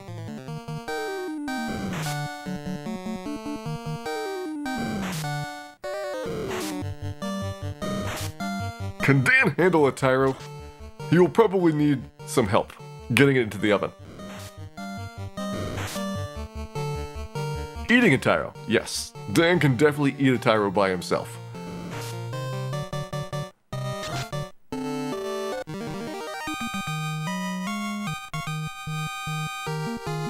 $292, no A.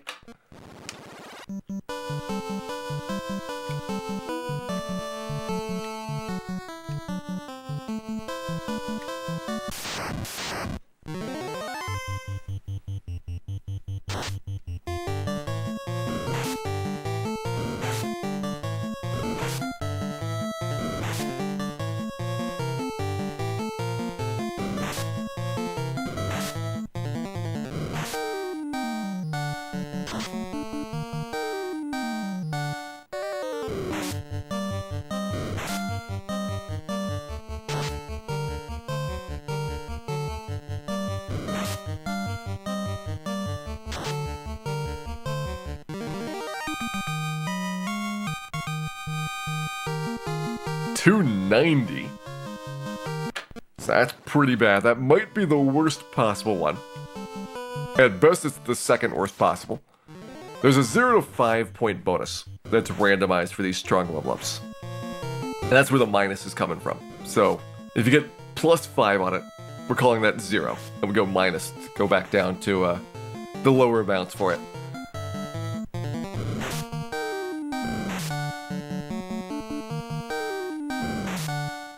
And then we also have a 1 in 4 chance of any non-guaranteed stats of getting the points. That's 1 in 4 for the agility point, because they're the S and V that we want are guaranteed. And then, depending on how much you want to be flexible, either a 1 in 6 or 1 in 3 for the HP amount.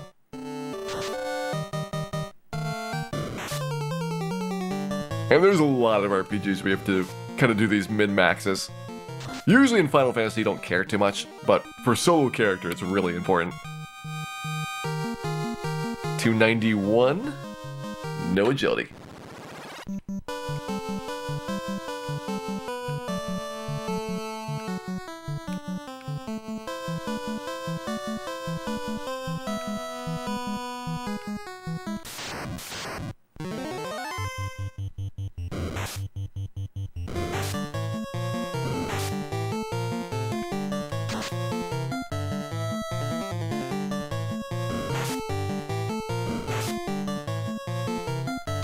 Yeah, if you actually do want the early Persona games, the PSP versions are very good.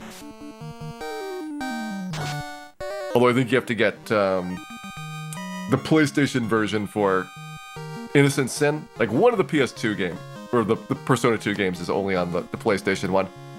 Alright, 293 SIVL.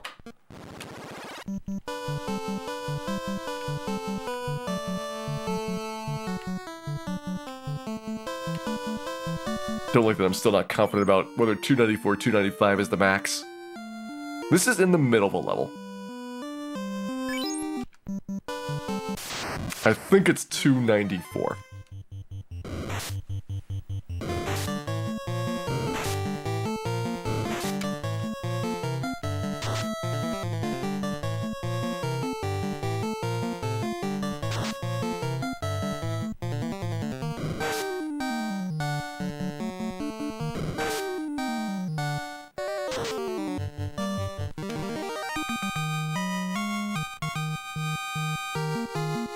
$292, nope.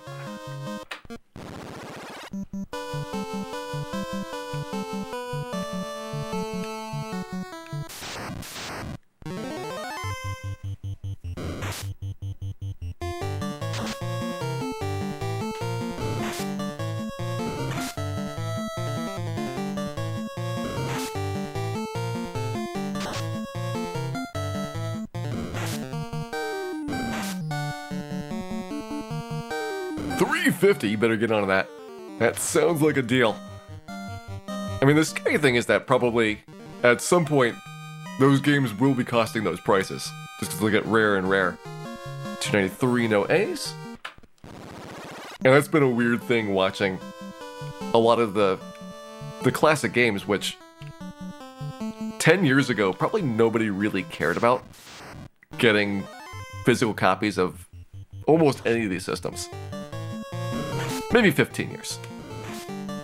But once people started collecting them and driving the prices up, suddenly there was just a year after year surge of how much a lot of these games cost, and now people kind of hoard games, thinking that their modern games are one day going to be worth these gigantic prices as well.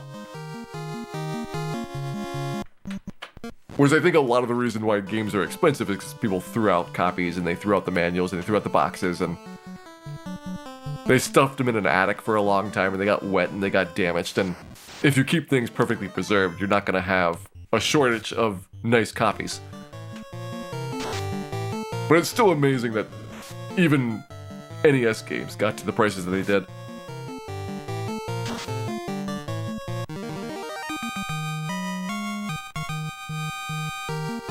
$293, no A.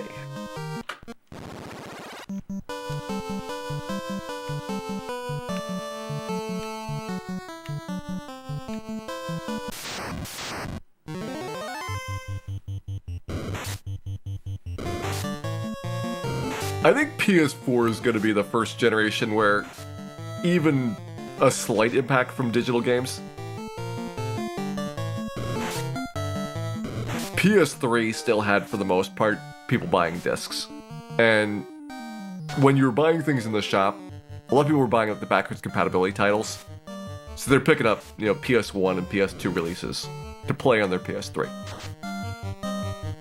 PS4, a lot of games have good amounts of physical copies, but some are pretty limited and went digital quickly. And this current generation, PS5 and the new Xbox, those are the ones where it's going to be very tough to have physical copies of a lot of the games that you want to have. $293, no A.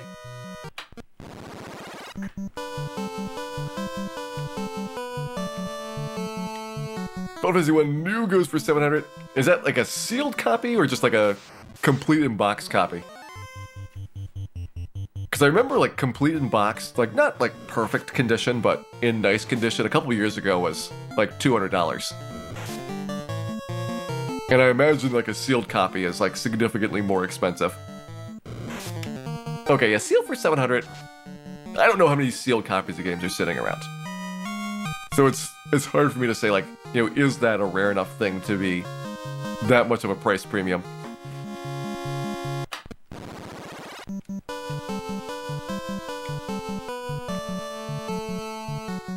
But hopefully for the most part, the people buying sealed games, they're not the same people that are interested in playing the games. So you'll still be able to get like a loose cartridge for much cheaper.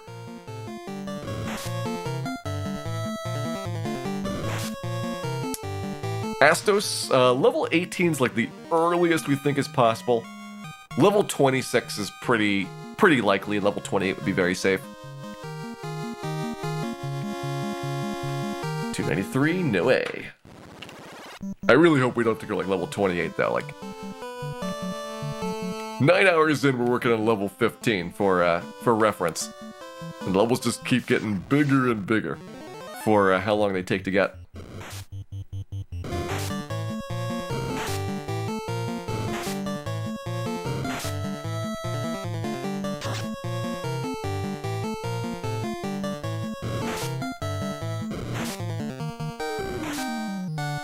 Scott Pilgrim was a weird situation, Kyo, because it was pulled from the stores.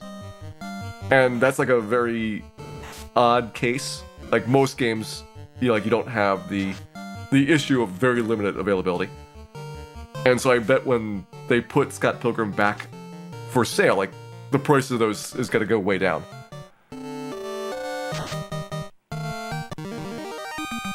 Hey, Captain Vittles, welcome in.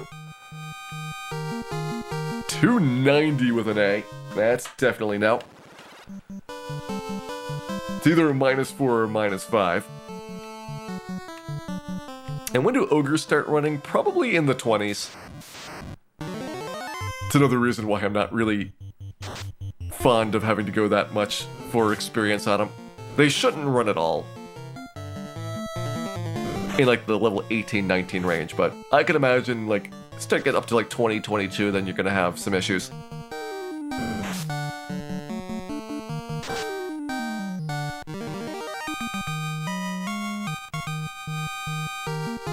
$294 with an A. As far as I know, that's perfect. It's possible that we could have gotten a $295, but I have not seen a $295. I also didn't see a $289, so I can't confirm. But I'm going to say that that was a 0A. Call them out of max. We got it. And we got level 15 done.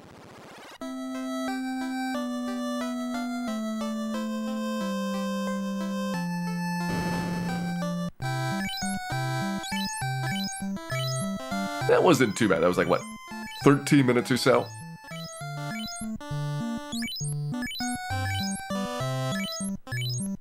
I'm taking it.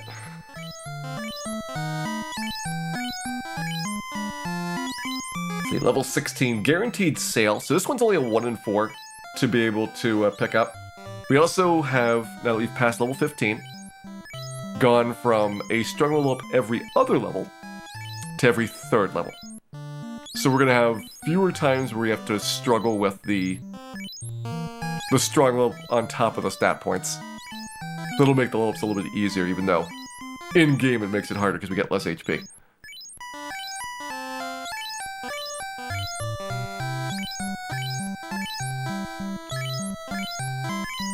Get it by GameCube prices. Yeah, basically, if you look at the life cycles of consoles, the lag between, when prices kind of max out is pretty consistent. So, 5 years ago it was like the N64, and 10 years ago was like the Super Nintendo started to go up. Now it's the GameCube. 5 years from now it's going to be people buying Wii games. But you've hit the area where the nostalgia and the money is available for people to chase after what they played when they were kids. And it's right around the time when the people that had the system as kids turn about 30. That's when you see the prices go up a lot.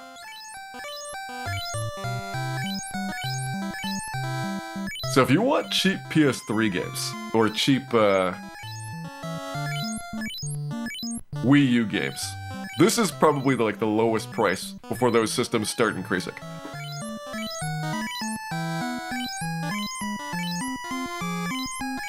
And in 5 years, you'll be saying the same thing about trying to get your favorite PS3 titles. Vita games are gonna just be terrible because the console sold so horribly. A little bit about that is why the PSP games are expensive. Like, even the very popular titles in the PSP don't have a lot of copies. So somebody that collects all the Final Fantasy games or all the Persona games, and they grab it just because they can, there's simply not that many for them to chase after.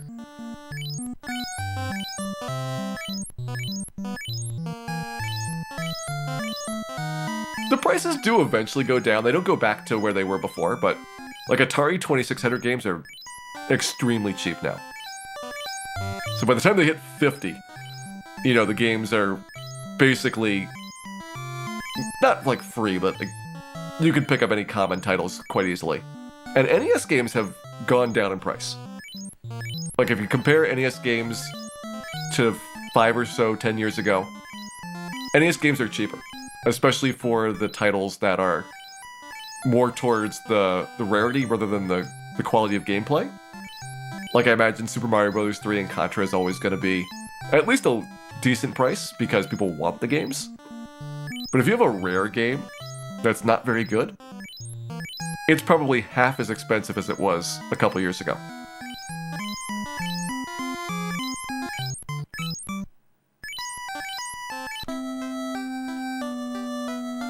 Alright, maxed out 99 heals and 99 tenths. We are ready to let the ogre games once again begin. This time 44 ogres for our level up. So probably now doing 3 cycles around.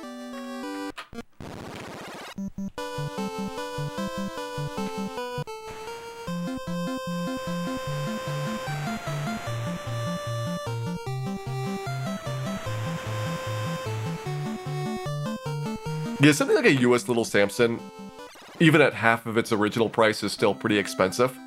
But I think, like, if you look at, the Famicom version of it, which 10 years ago also really spiked up, it's now down to like $200. Which is still a lot, but, it used to be like $1,000. So, because it's not as directly desirable, it's gotten a lot softer in price than something that people play all the time.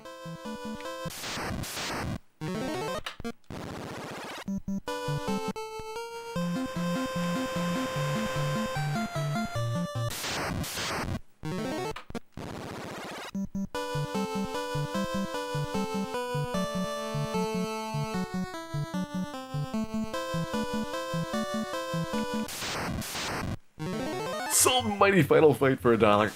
There's always gonna be regrets on some things. I definitely have games I regret not picking up when they were, incredibly cheap, or even like near the original prices, just because they've gone up so much that it feels painful to buy them.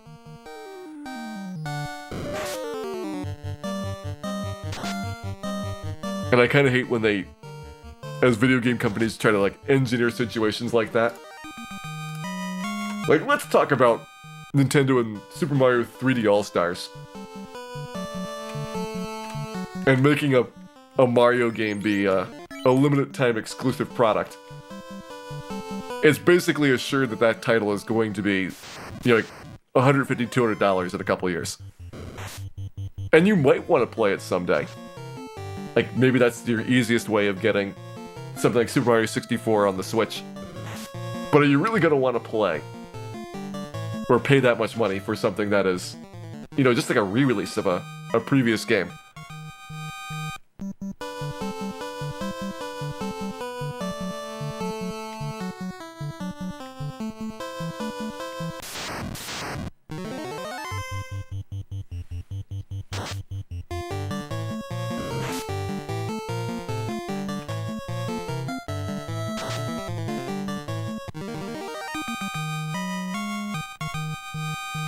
Alright, we're sciencing. Can we beat a Groger? This is not even at full health. Throw a heal potion on there. We have been avoiding Grogers, taking the easier plain ogre fight instead. I want to see if we can do it. And if we can do it, how painful it is.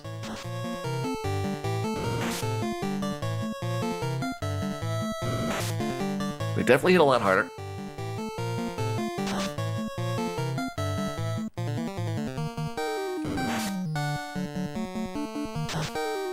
Hey, I'm in Chaos, welcome in. What level are we? 15. We're seeing if we can fight Grogers for the first time. This doesn't seem unreasonable. They have a little bit more health than the regular ogre. Maybe. Okay, I don't know if it's quite worth it. You get about a half ogre extra XP. But you're taking a lot more damage, you're taking more time. It's debatable.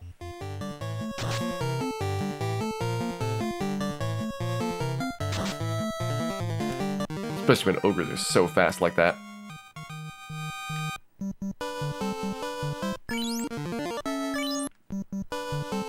Expensive game is Faria. I actually have wanted to pick up Faria. And because it's expensive, it's on my list of NES games that I've played before. I would enjoy playing them again. But I just can't bring myself to pay the price for it. Like Faria, I think Kickmaster. Was like one other game that's in that $100 to $200 price range. Like not the completely ridiculous Little Samson prices, but still like more than I'd pay for an NES cartridge. Fairy's been expensive for a long time, Darkwing.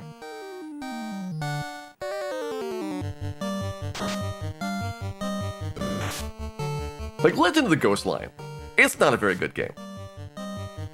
But it's very expensive because it doesn't have a lot of copies. That's like another one that I'd probably pay $20 to have. But I wouldn't pay $150.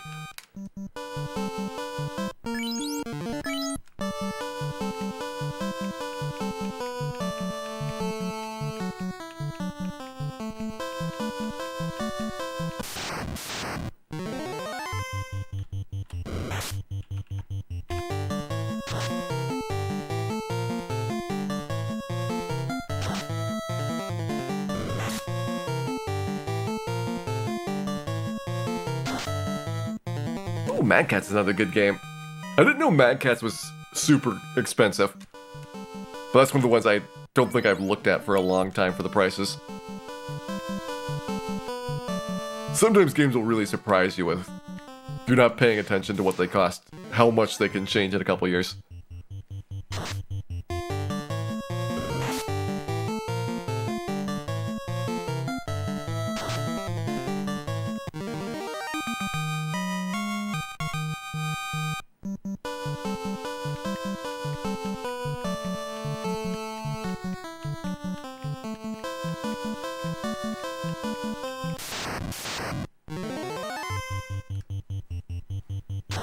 Nice devil ogre there.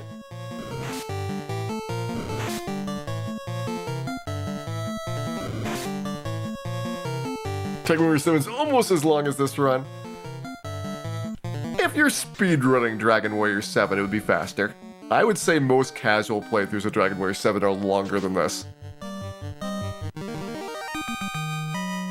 Like, if things go well, I'd be very happy at 35 hours. I think 40 hours is a safe estimate.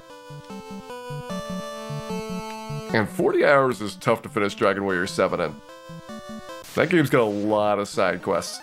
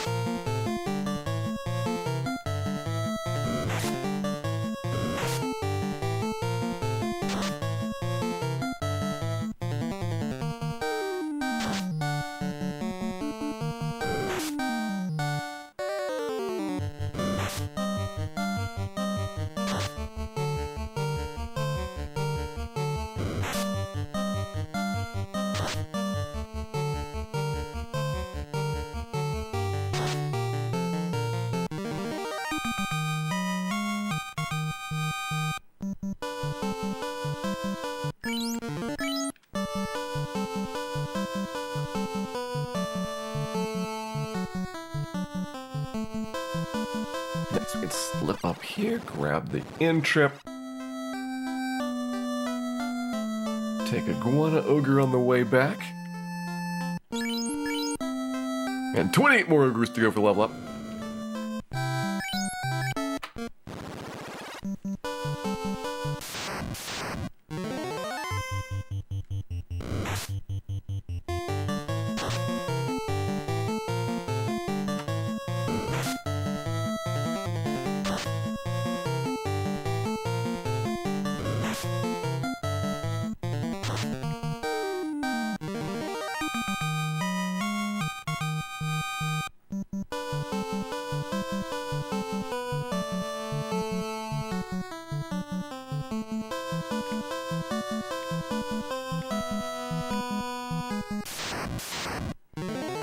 The DS Dragon Quest games were kind of weird, because they didn't print a lot of them.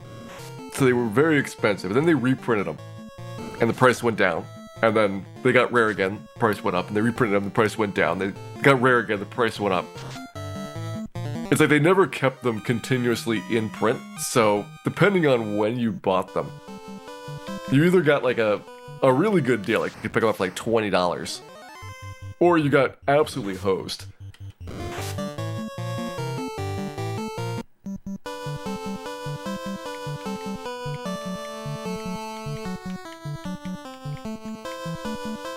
Because I remember having to like wait for 4, 5, and 6 to get more reprints, just because I wasn't going to pay for the inflated prices.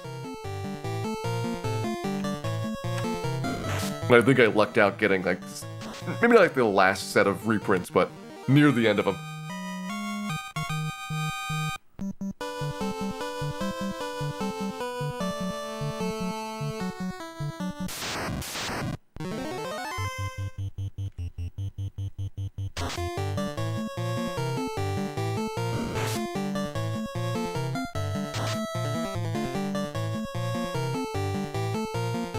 I think 7 3DS has not gone up a lot, but 8 has. 8 is a really popular game in the series. Like, usually when I tell people to try a Dragon Quest game, if they want nostalgia, Dragon Warrior 4. But if they want something a little bit more modern, then 8 is almost always what you kind of point them towards, as this is a really easy to get into game. That's very representative for the series, and also is really fun.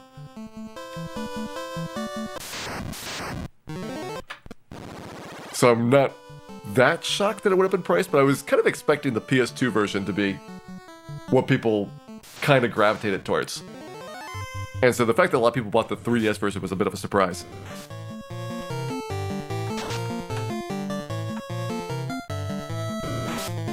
I mean, I guess there's a lot of 3DSs out there, so maybe it's easier for people to play it on that system than on a PS2.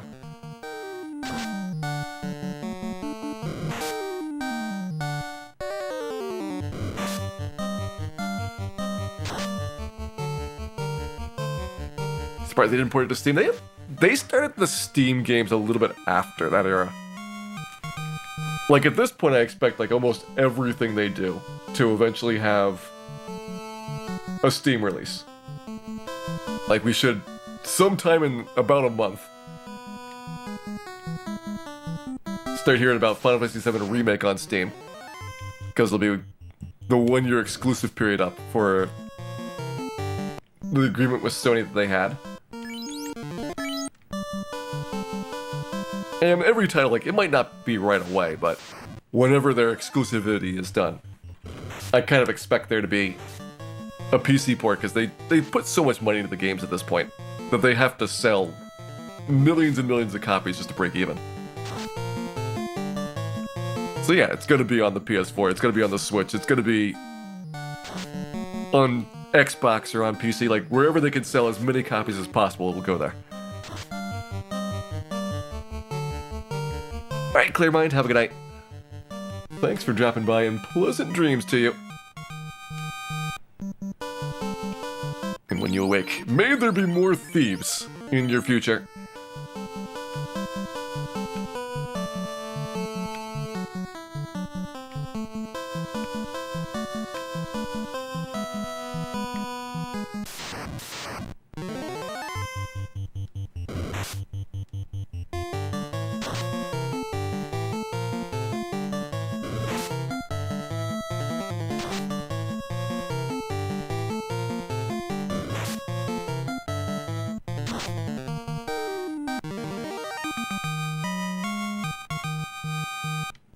Seven is daunting. Just learn the speedrun for it, Kel. It's like only 15 hours. I am sure it'd be super easy.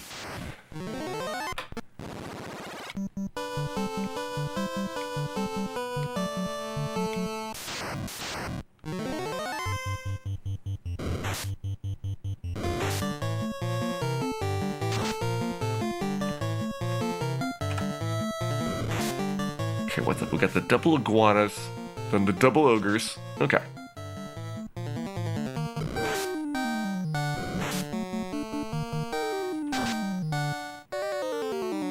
Is it only 15 hours? I think it's only 15 hours. I can't remember if 7 is the one that is shorter or longer on the DS version because it crashes all the time.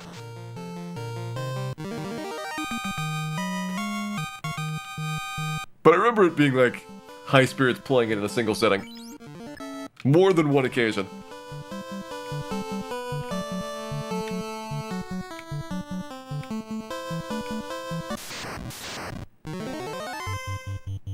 Three to 7's the one, okay. Yeah, I just remember one of them crashing so often it actually made the game slower to play.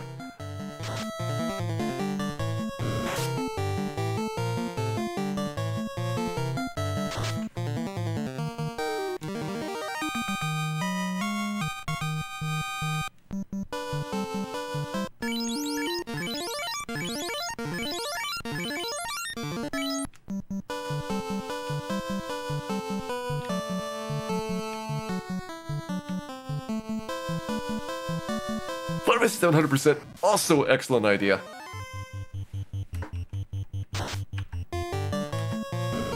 It'd be nice if Final Fantasy 7 was just like a little bit shorter. It's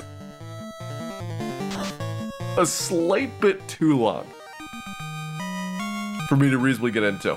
And I think it'd be fun to have Final Fantasy 7 speedrunning, but you start off like 7.5 hours, you might get down to around 7 hours. It's like, that's tough to have streams that long.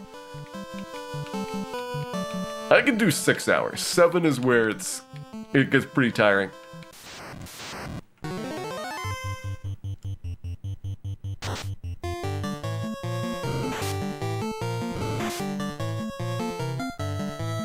But yeah, I'm sure 100% is ridiculous, but at least the standard no slots playthrough is getting pretty close to 7 hours flat. They're still finding more skips for that game, despite how much it's been played and being 25 years old.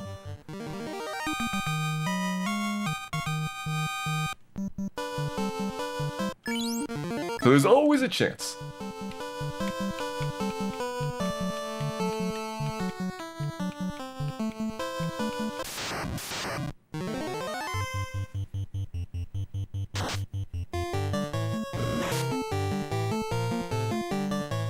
Oh, is it sub 7 for no slots? I thought it was still like 704 or something. I guess the canyon skip was enough to get them under the 7-hour mark. Still a little bit too long.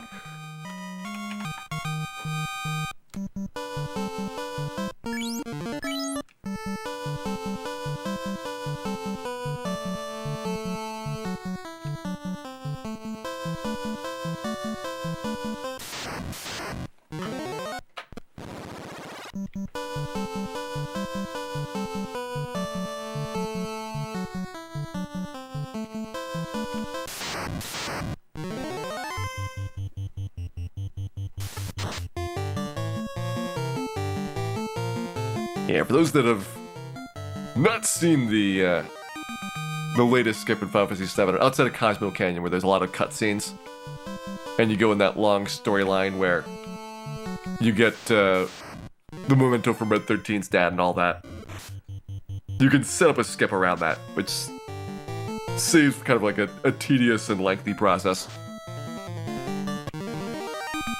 And it's been a work in progress finding ways to make it so that it's not, frame perfect or doing a bunch of TAS-only tricks and then getting better and better setups for it so that people can reliably do that in the middle of a long run. Because it's a couple hours in to when you get to that point. So a trick that has, 5% chance of working, if you're resetting after 2.5 hours, would be pretty frustrating.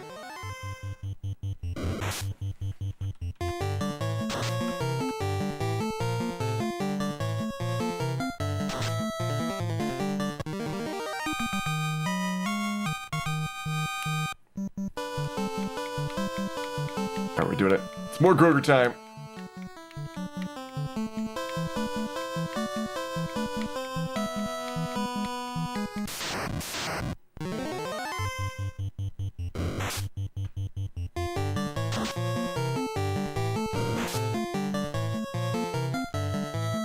This will be our second successful Grogering.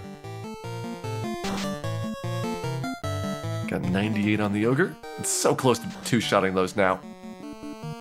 We sometimes two-shot them, but it's very inconsistent.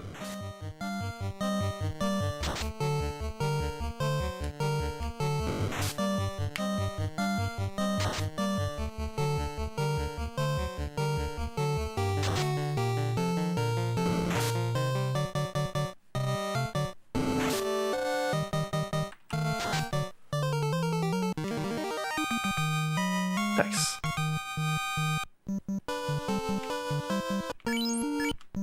Alright, we've got a little bit more than 8 ogres to go. I feel like I definitely want to get this level up. And I'm trying to argue with whether I want to get another one tonight. Level 16 would be a pretty nice bit of progress. Be 8 levels the first day, 8 levels the second day. Not quite on pace for a 6-day finish, but I can do longer streams on the weekends. But I also kind of want to push. I want to push as hard as we can.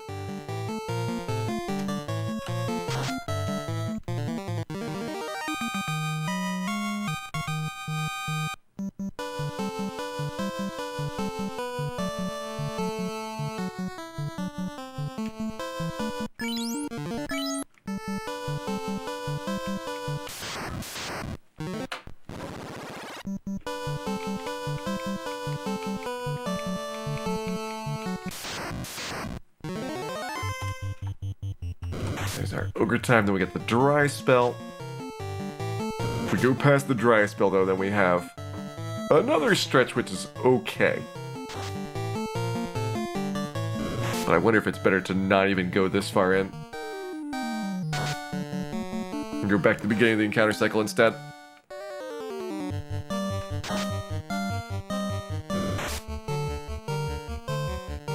What are we going to do with this money? We're going to buy steel armors and cat claws, Anger Bear. We are going to party. Also going to buy lots and lots of heal potions. Far too many heal potions, in fact.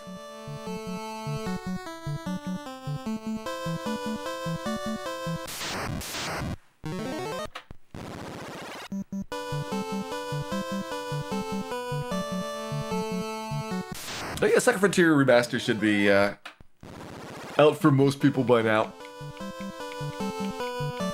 I still found the Saga Frontier games very hard to figure out what to do and where to go, and that's what frustrated me about them. And if you're willing to just take like a walkthrough, it's probably not too bad, but I remember getting stuck in a lot of the scenarios and not being able to make progress.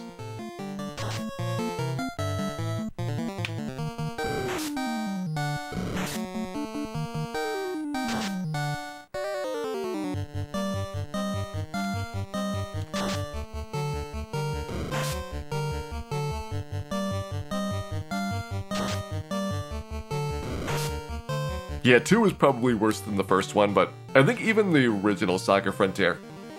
Like, I did like 3 or 4 of the storylines, and then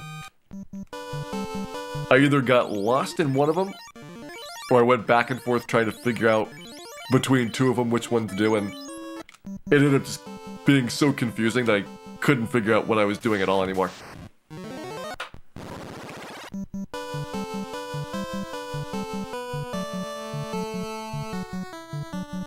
A journal would probably help.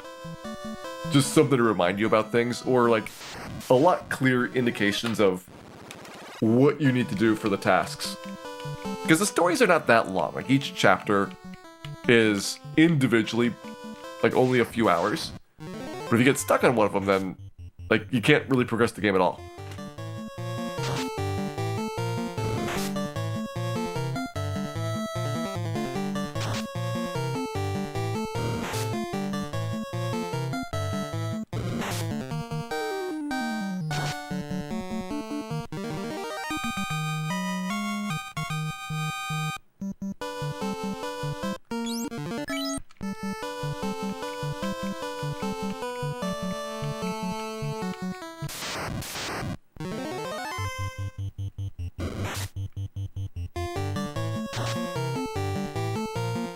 So close to one-shotting the ogre.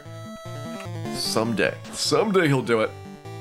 We've had a 102, but I don't think it was landed like at the first hit.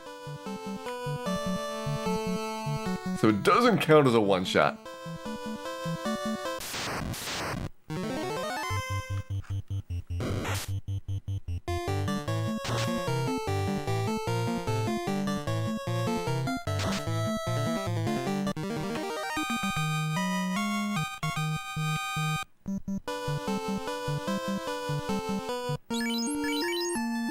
We actually just need an iguana at this point. Okay. That was closer than I thought. We are 1 iguana and like half an imp away. Suddenly, this is looking promising.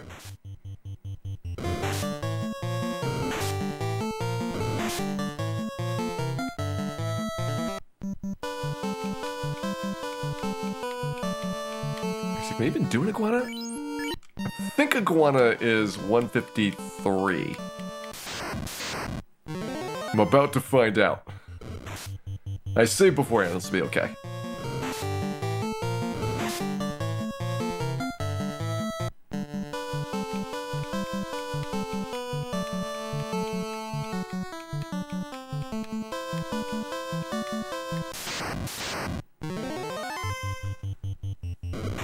Will this get me a level, or will be perfectly just a tiny bit away?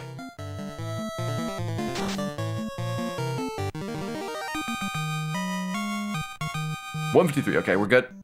We are a half imp from level 16. So let me tell you about level 16. S-A-I-L. Guaranteed. All we need is a V, which means you have a 1 in 4 chance.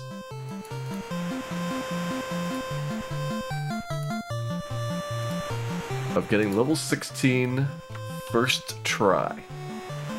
The last time we had a first try attempt, we got it. But it is 1 in 4, so you can predict whether or not we will be similarly lucky here again.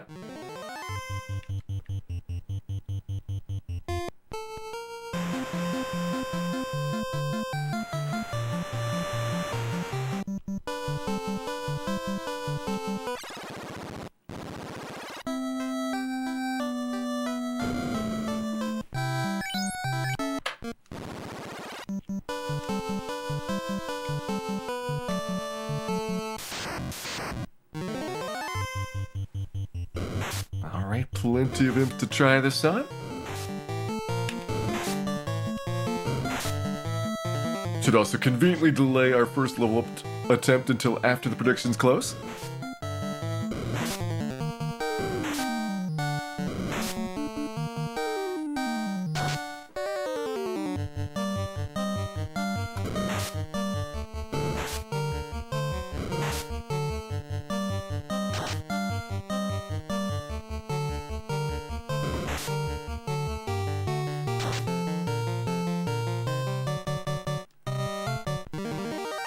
And show me level 16, a full Savile.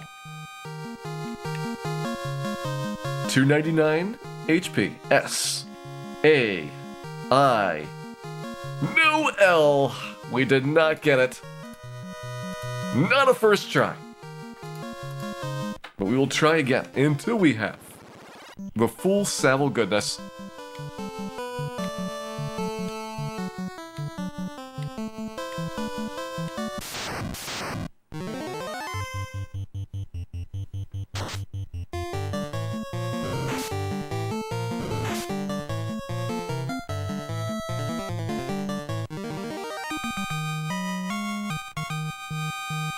Number 2, S-A-I, another sail. At least it's the 1 in 4, and everything else is kind of locked in. This one's going to be a lot easier than level 17, which needs both an S and a V to show up.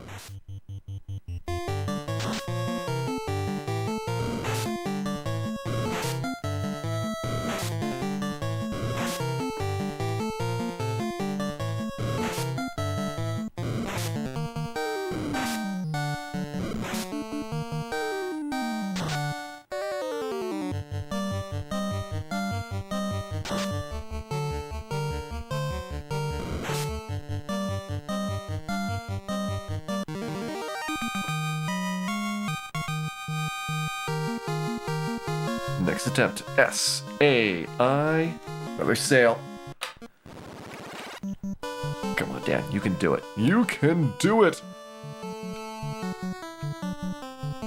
Get that full Savile and make us proud.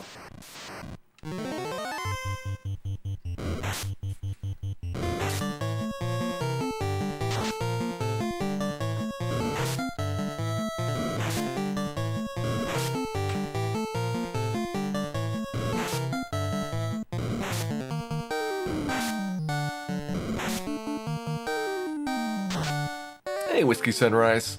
I choose the Thief. It is a pretty big tool after all, and one that probably is not going to help in the slightest.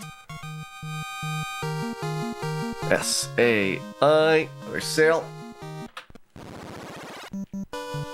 I feel like Dan might in fact be allergic to hit points. That is a very real possibility here.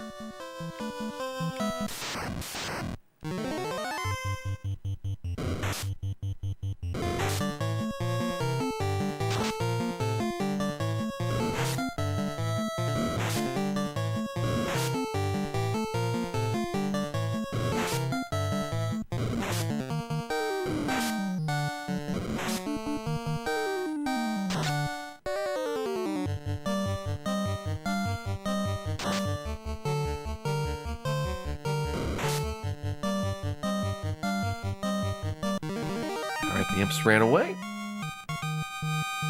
We get? S-A-I. Another sale.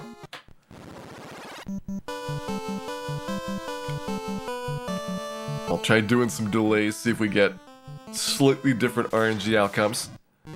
It's hard to tell if we're getting the same fights, because if monster runs away, you don't get to see the damage roll. But in theory, you shouldn't easily get caught up in RNG loops with multiple enemies on screen. When it gets to be one-on-one, the enemy's got skills, and they have to do a bunch of rolls to decide what move they use. Then it increases the odds of a loop happening.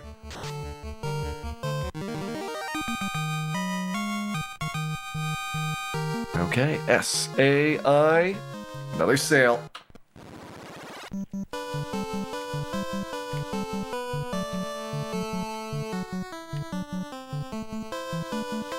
Ruining my dreams of a sub 10 hour level 16.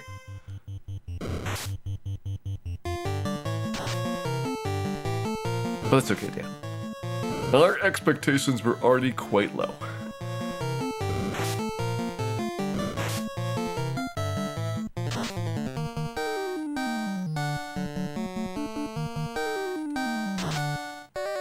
Ooh, nice. 105 damage. Definitely haven't seen that for the killing move yet.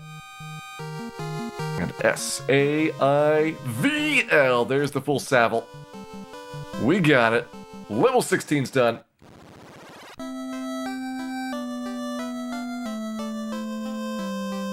Hard to believe this game was so popular. It was really, really good when it came out. And a lot of that is because they got Final Fantasy translated much faster than most other RPGs at the time. So in Japan, Final Fantasy came out around the same time as Dragon Warrior 3. But in the US, it came out around the time as Dragon Warrior 2. So by comparison, it was way more polished and sophisticated than the other games in the market. And I think it's just because they moved faster at getting the game localized.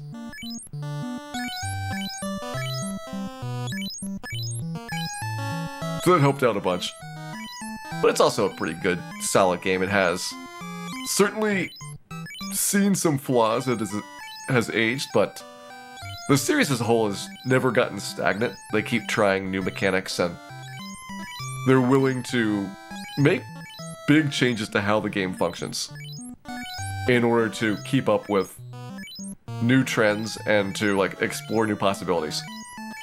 So they've done a really good job at making sure it doesn't, get repetitive and continues to stay fresh for new players. Also, there may have been some lies told by Nintendo Power that fooled people into believing the game was a masterpiece of modern engineering.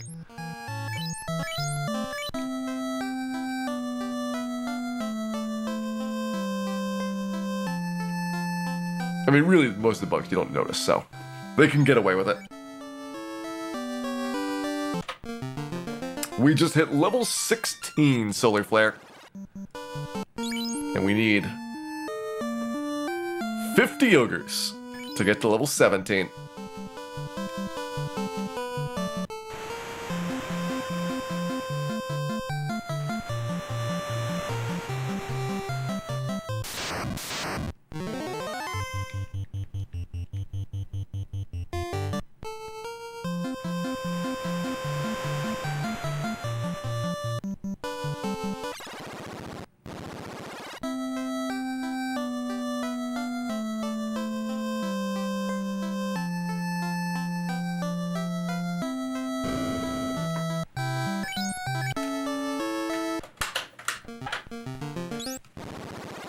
Get our encounter started again. We'll probably split this into 3 loops around.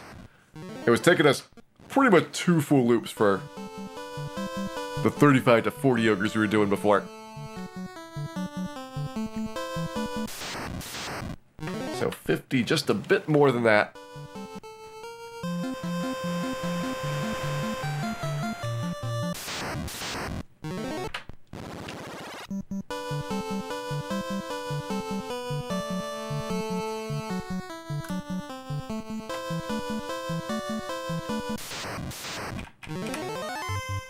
We will start off with a double. Another 96, so close. My strength points should at least push me up to 100 damage flat, if that was the previous maximum. It's not necessarily true because you have limited possibilities for your critical hits for what the rolls can be. But in theory.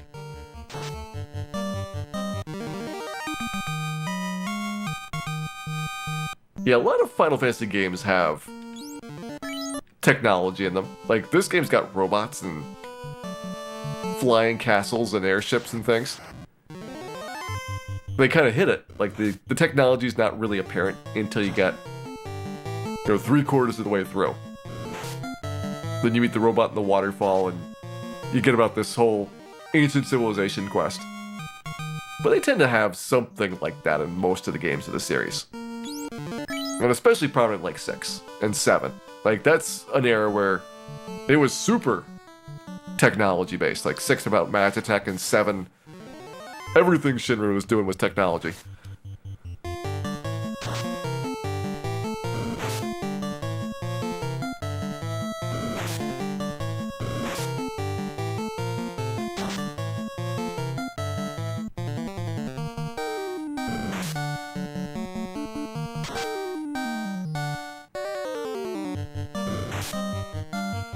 I feel like this game had some Ultima influences. I think that they may have had some shared ancestry through Dungeons and Dragons.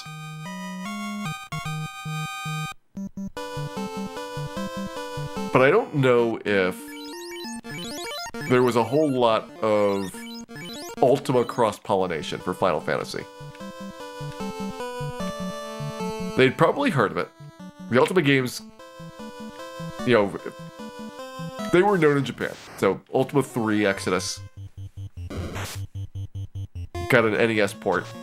And that was done by a Japanese company and then re-imported back into the US. Because they only made video games in Japan, even if it was originally a US game to start with.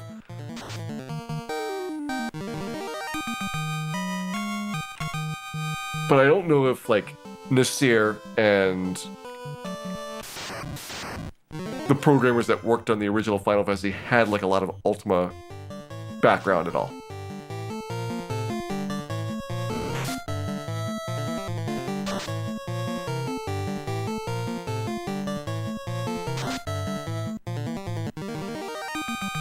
Yeah, this game does not have Cid. It does not have Mughals. Cid appeared in 2 as his first appearance. And Mughals came after that. By the time it hit Final Fantasy IV, that's when kind of the formula was kind of set. But a surprising number of things people take for granted were not in the first 2 games.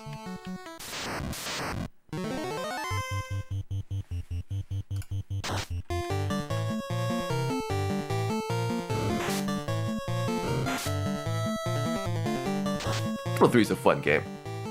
You get to fight the floors. Dan would be so good at fighting floors. Like, can you imagine? He would be cleaning up those encounters.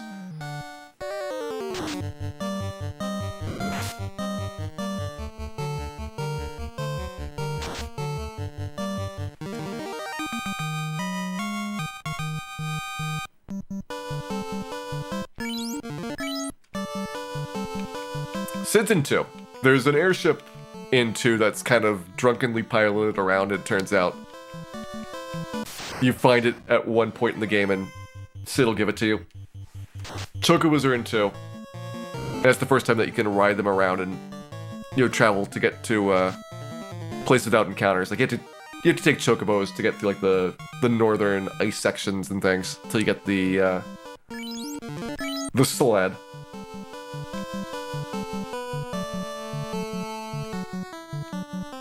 So a lot of those things were in 2, and the Mughals came even later.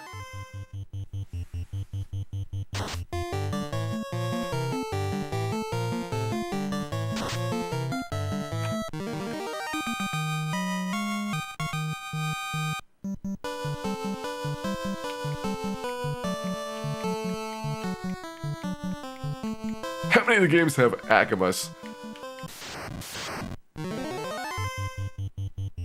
I think 1, 4, and 9. I'm trying to remember if 10 had any Agamas.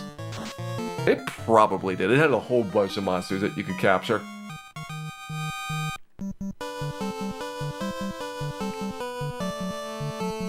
There is probably at least an Agama somewhere in 10.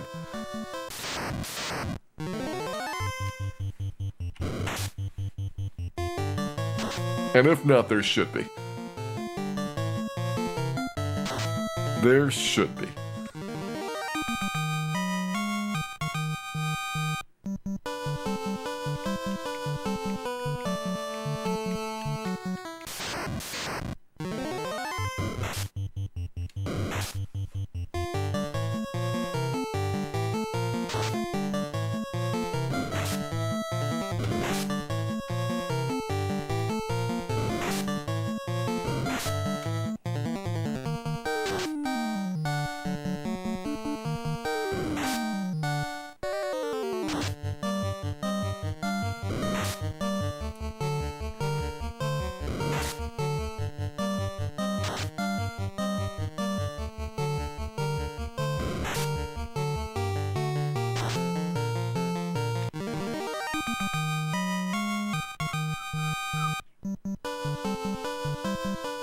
Got that side.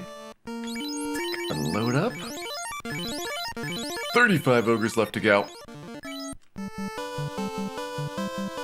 I'm definitely fading fast. I don't know how much more I can go after this. This is probably going to be our last level up. We'll get level 17 and call it good for the night.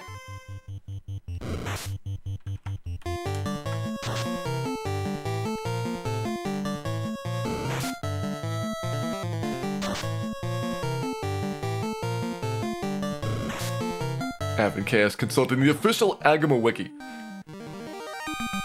listing all video games containing Agamas.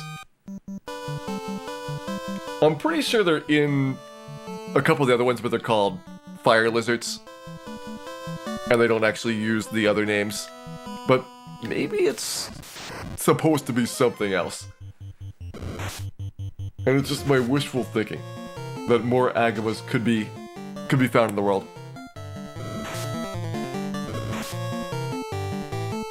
Hey, Sandball, welcome in. Okay, we've been doing about 5 hours a night. Night 1, we got level 8.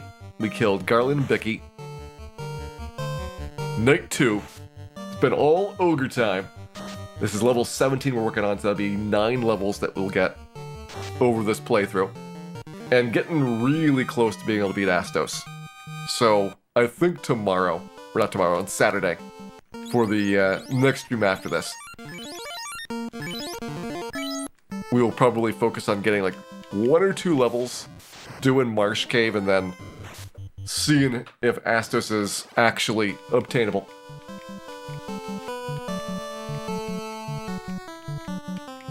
Like, I would love to kill him pre-level 20. Just makes us so much more efficient grinding once we have the better gear.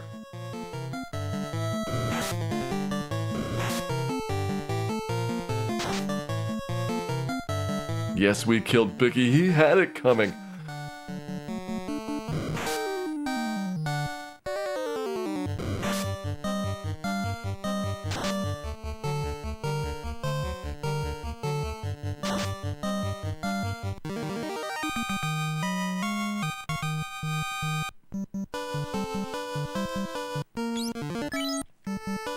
Go up north, grab one.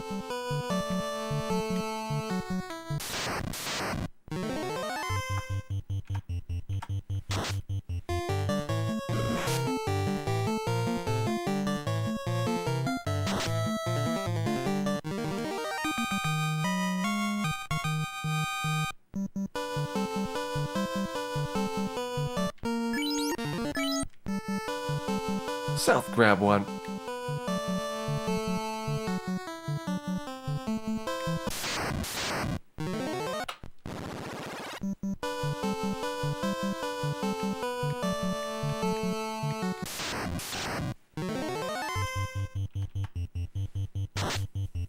skip Ogre Iguana.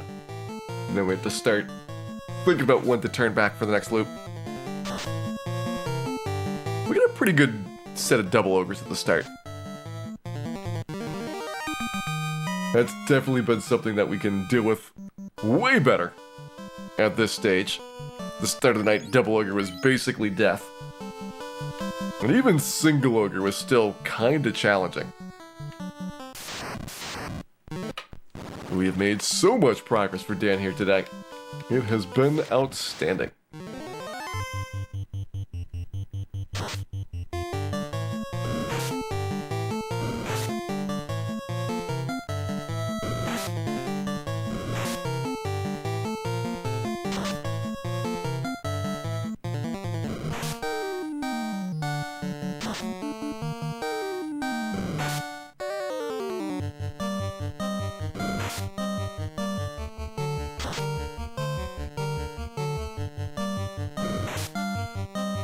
I know, Dan's so often part of the snail crew. Which I think, forevermore, we will see the dead thieves as snails. I can't believe somebody pointed that out. And it's impossible not to see it.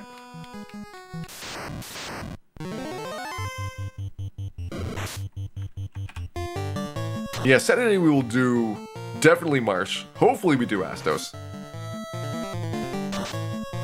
Like, if we have about this much time and progress on Saturday, then in theory we'd hit like close to mid-20s. And that's almost where Astos is kind of a pushover.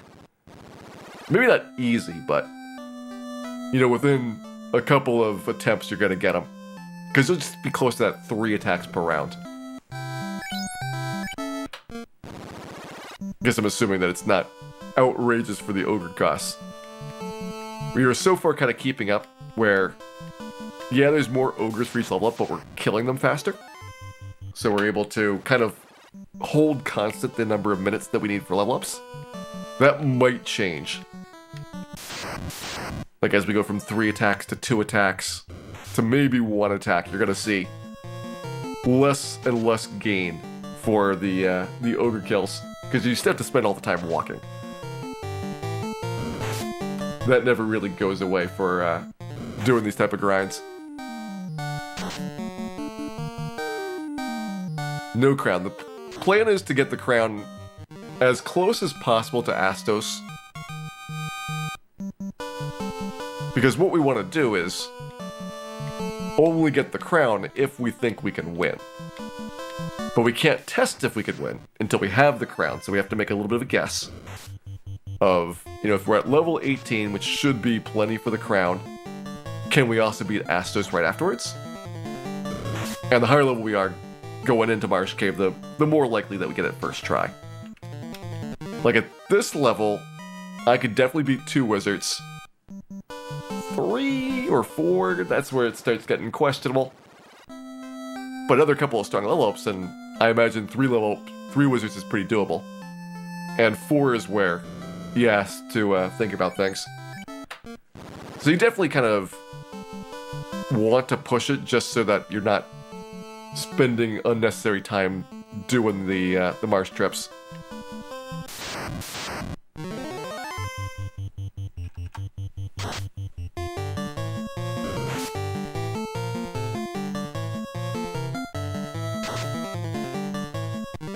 Think wizards gonna be interesting? I think the wizards are gonna be not as bad as you think. And the real terror of the Marsh Cave is gonna be the Bone Zone.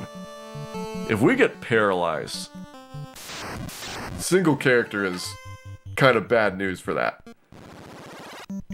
So the bone crawl fights are really dangerous.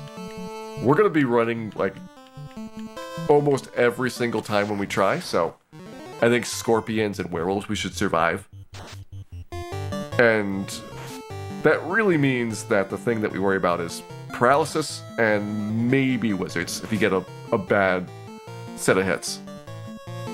I guess we'll also see at the wizards, you know, do we kill them in 2 hits? Or do we have to soak up a whole bunch of damage before the first one dies? That'll make a pretty big difference for how the fights go.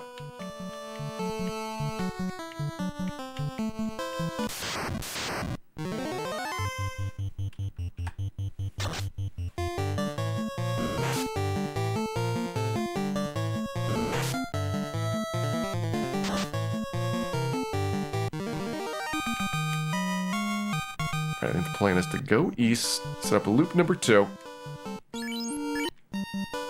Got about 20 ogres left, so we did a pretty big chunk there. That's 30 ogres so far.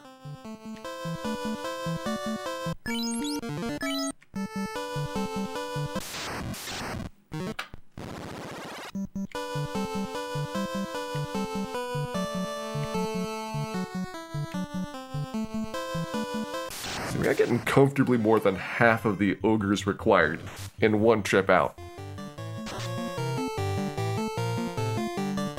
So maybe like 35 minutes for a level, including the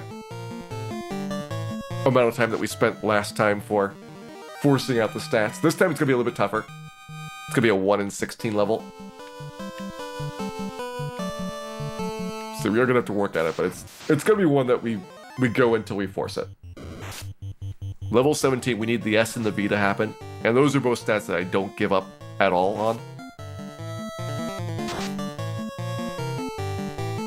So we will do it until we get the 1 in 16.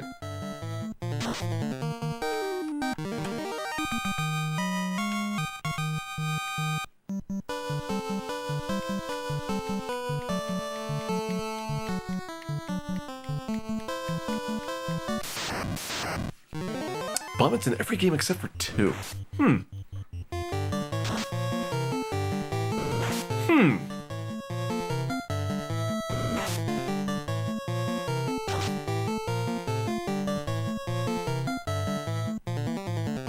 I guess.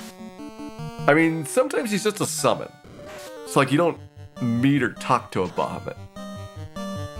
But that probably counts as being in the game.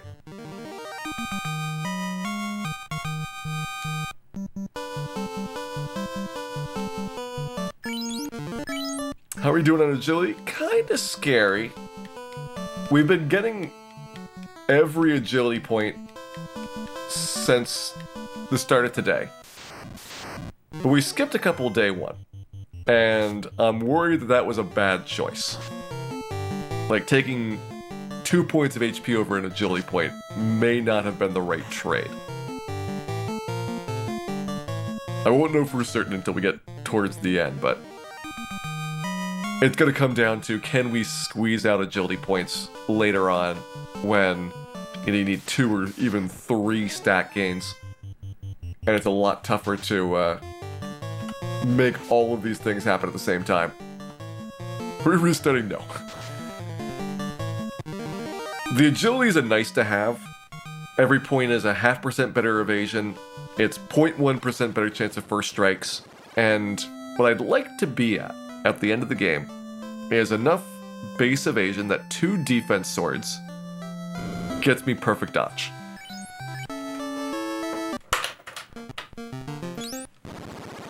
The other characters, we were at 3 defense swords to dodge. And we made it through. It's just that it cost you a turn in the Kraken 2 fight. It cost you a turn in the Chaos battle. And those are scary things. It'd be lovely to have 1 less turn required to set your character up.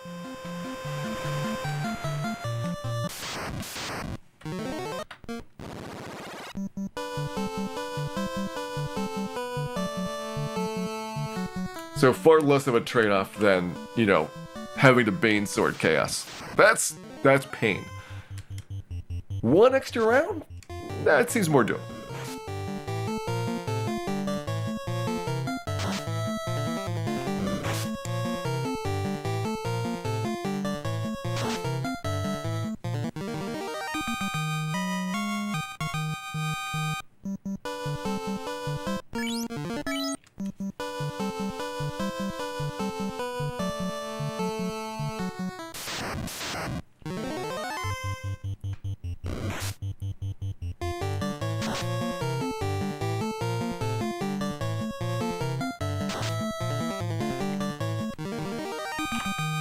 good ogre battle there. Nice and clean fights. It's amazing to think that we're getting like 0 damage fights. When at the end of yesterday we couldn't even beat an ogre with 120 health.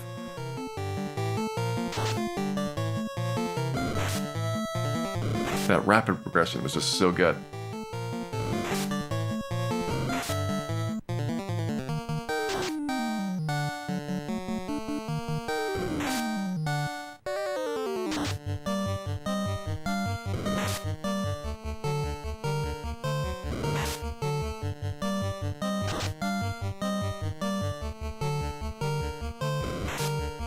This one not as good. We took like 150 damage for 2 of them. Still though, I will accept it.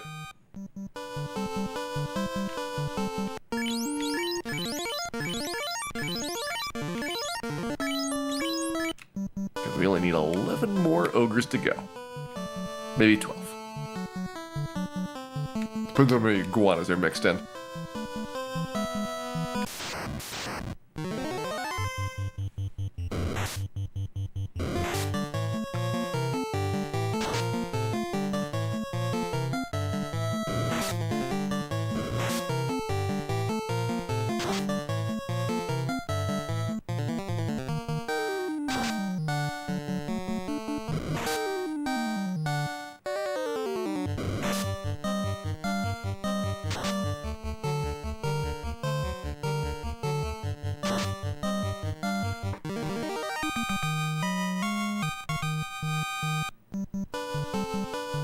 Dan doing some good jobs here.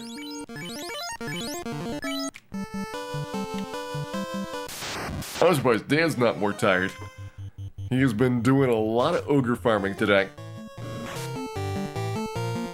That'll put some miles on you.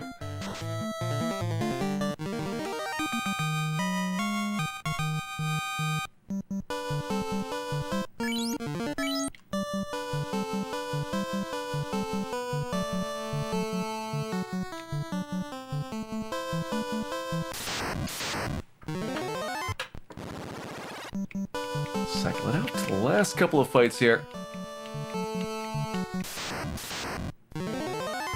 Oh, giants are a totally separate grind, Redrico. We will probably at some point... Actually, I don't know if we ever do giant grinding. It's tempting. But I think it never comes out as your best monster. They just do a little bit too much damage and they take too long to kill versus going after things that are either easier or trying to push and get the AoE item faster. Like once you get the Zeus Gauntlet, then this dynamic completely changes. It is absolutely no comparison before and after you can get through ordeals.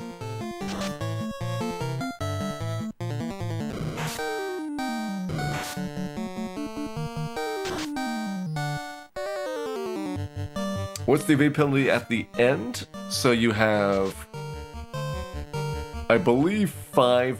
Wait. It is the opal bracelet, the pro ring, the ribbon, and the pro cape.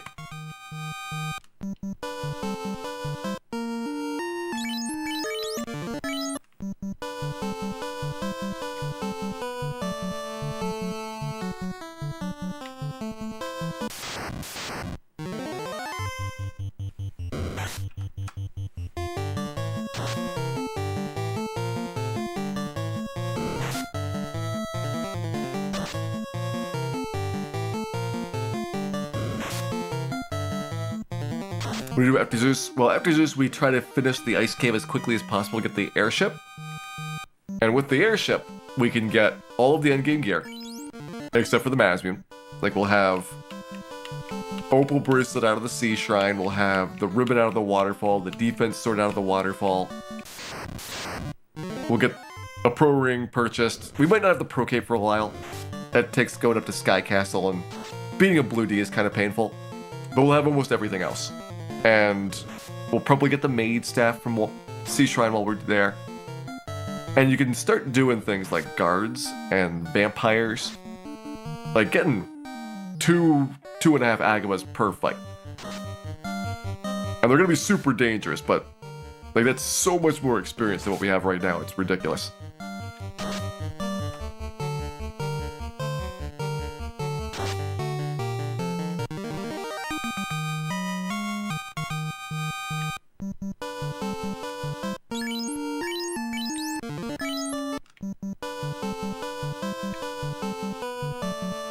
I think the stats I looked at for the agility is that I can miss 7 levels or something.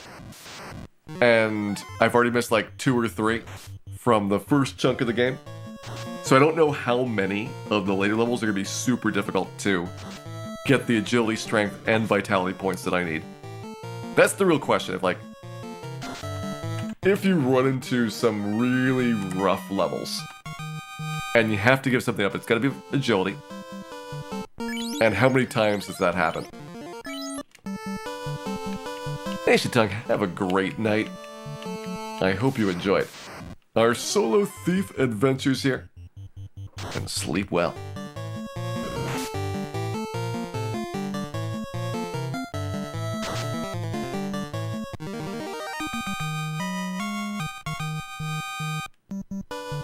Alright, where are we at? 165, so I can take the iguana battle. That'll put me 12 away, which is 2 imps. So I can't really get much closer. It is possible to get single imps now that they're running away. But I don't think it is worth optimizing for that case.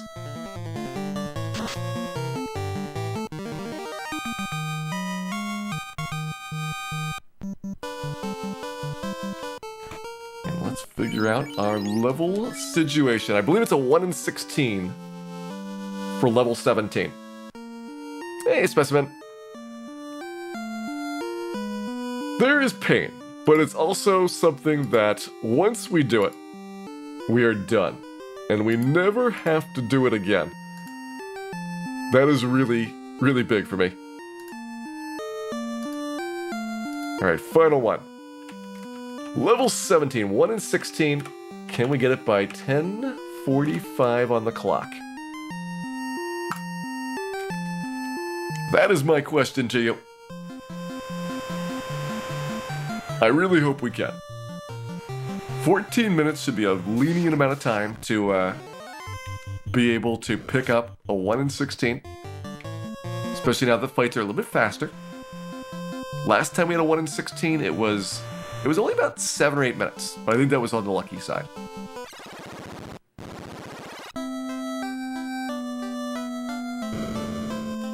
Just want to sleep. I kind of want to get some sleep too, but I also really want to finish this off rather than leaving it for Saturday.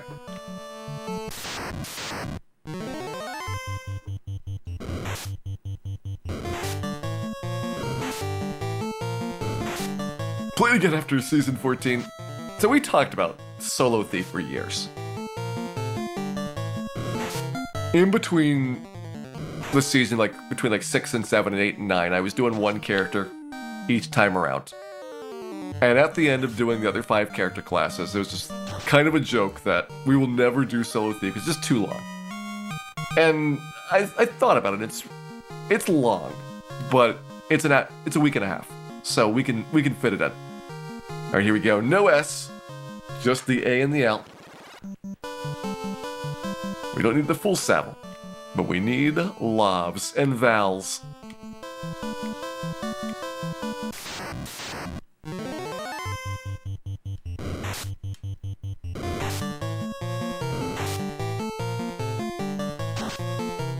Sugar Frosted trying to time the odds. That's what you get for sniping predictions.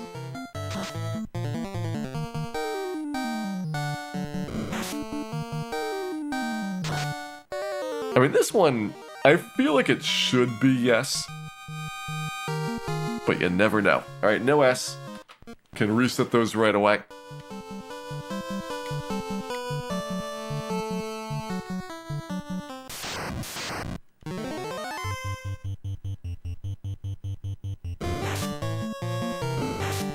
We will have increasing numbers of these challenging ones. I think luckily for our agility points is that most of the challenging ones are ALs. Which means that we need the S and V and we have to force it out. It isn't until much, much later, I think, that you ever have to worry about another agility trade-off. No strength.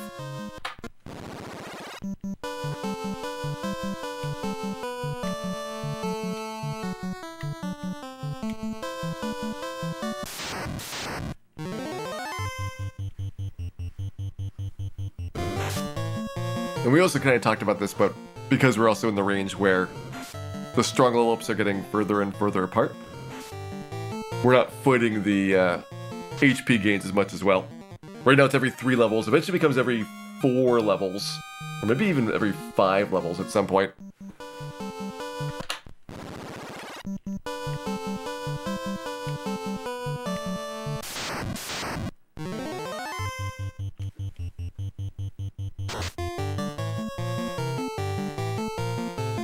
Let's see the thief column here. Yeah, every 3 levels up to 30, every 4 levels up to 40, then every 5 levels after that. They kind of have a nice pattern for it. Most of the characters, except for the black belt, I think, as you get higher up in levels, you get fewer and fewer guaranteed stat gains. And so if you're trying to min-max, it becomes harder and harder to nail really good levels.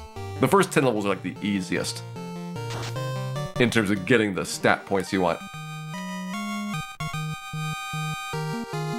No S.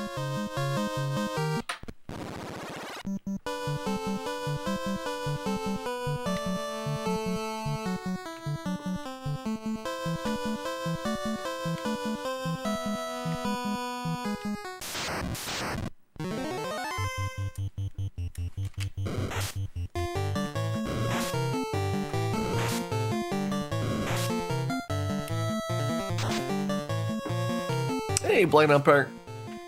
Welcome in. Hope you're having a good morning. We are getting near the end of our play session today for the Solo Thief no class change. We have made a lot of progress. Going from level 8 to hopefully soon level 17. This one we're working on right now is a 1 in 16 level chance. Got the S. A. I. No V. Best one so far.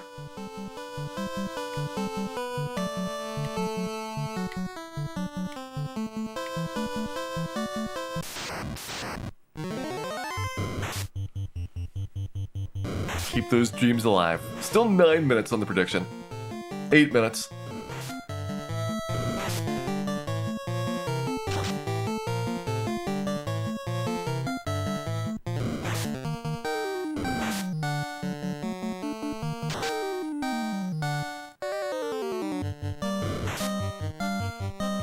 Should have bet against Dan. Maybe it would have worked. We got the S, A, L, no V. Usually is a strong word for this blind umpire. I know of one other person doing the Solo Thief no class change. And it took him like a month and a half. My plan is to do it in about 35 hours. So like a week and a half. But it's still going to be really hard. By far the hardest of the 6 character classes to do this with. No S.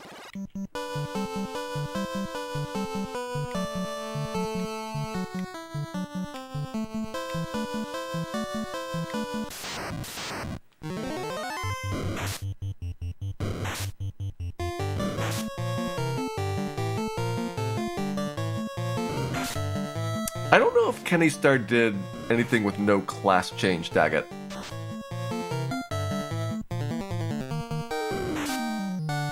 Like, it's a very different thing you can do with this game if you get class changed.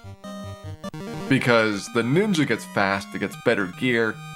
It's so much easier in the late game that you don't have to do the min-maxing nearly as hard. We got the S, A, V, L, 1 level up. Done. 10:38, 58. For it, clearly, we got an excellent level 17 there. I'll restock on supplies and then talk about what our weekend is going to look like.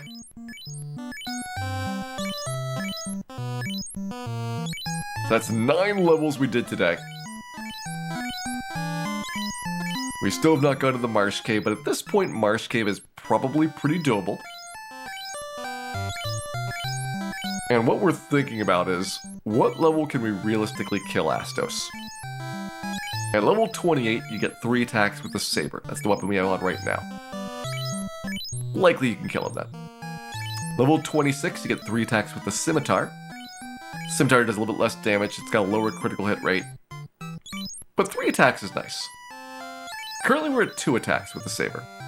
And our strength score barely breaks Astos' damage threshold, so we might do occasional like 2s and 3s. But it's still really about critical hits. And at the earliest, level 18, one more level, is I think what we would want to try and see what happens. But more practically, I'm going to guess level 20 or 21 is what we end up doing the Astos fight at.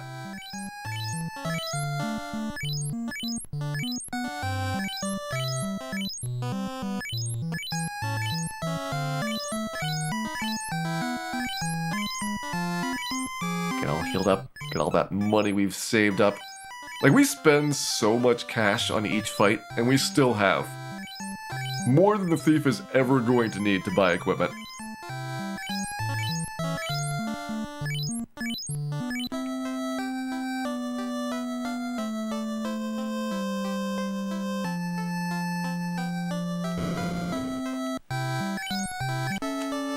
With our save in place, 1041.15 is where our stopping point is going to be here at day number 2.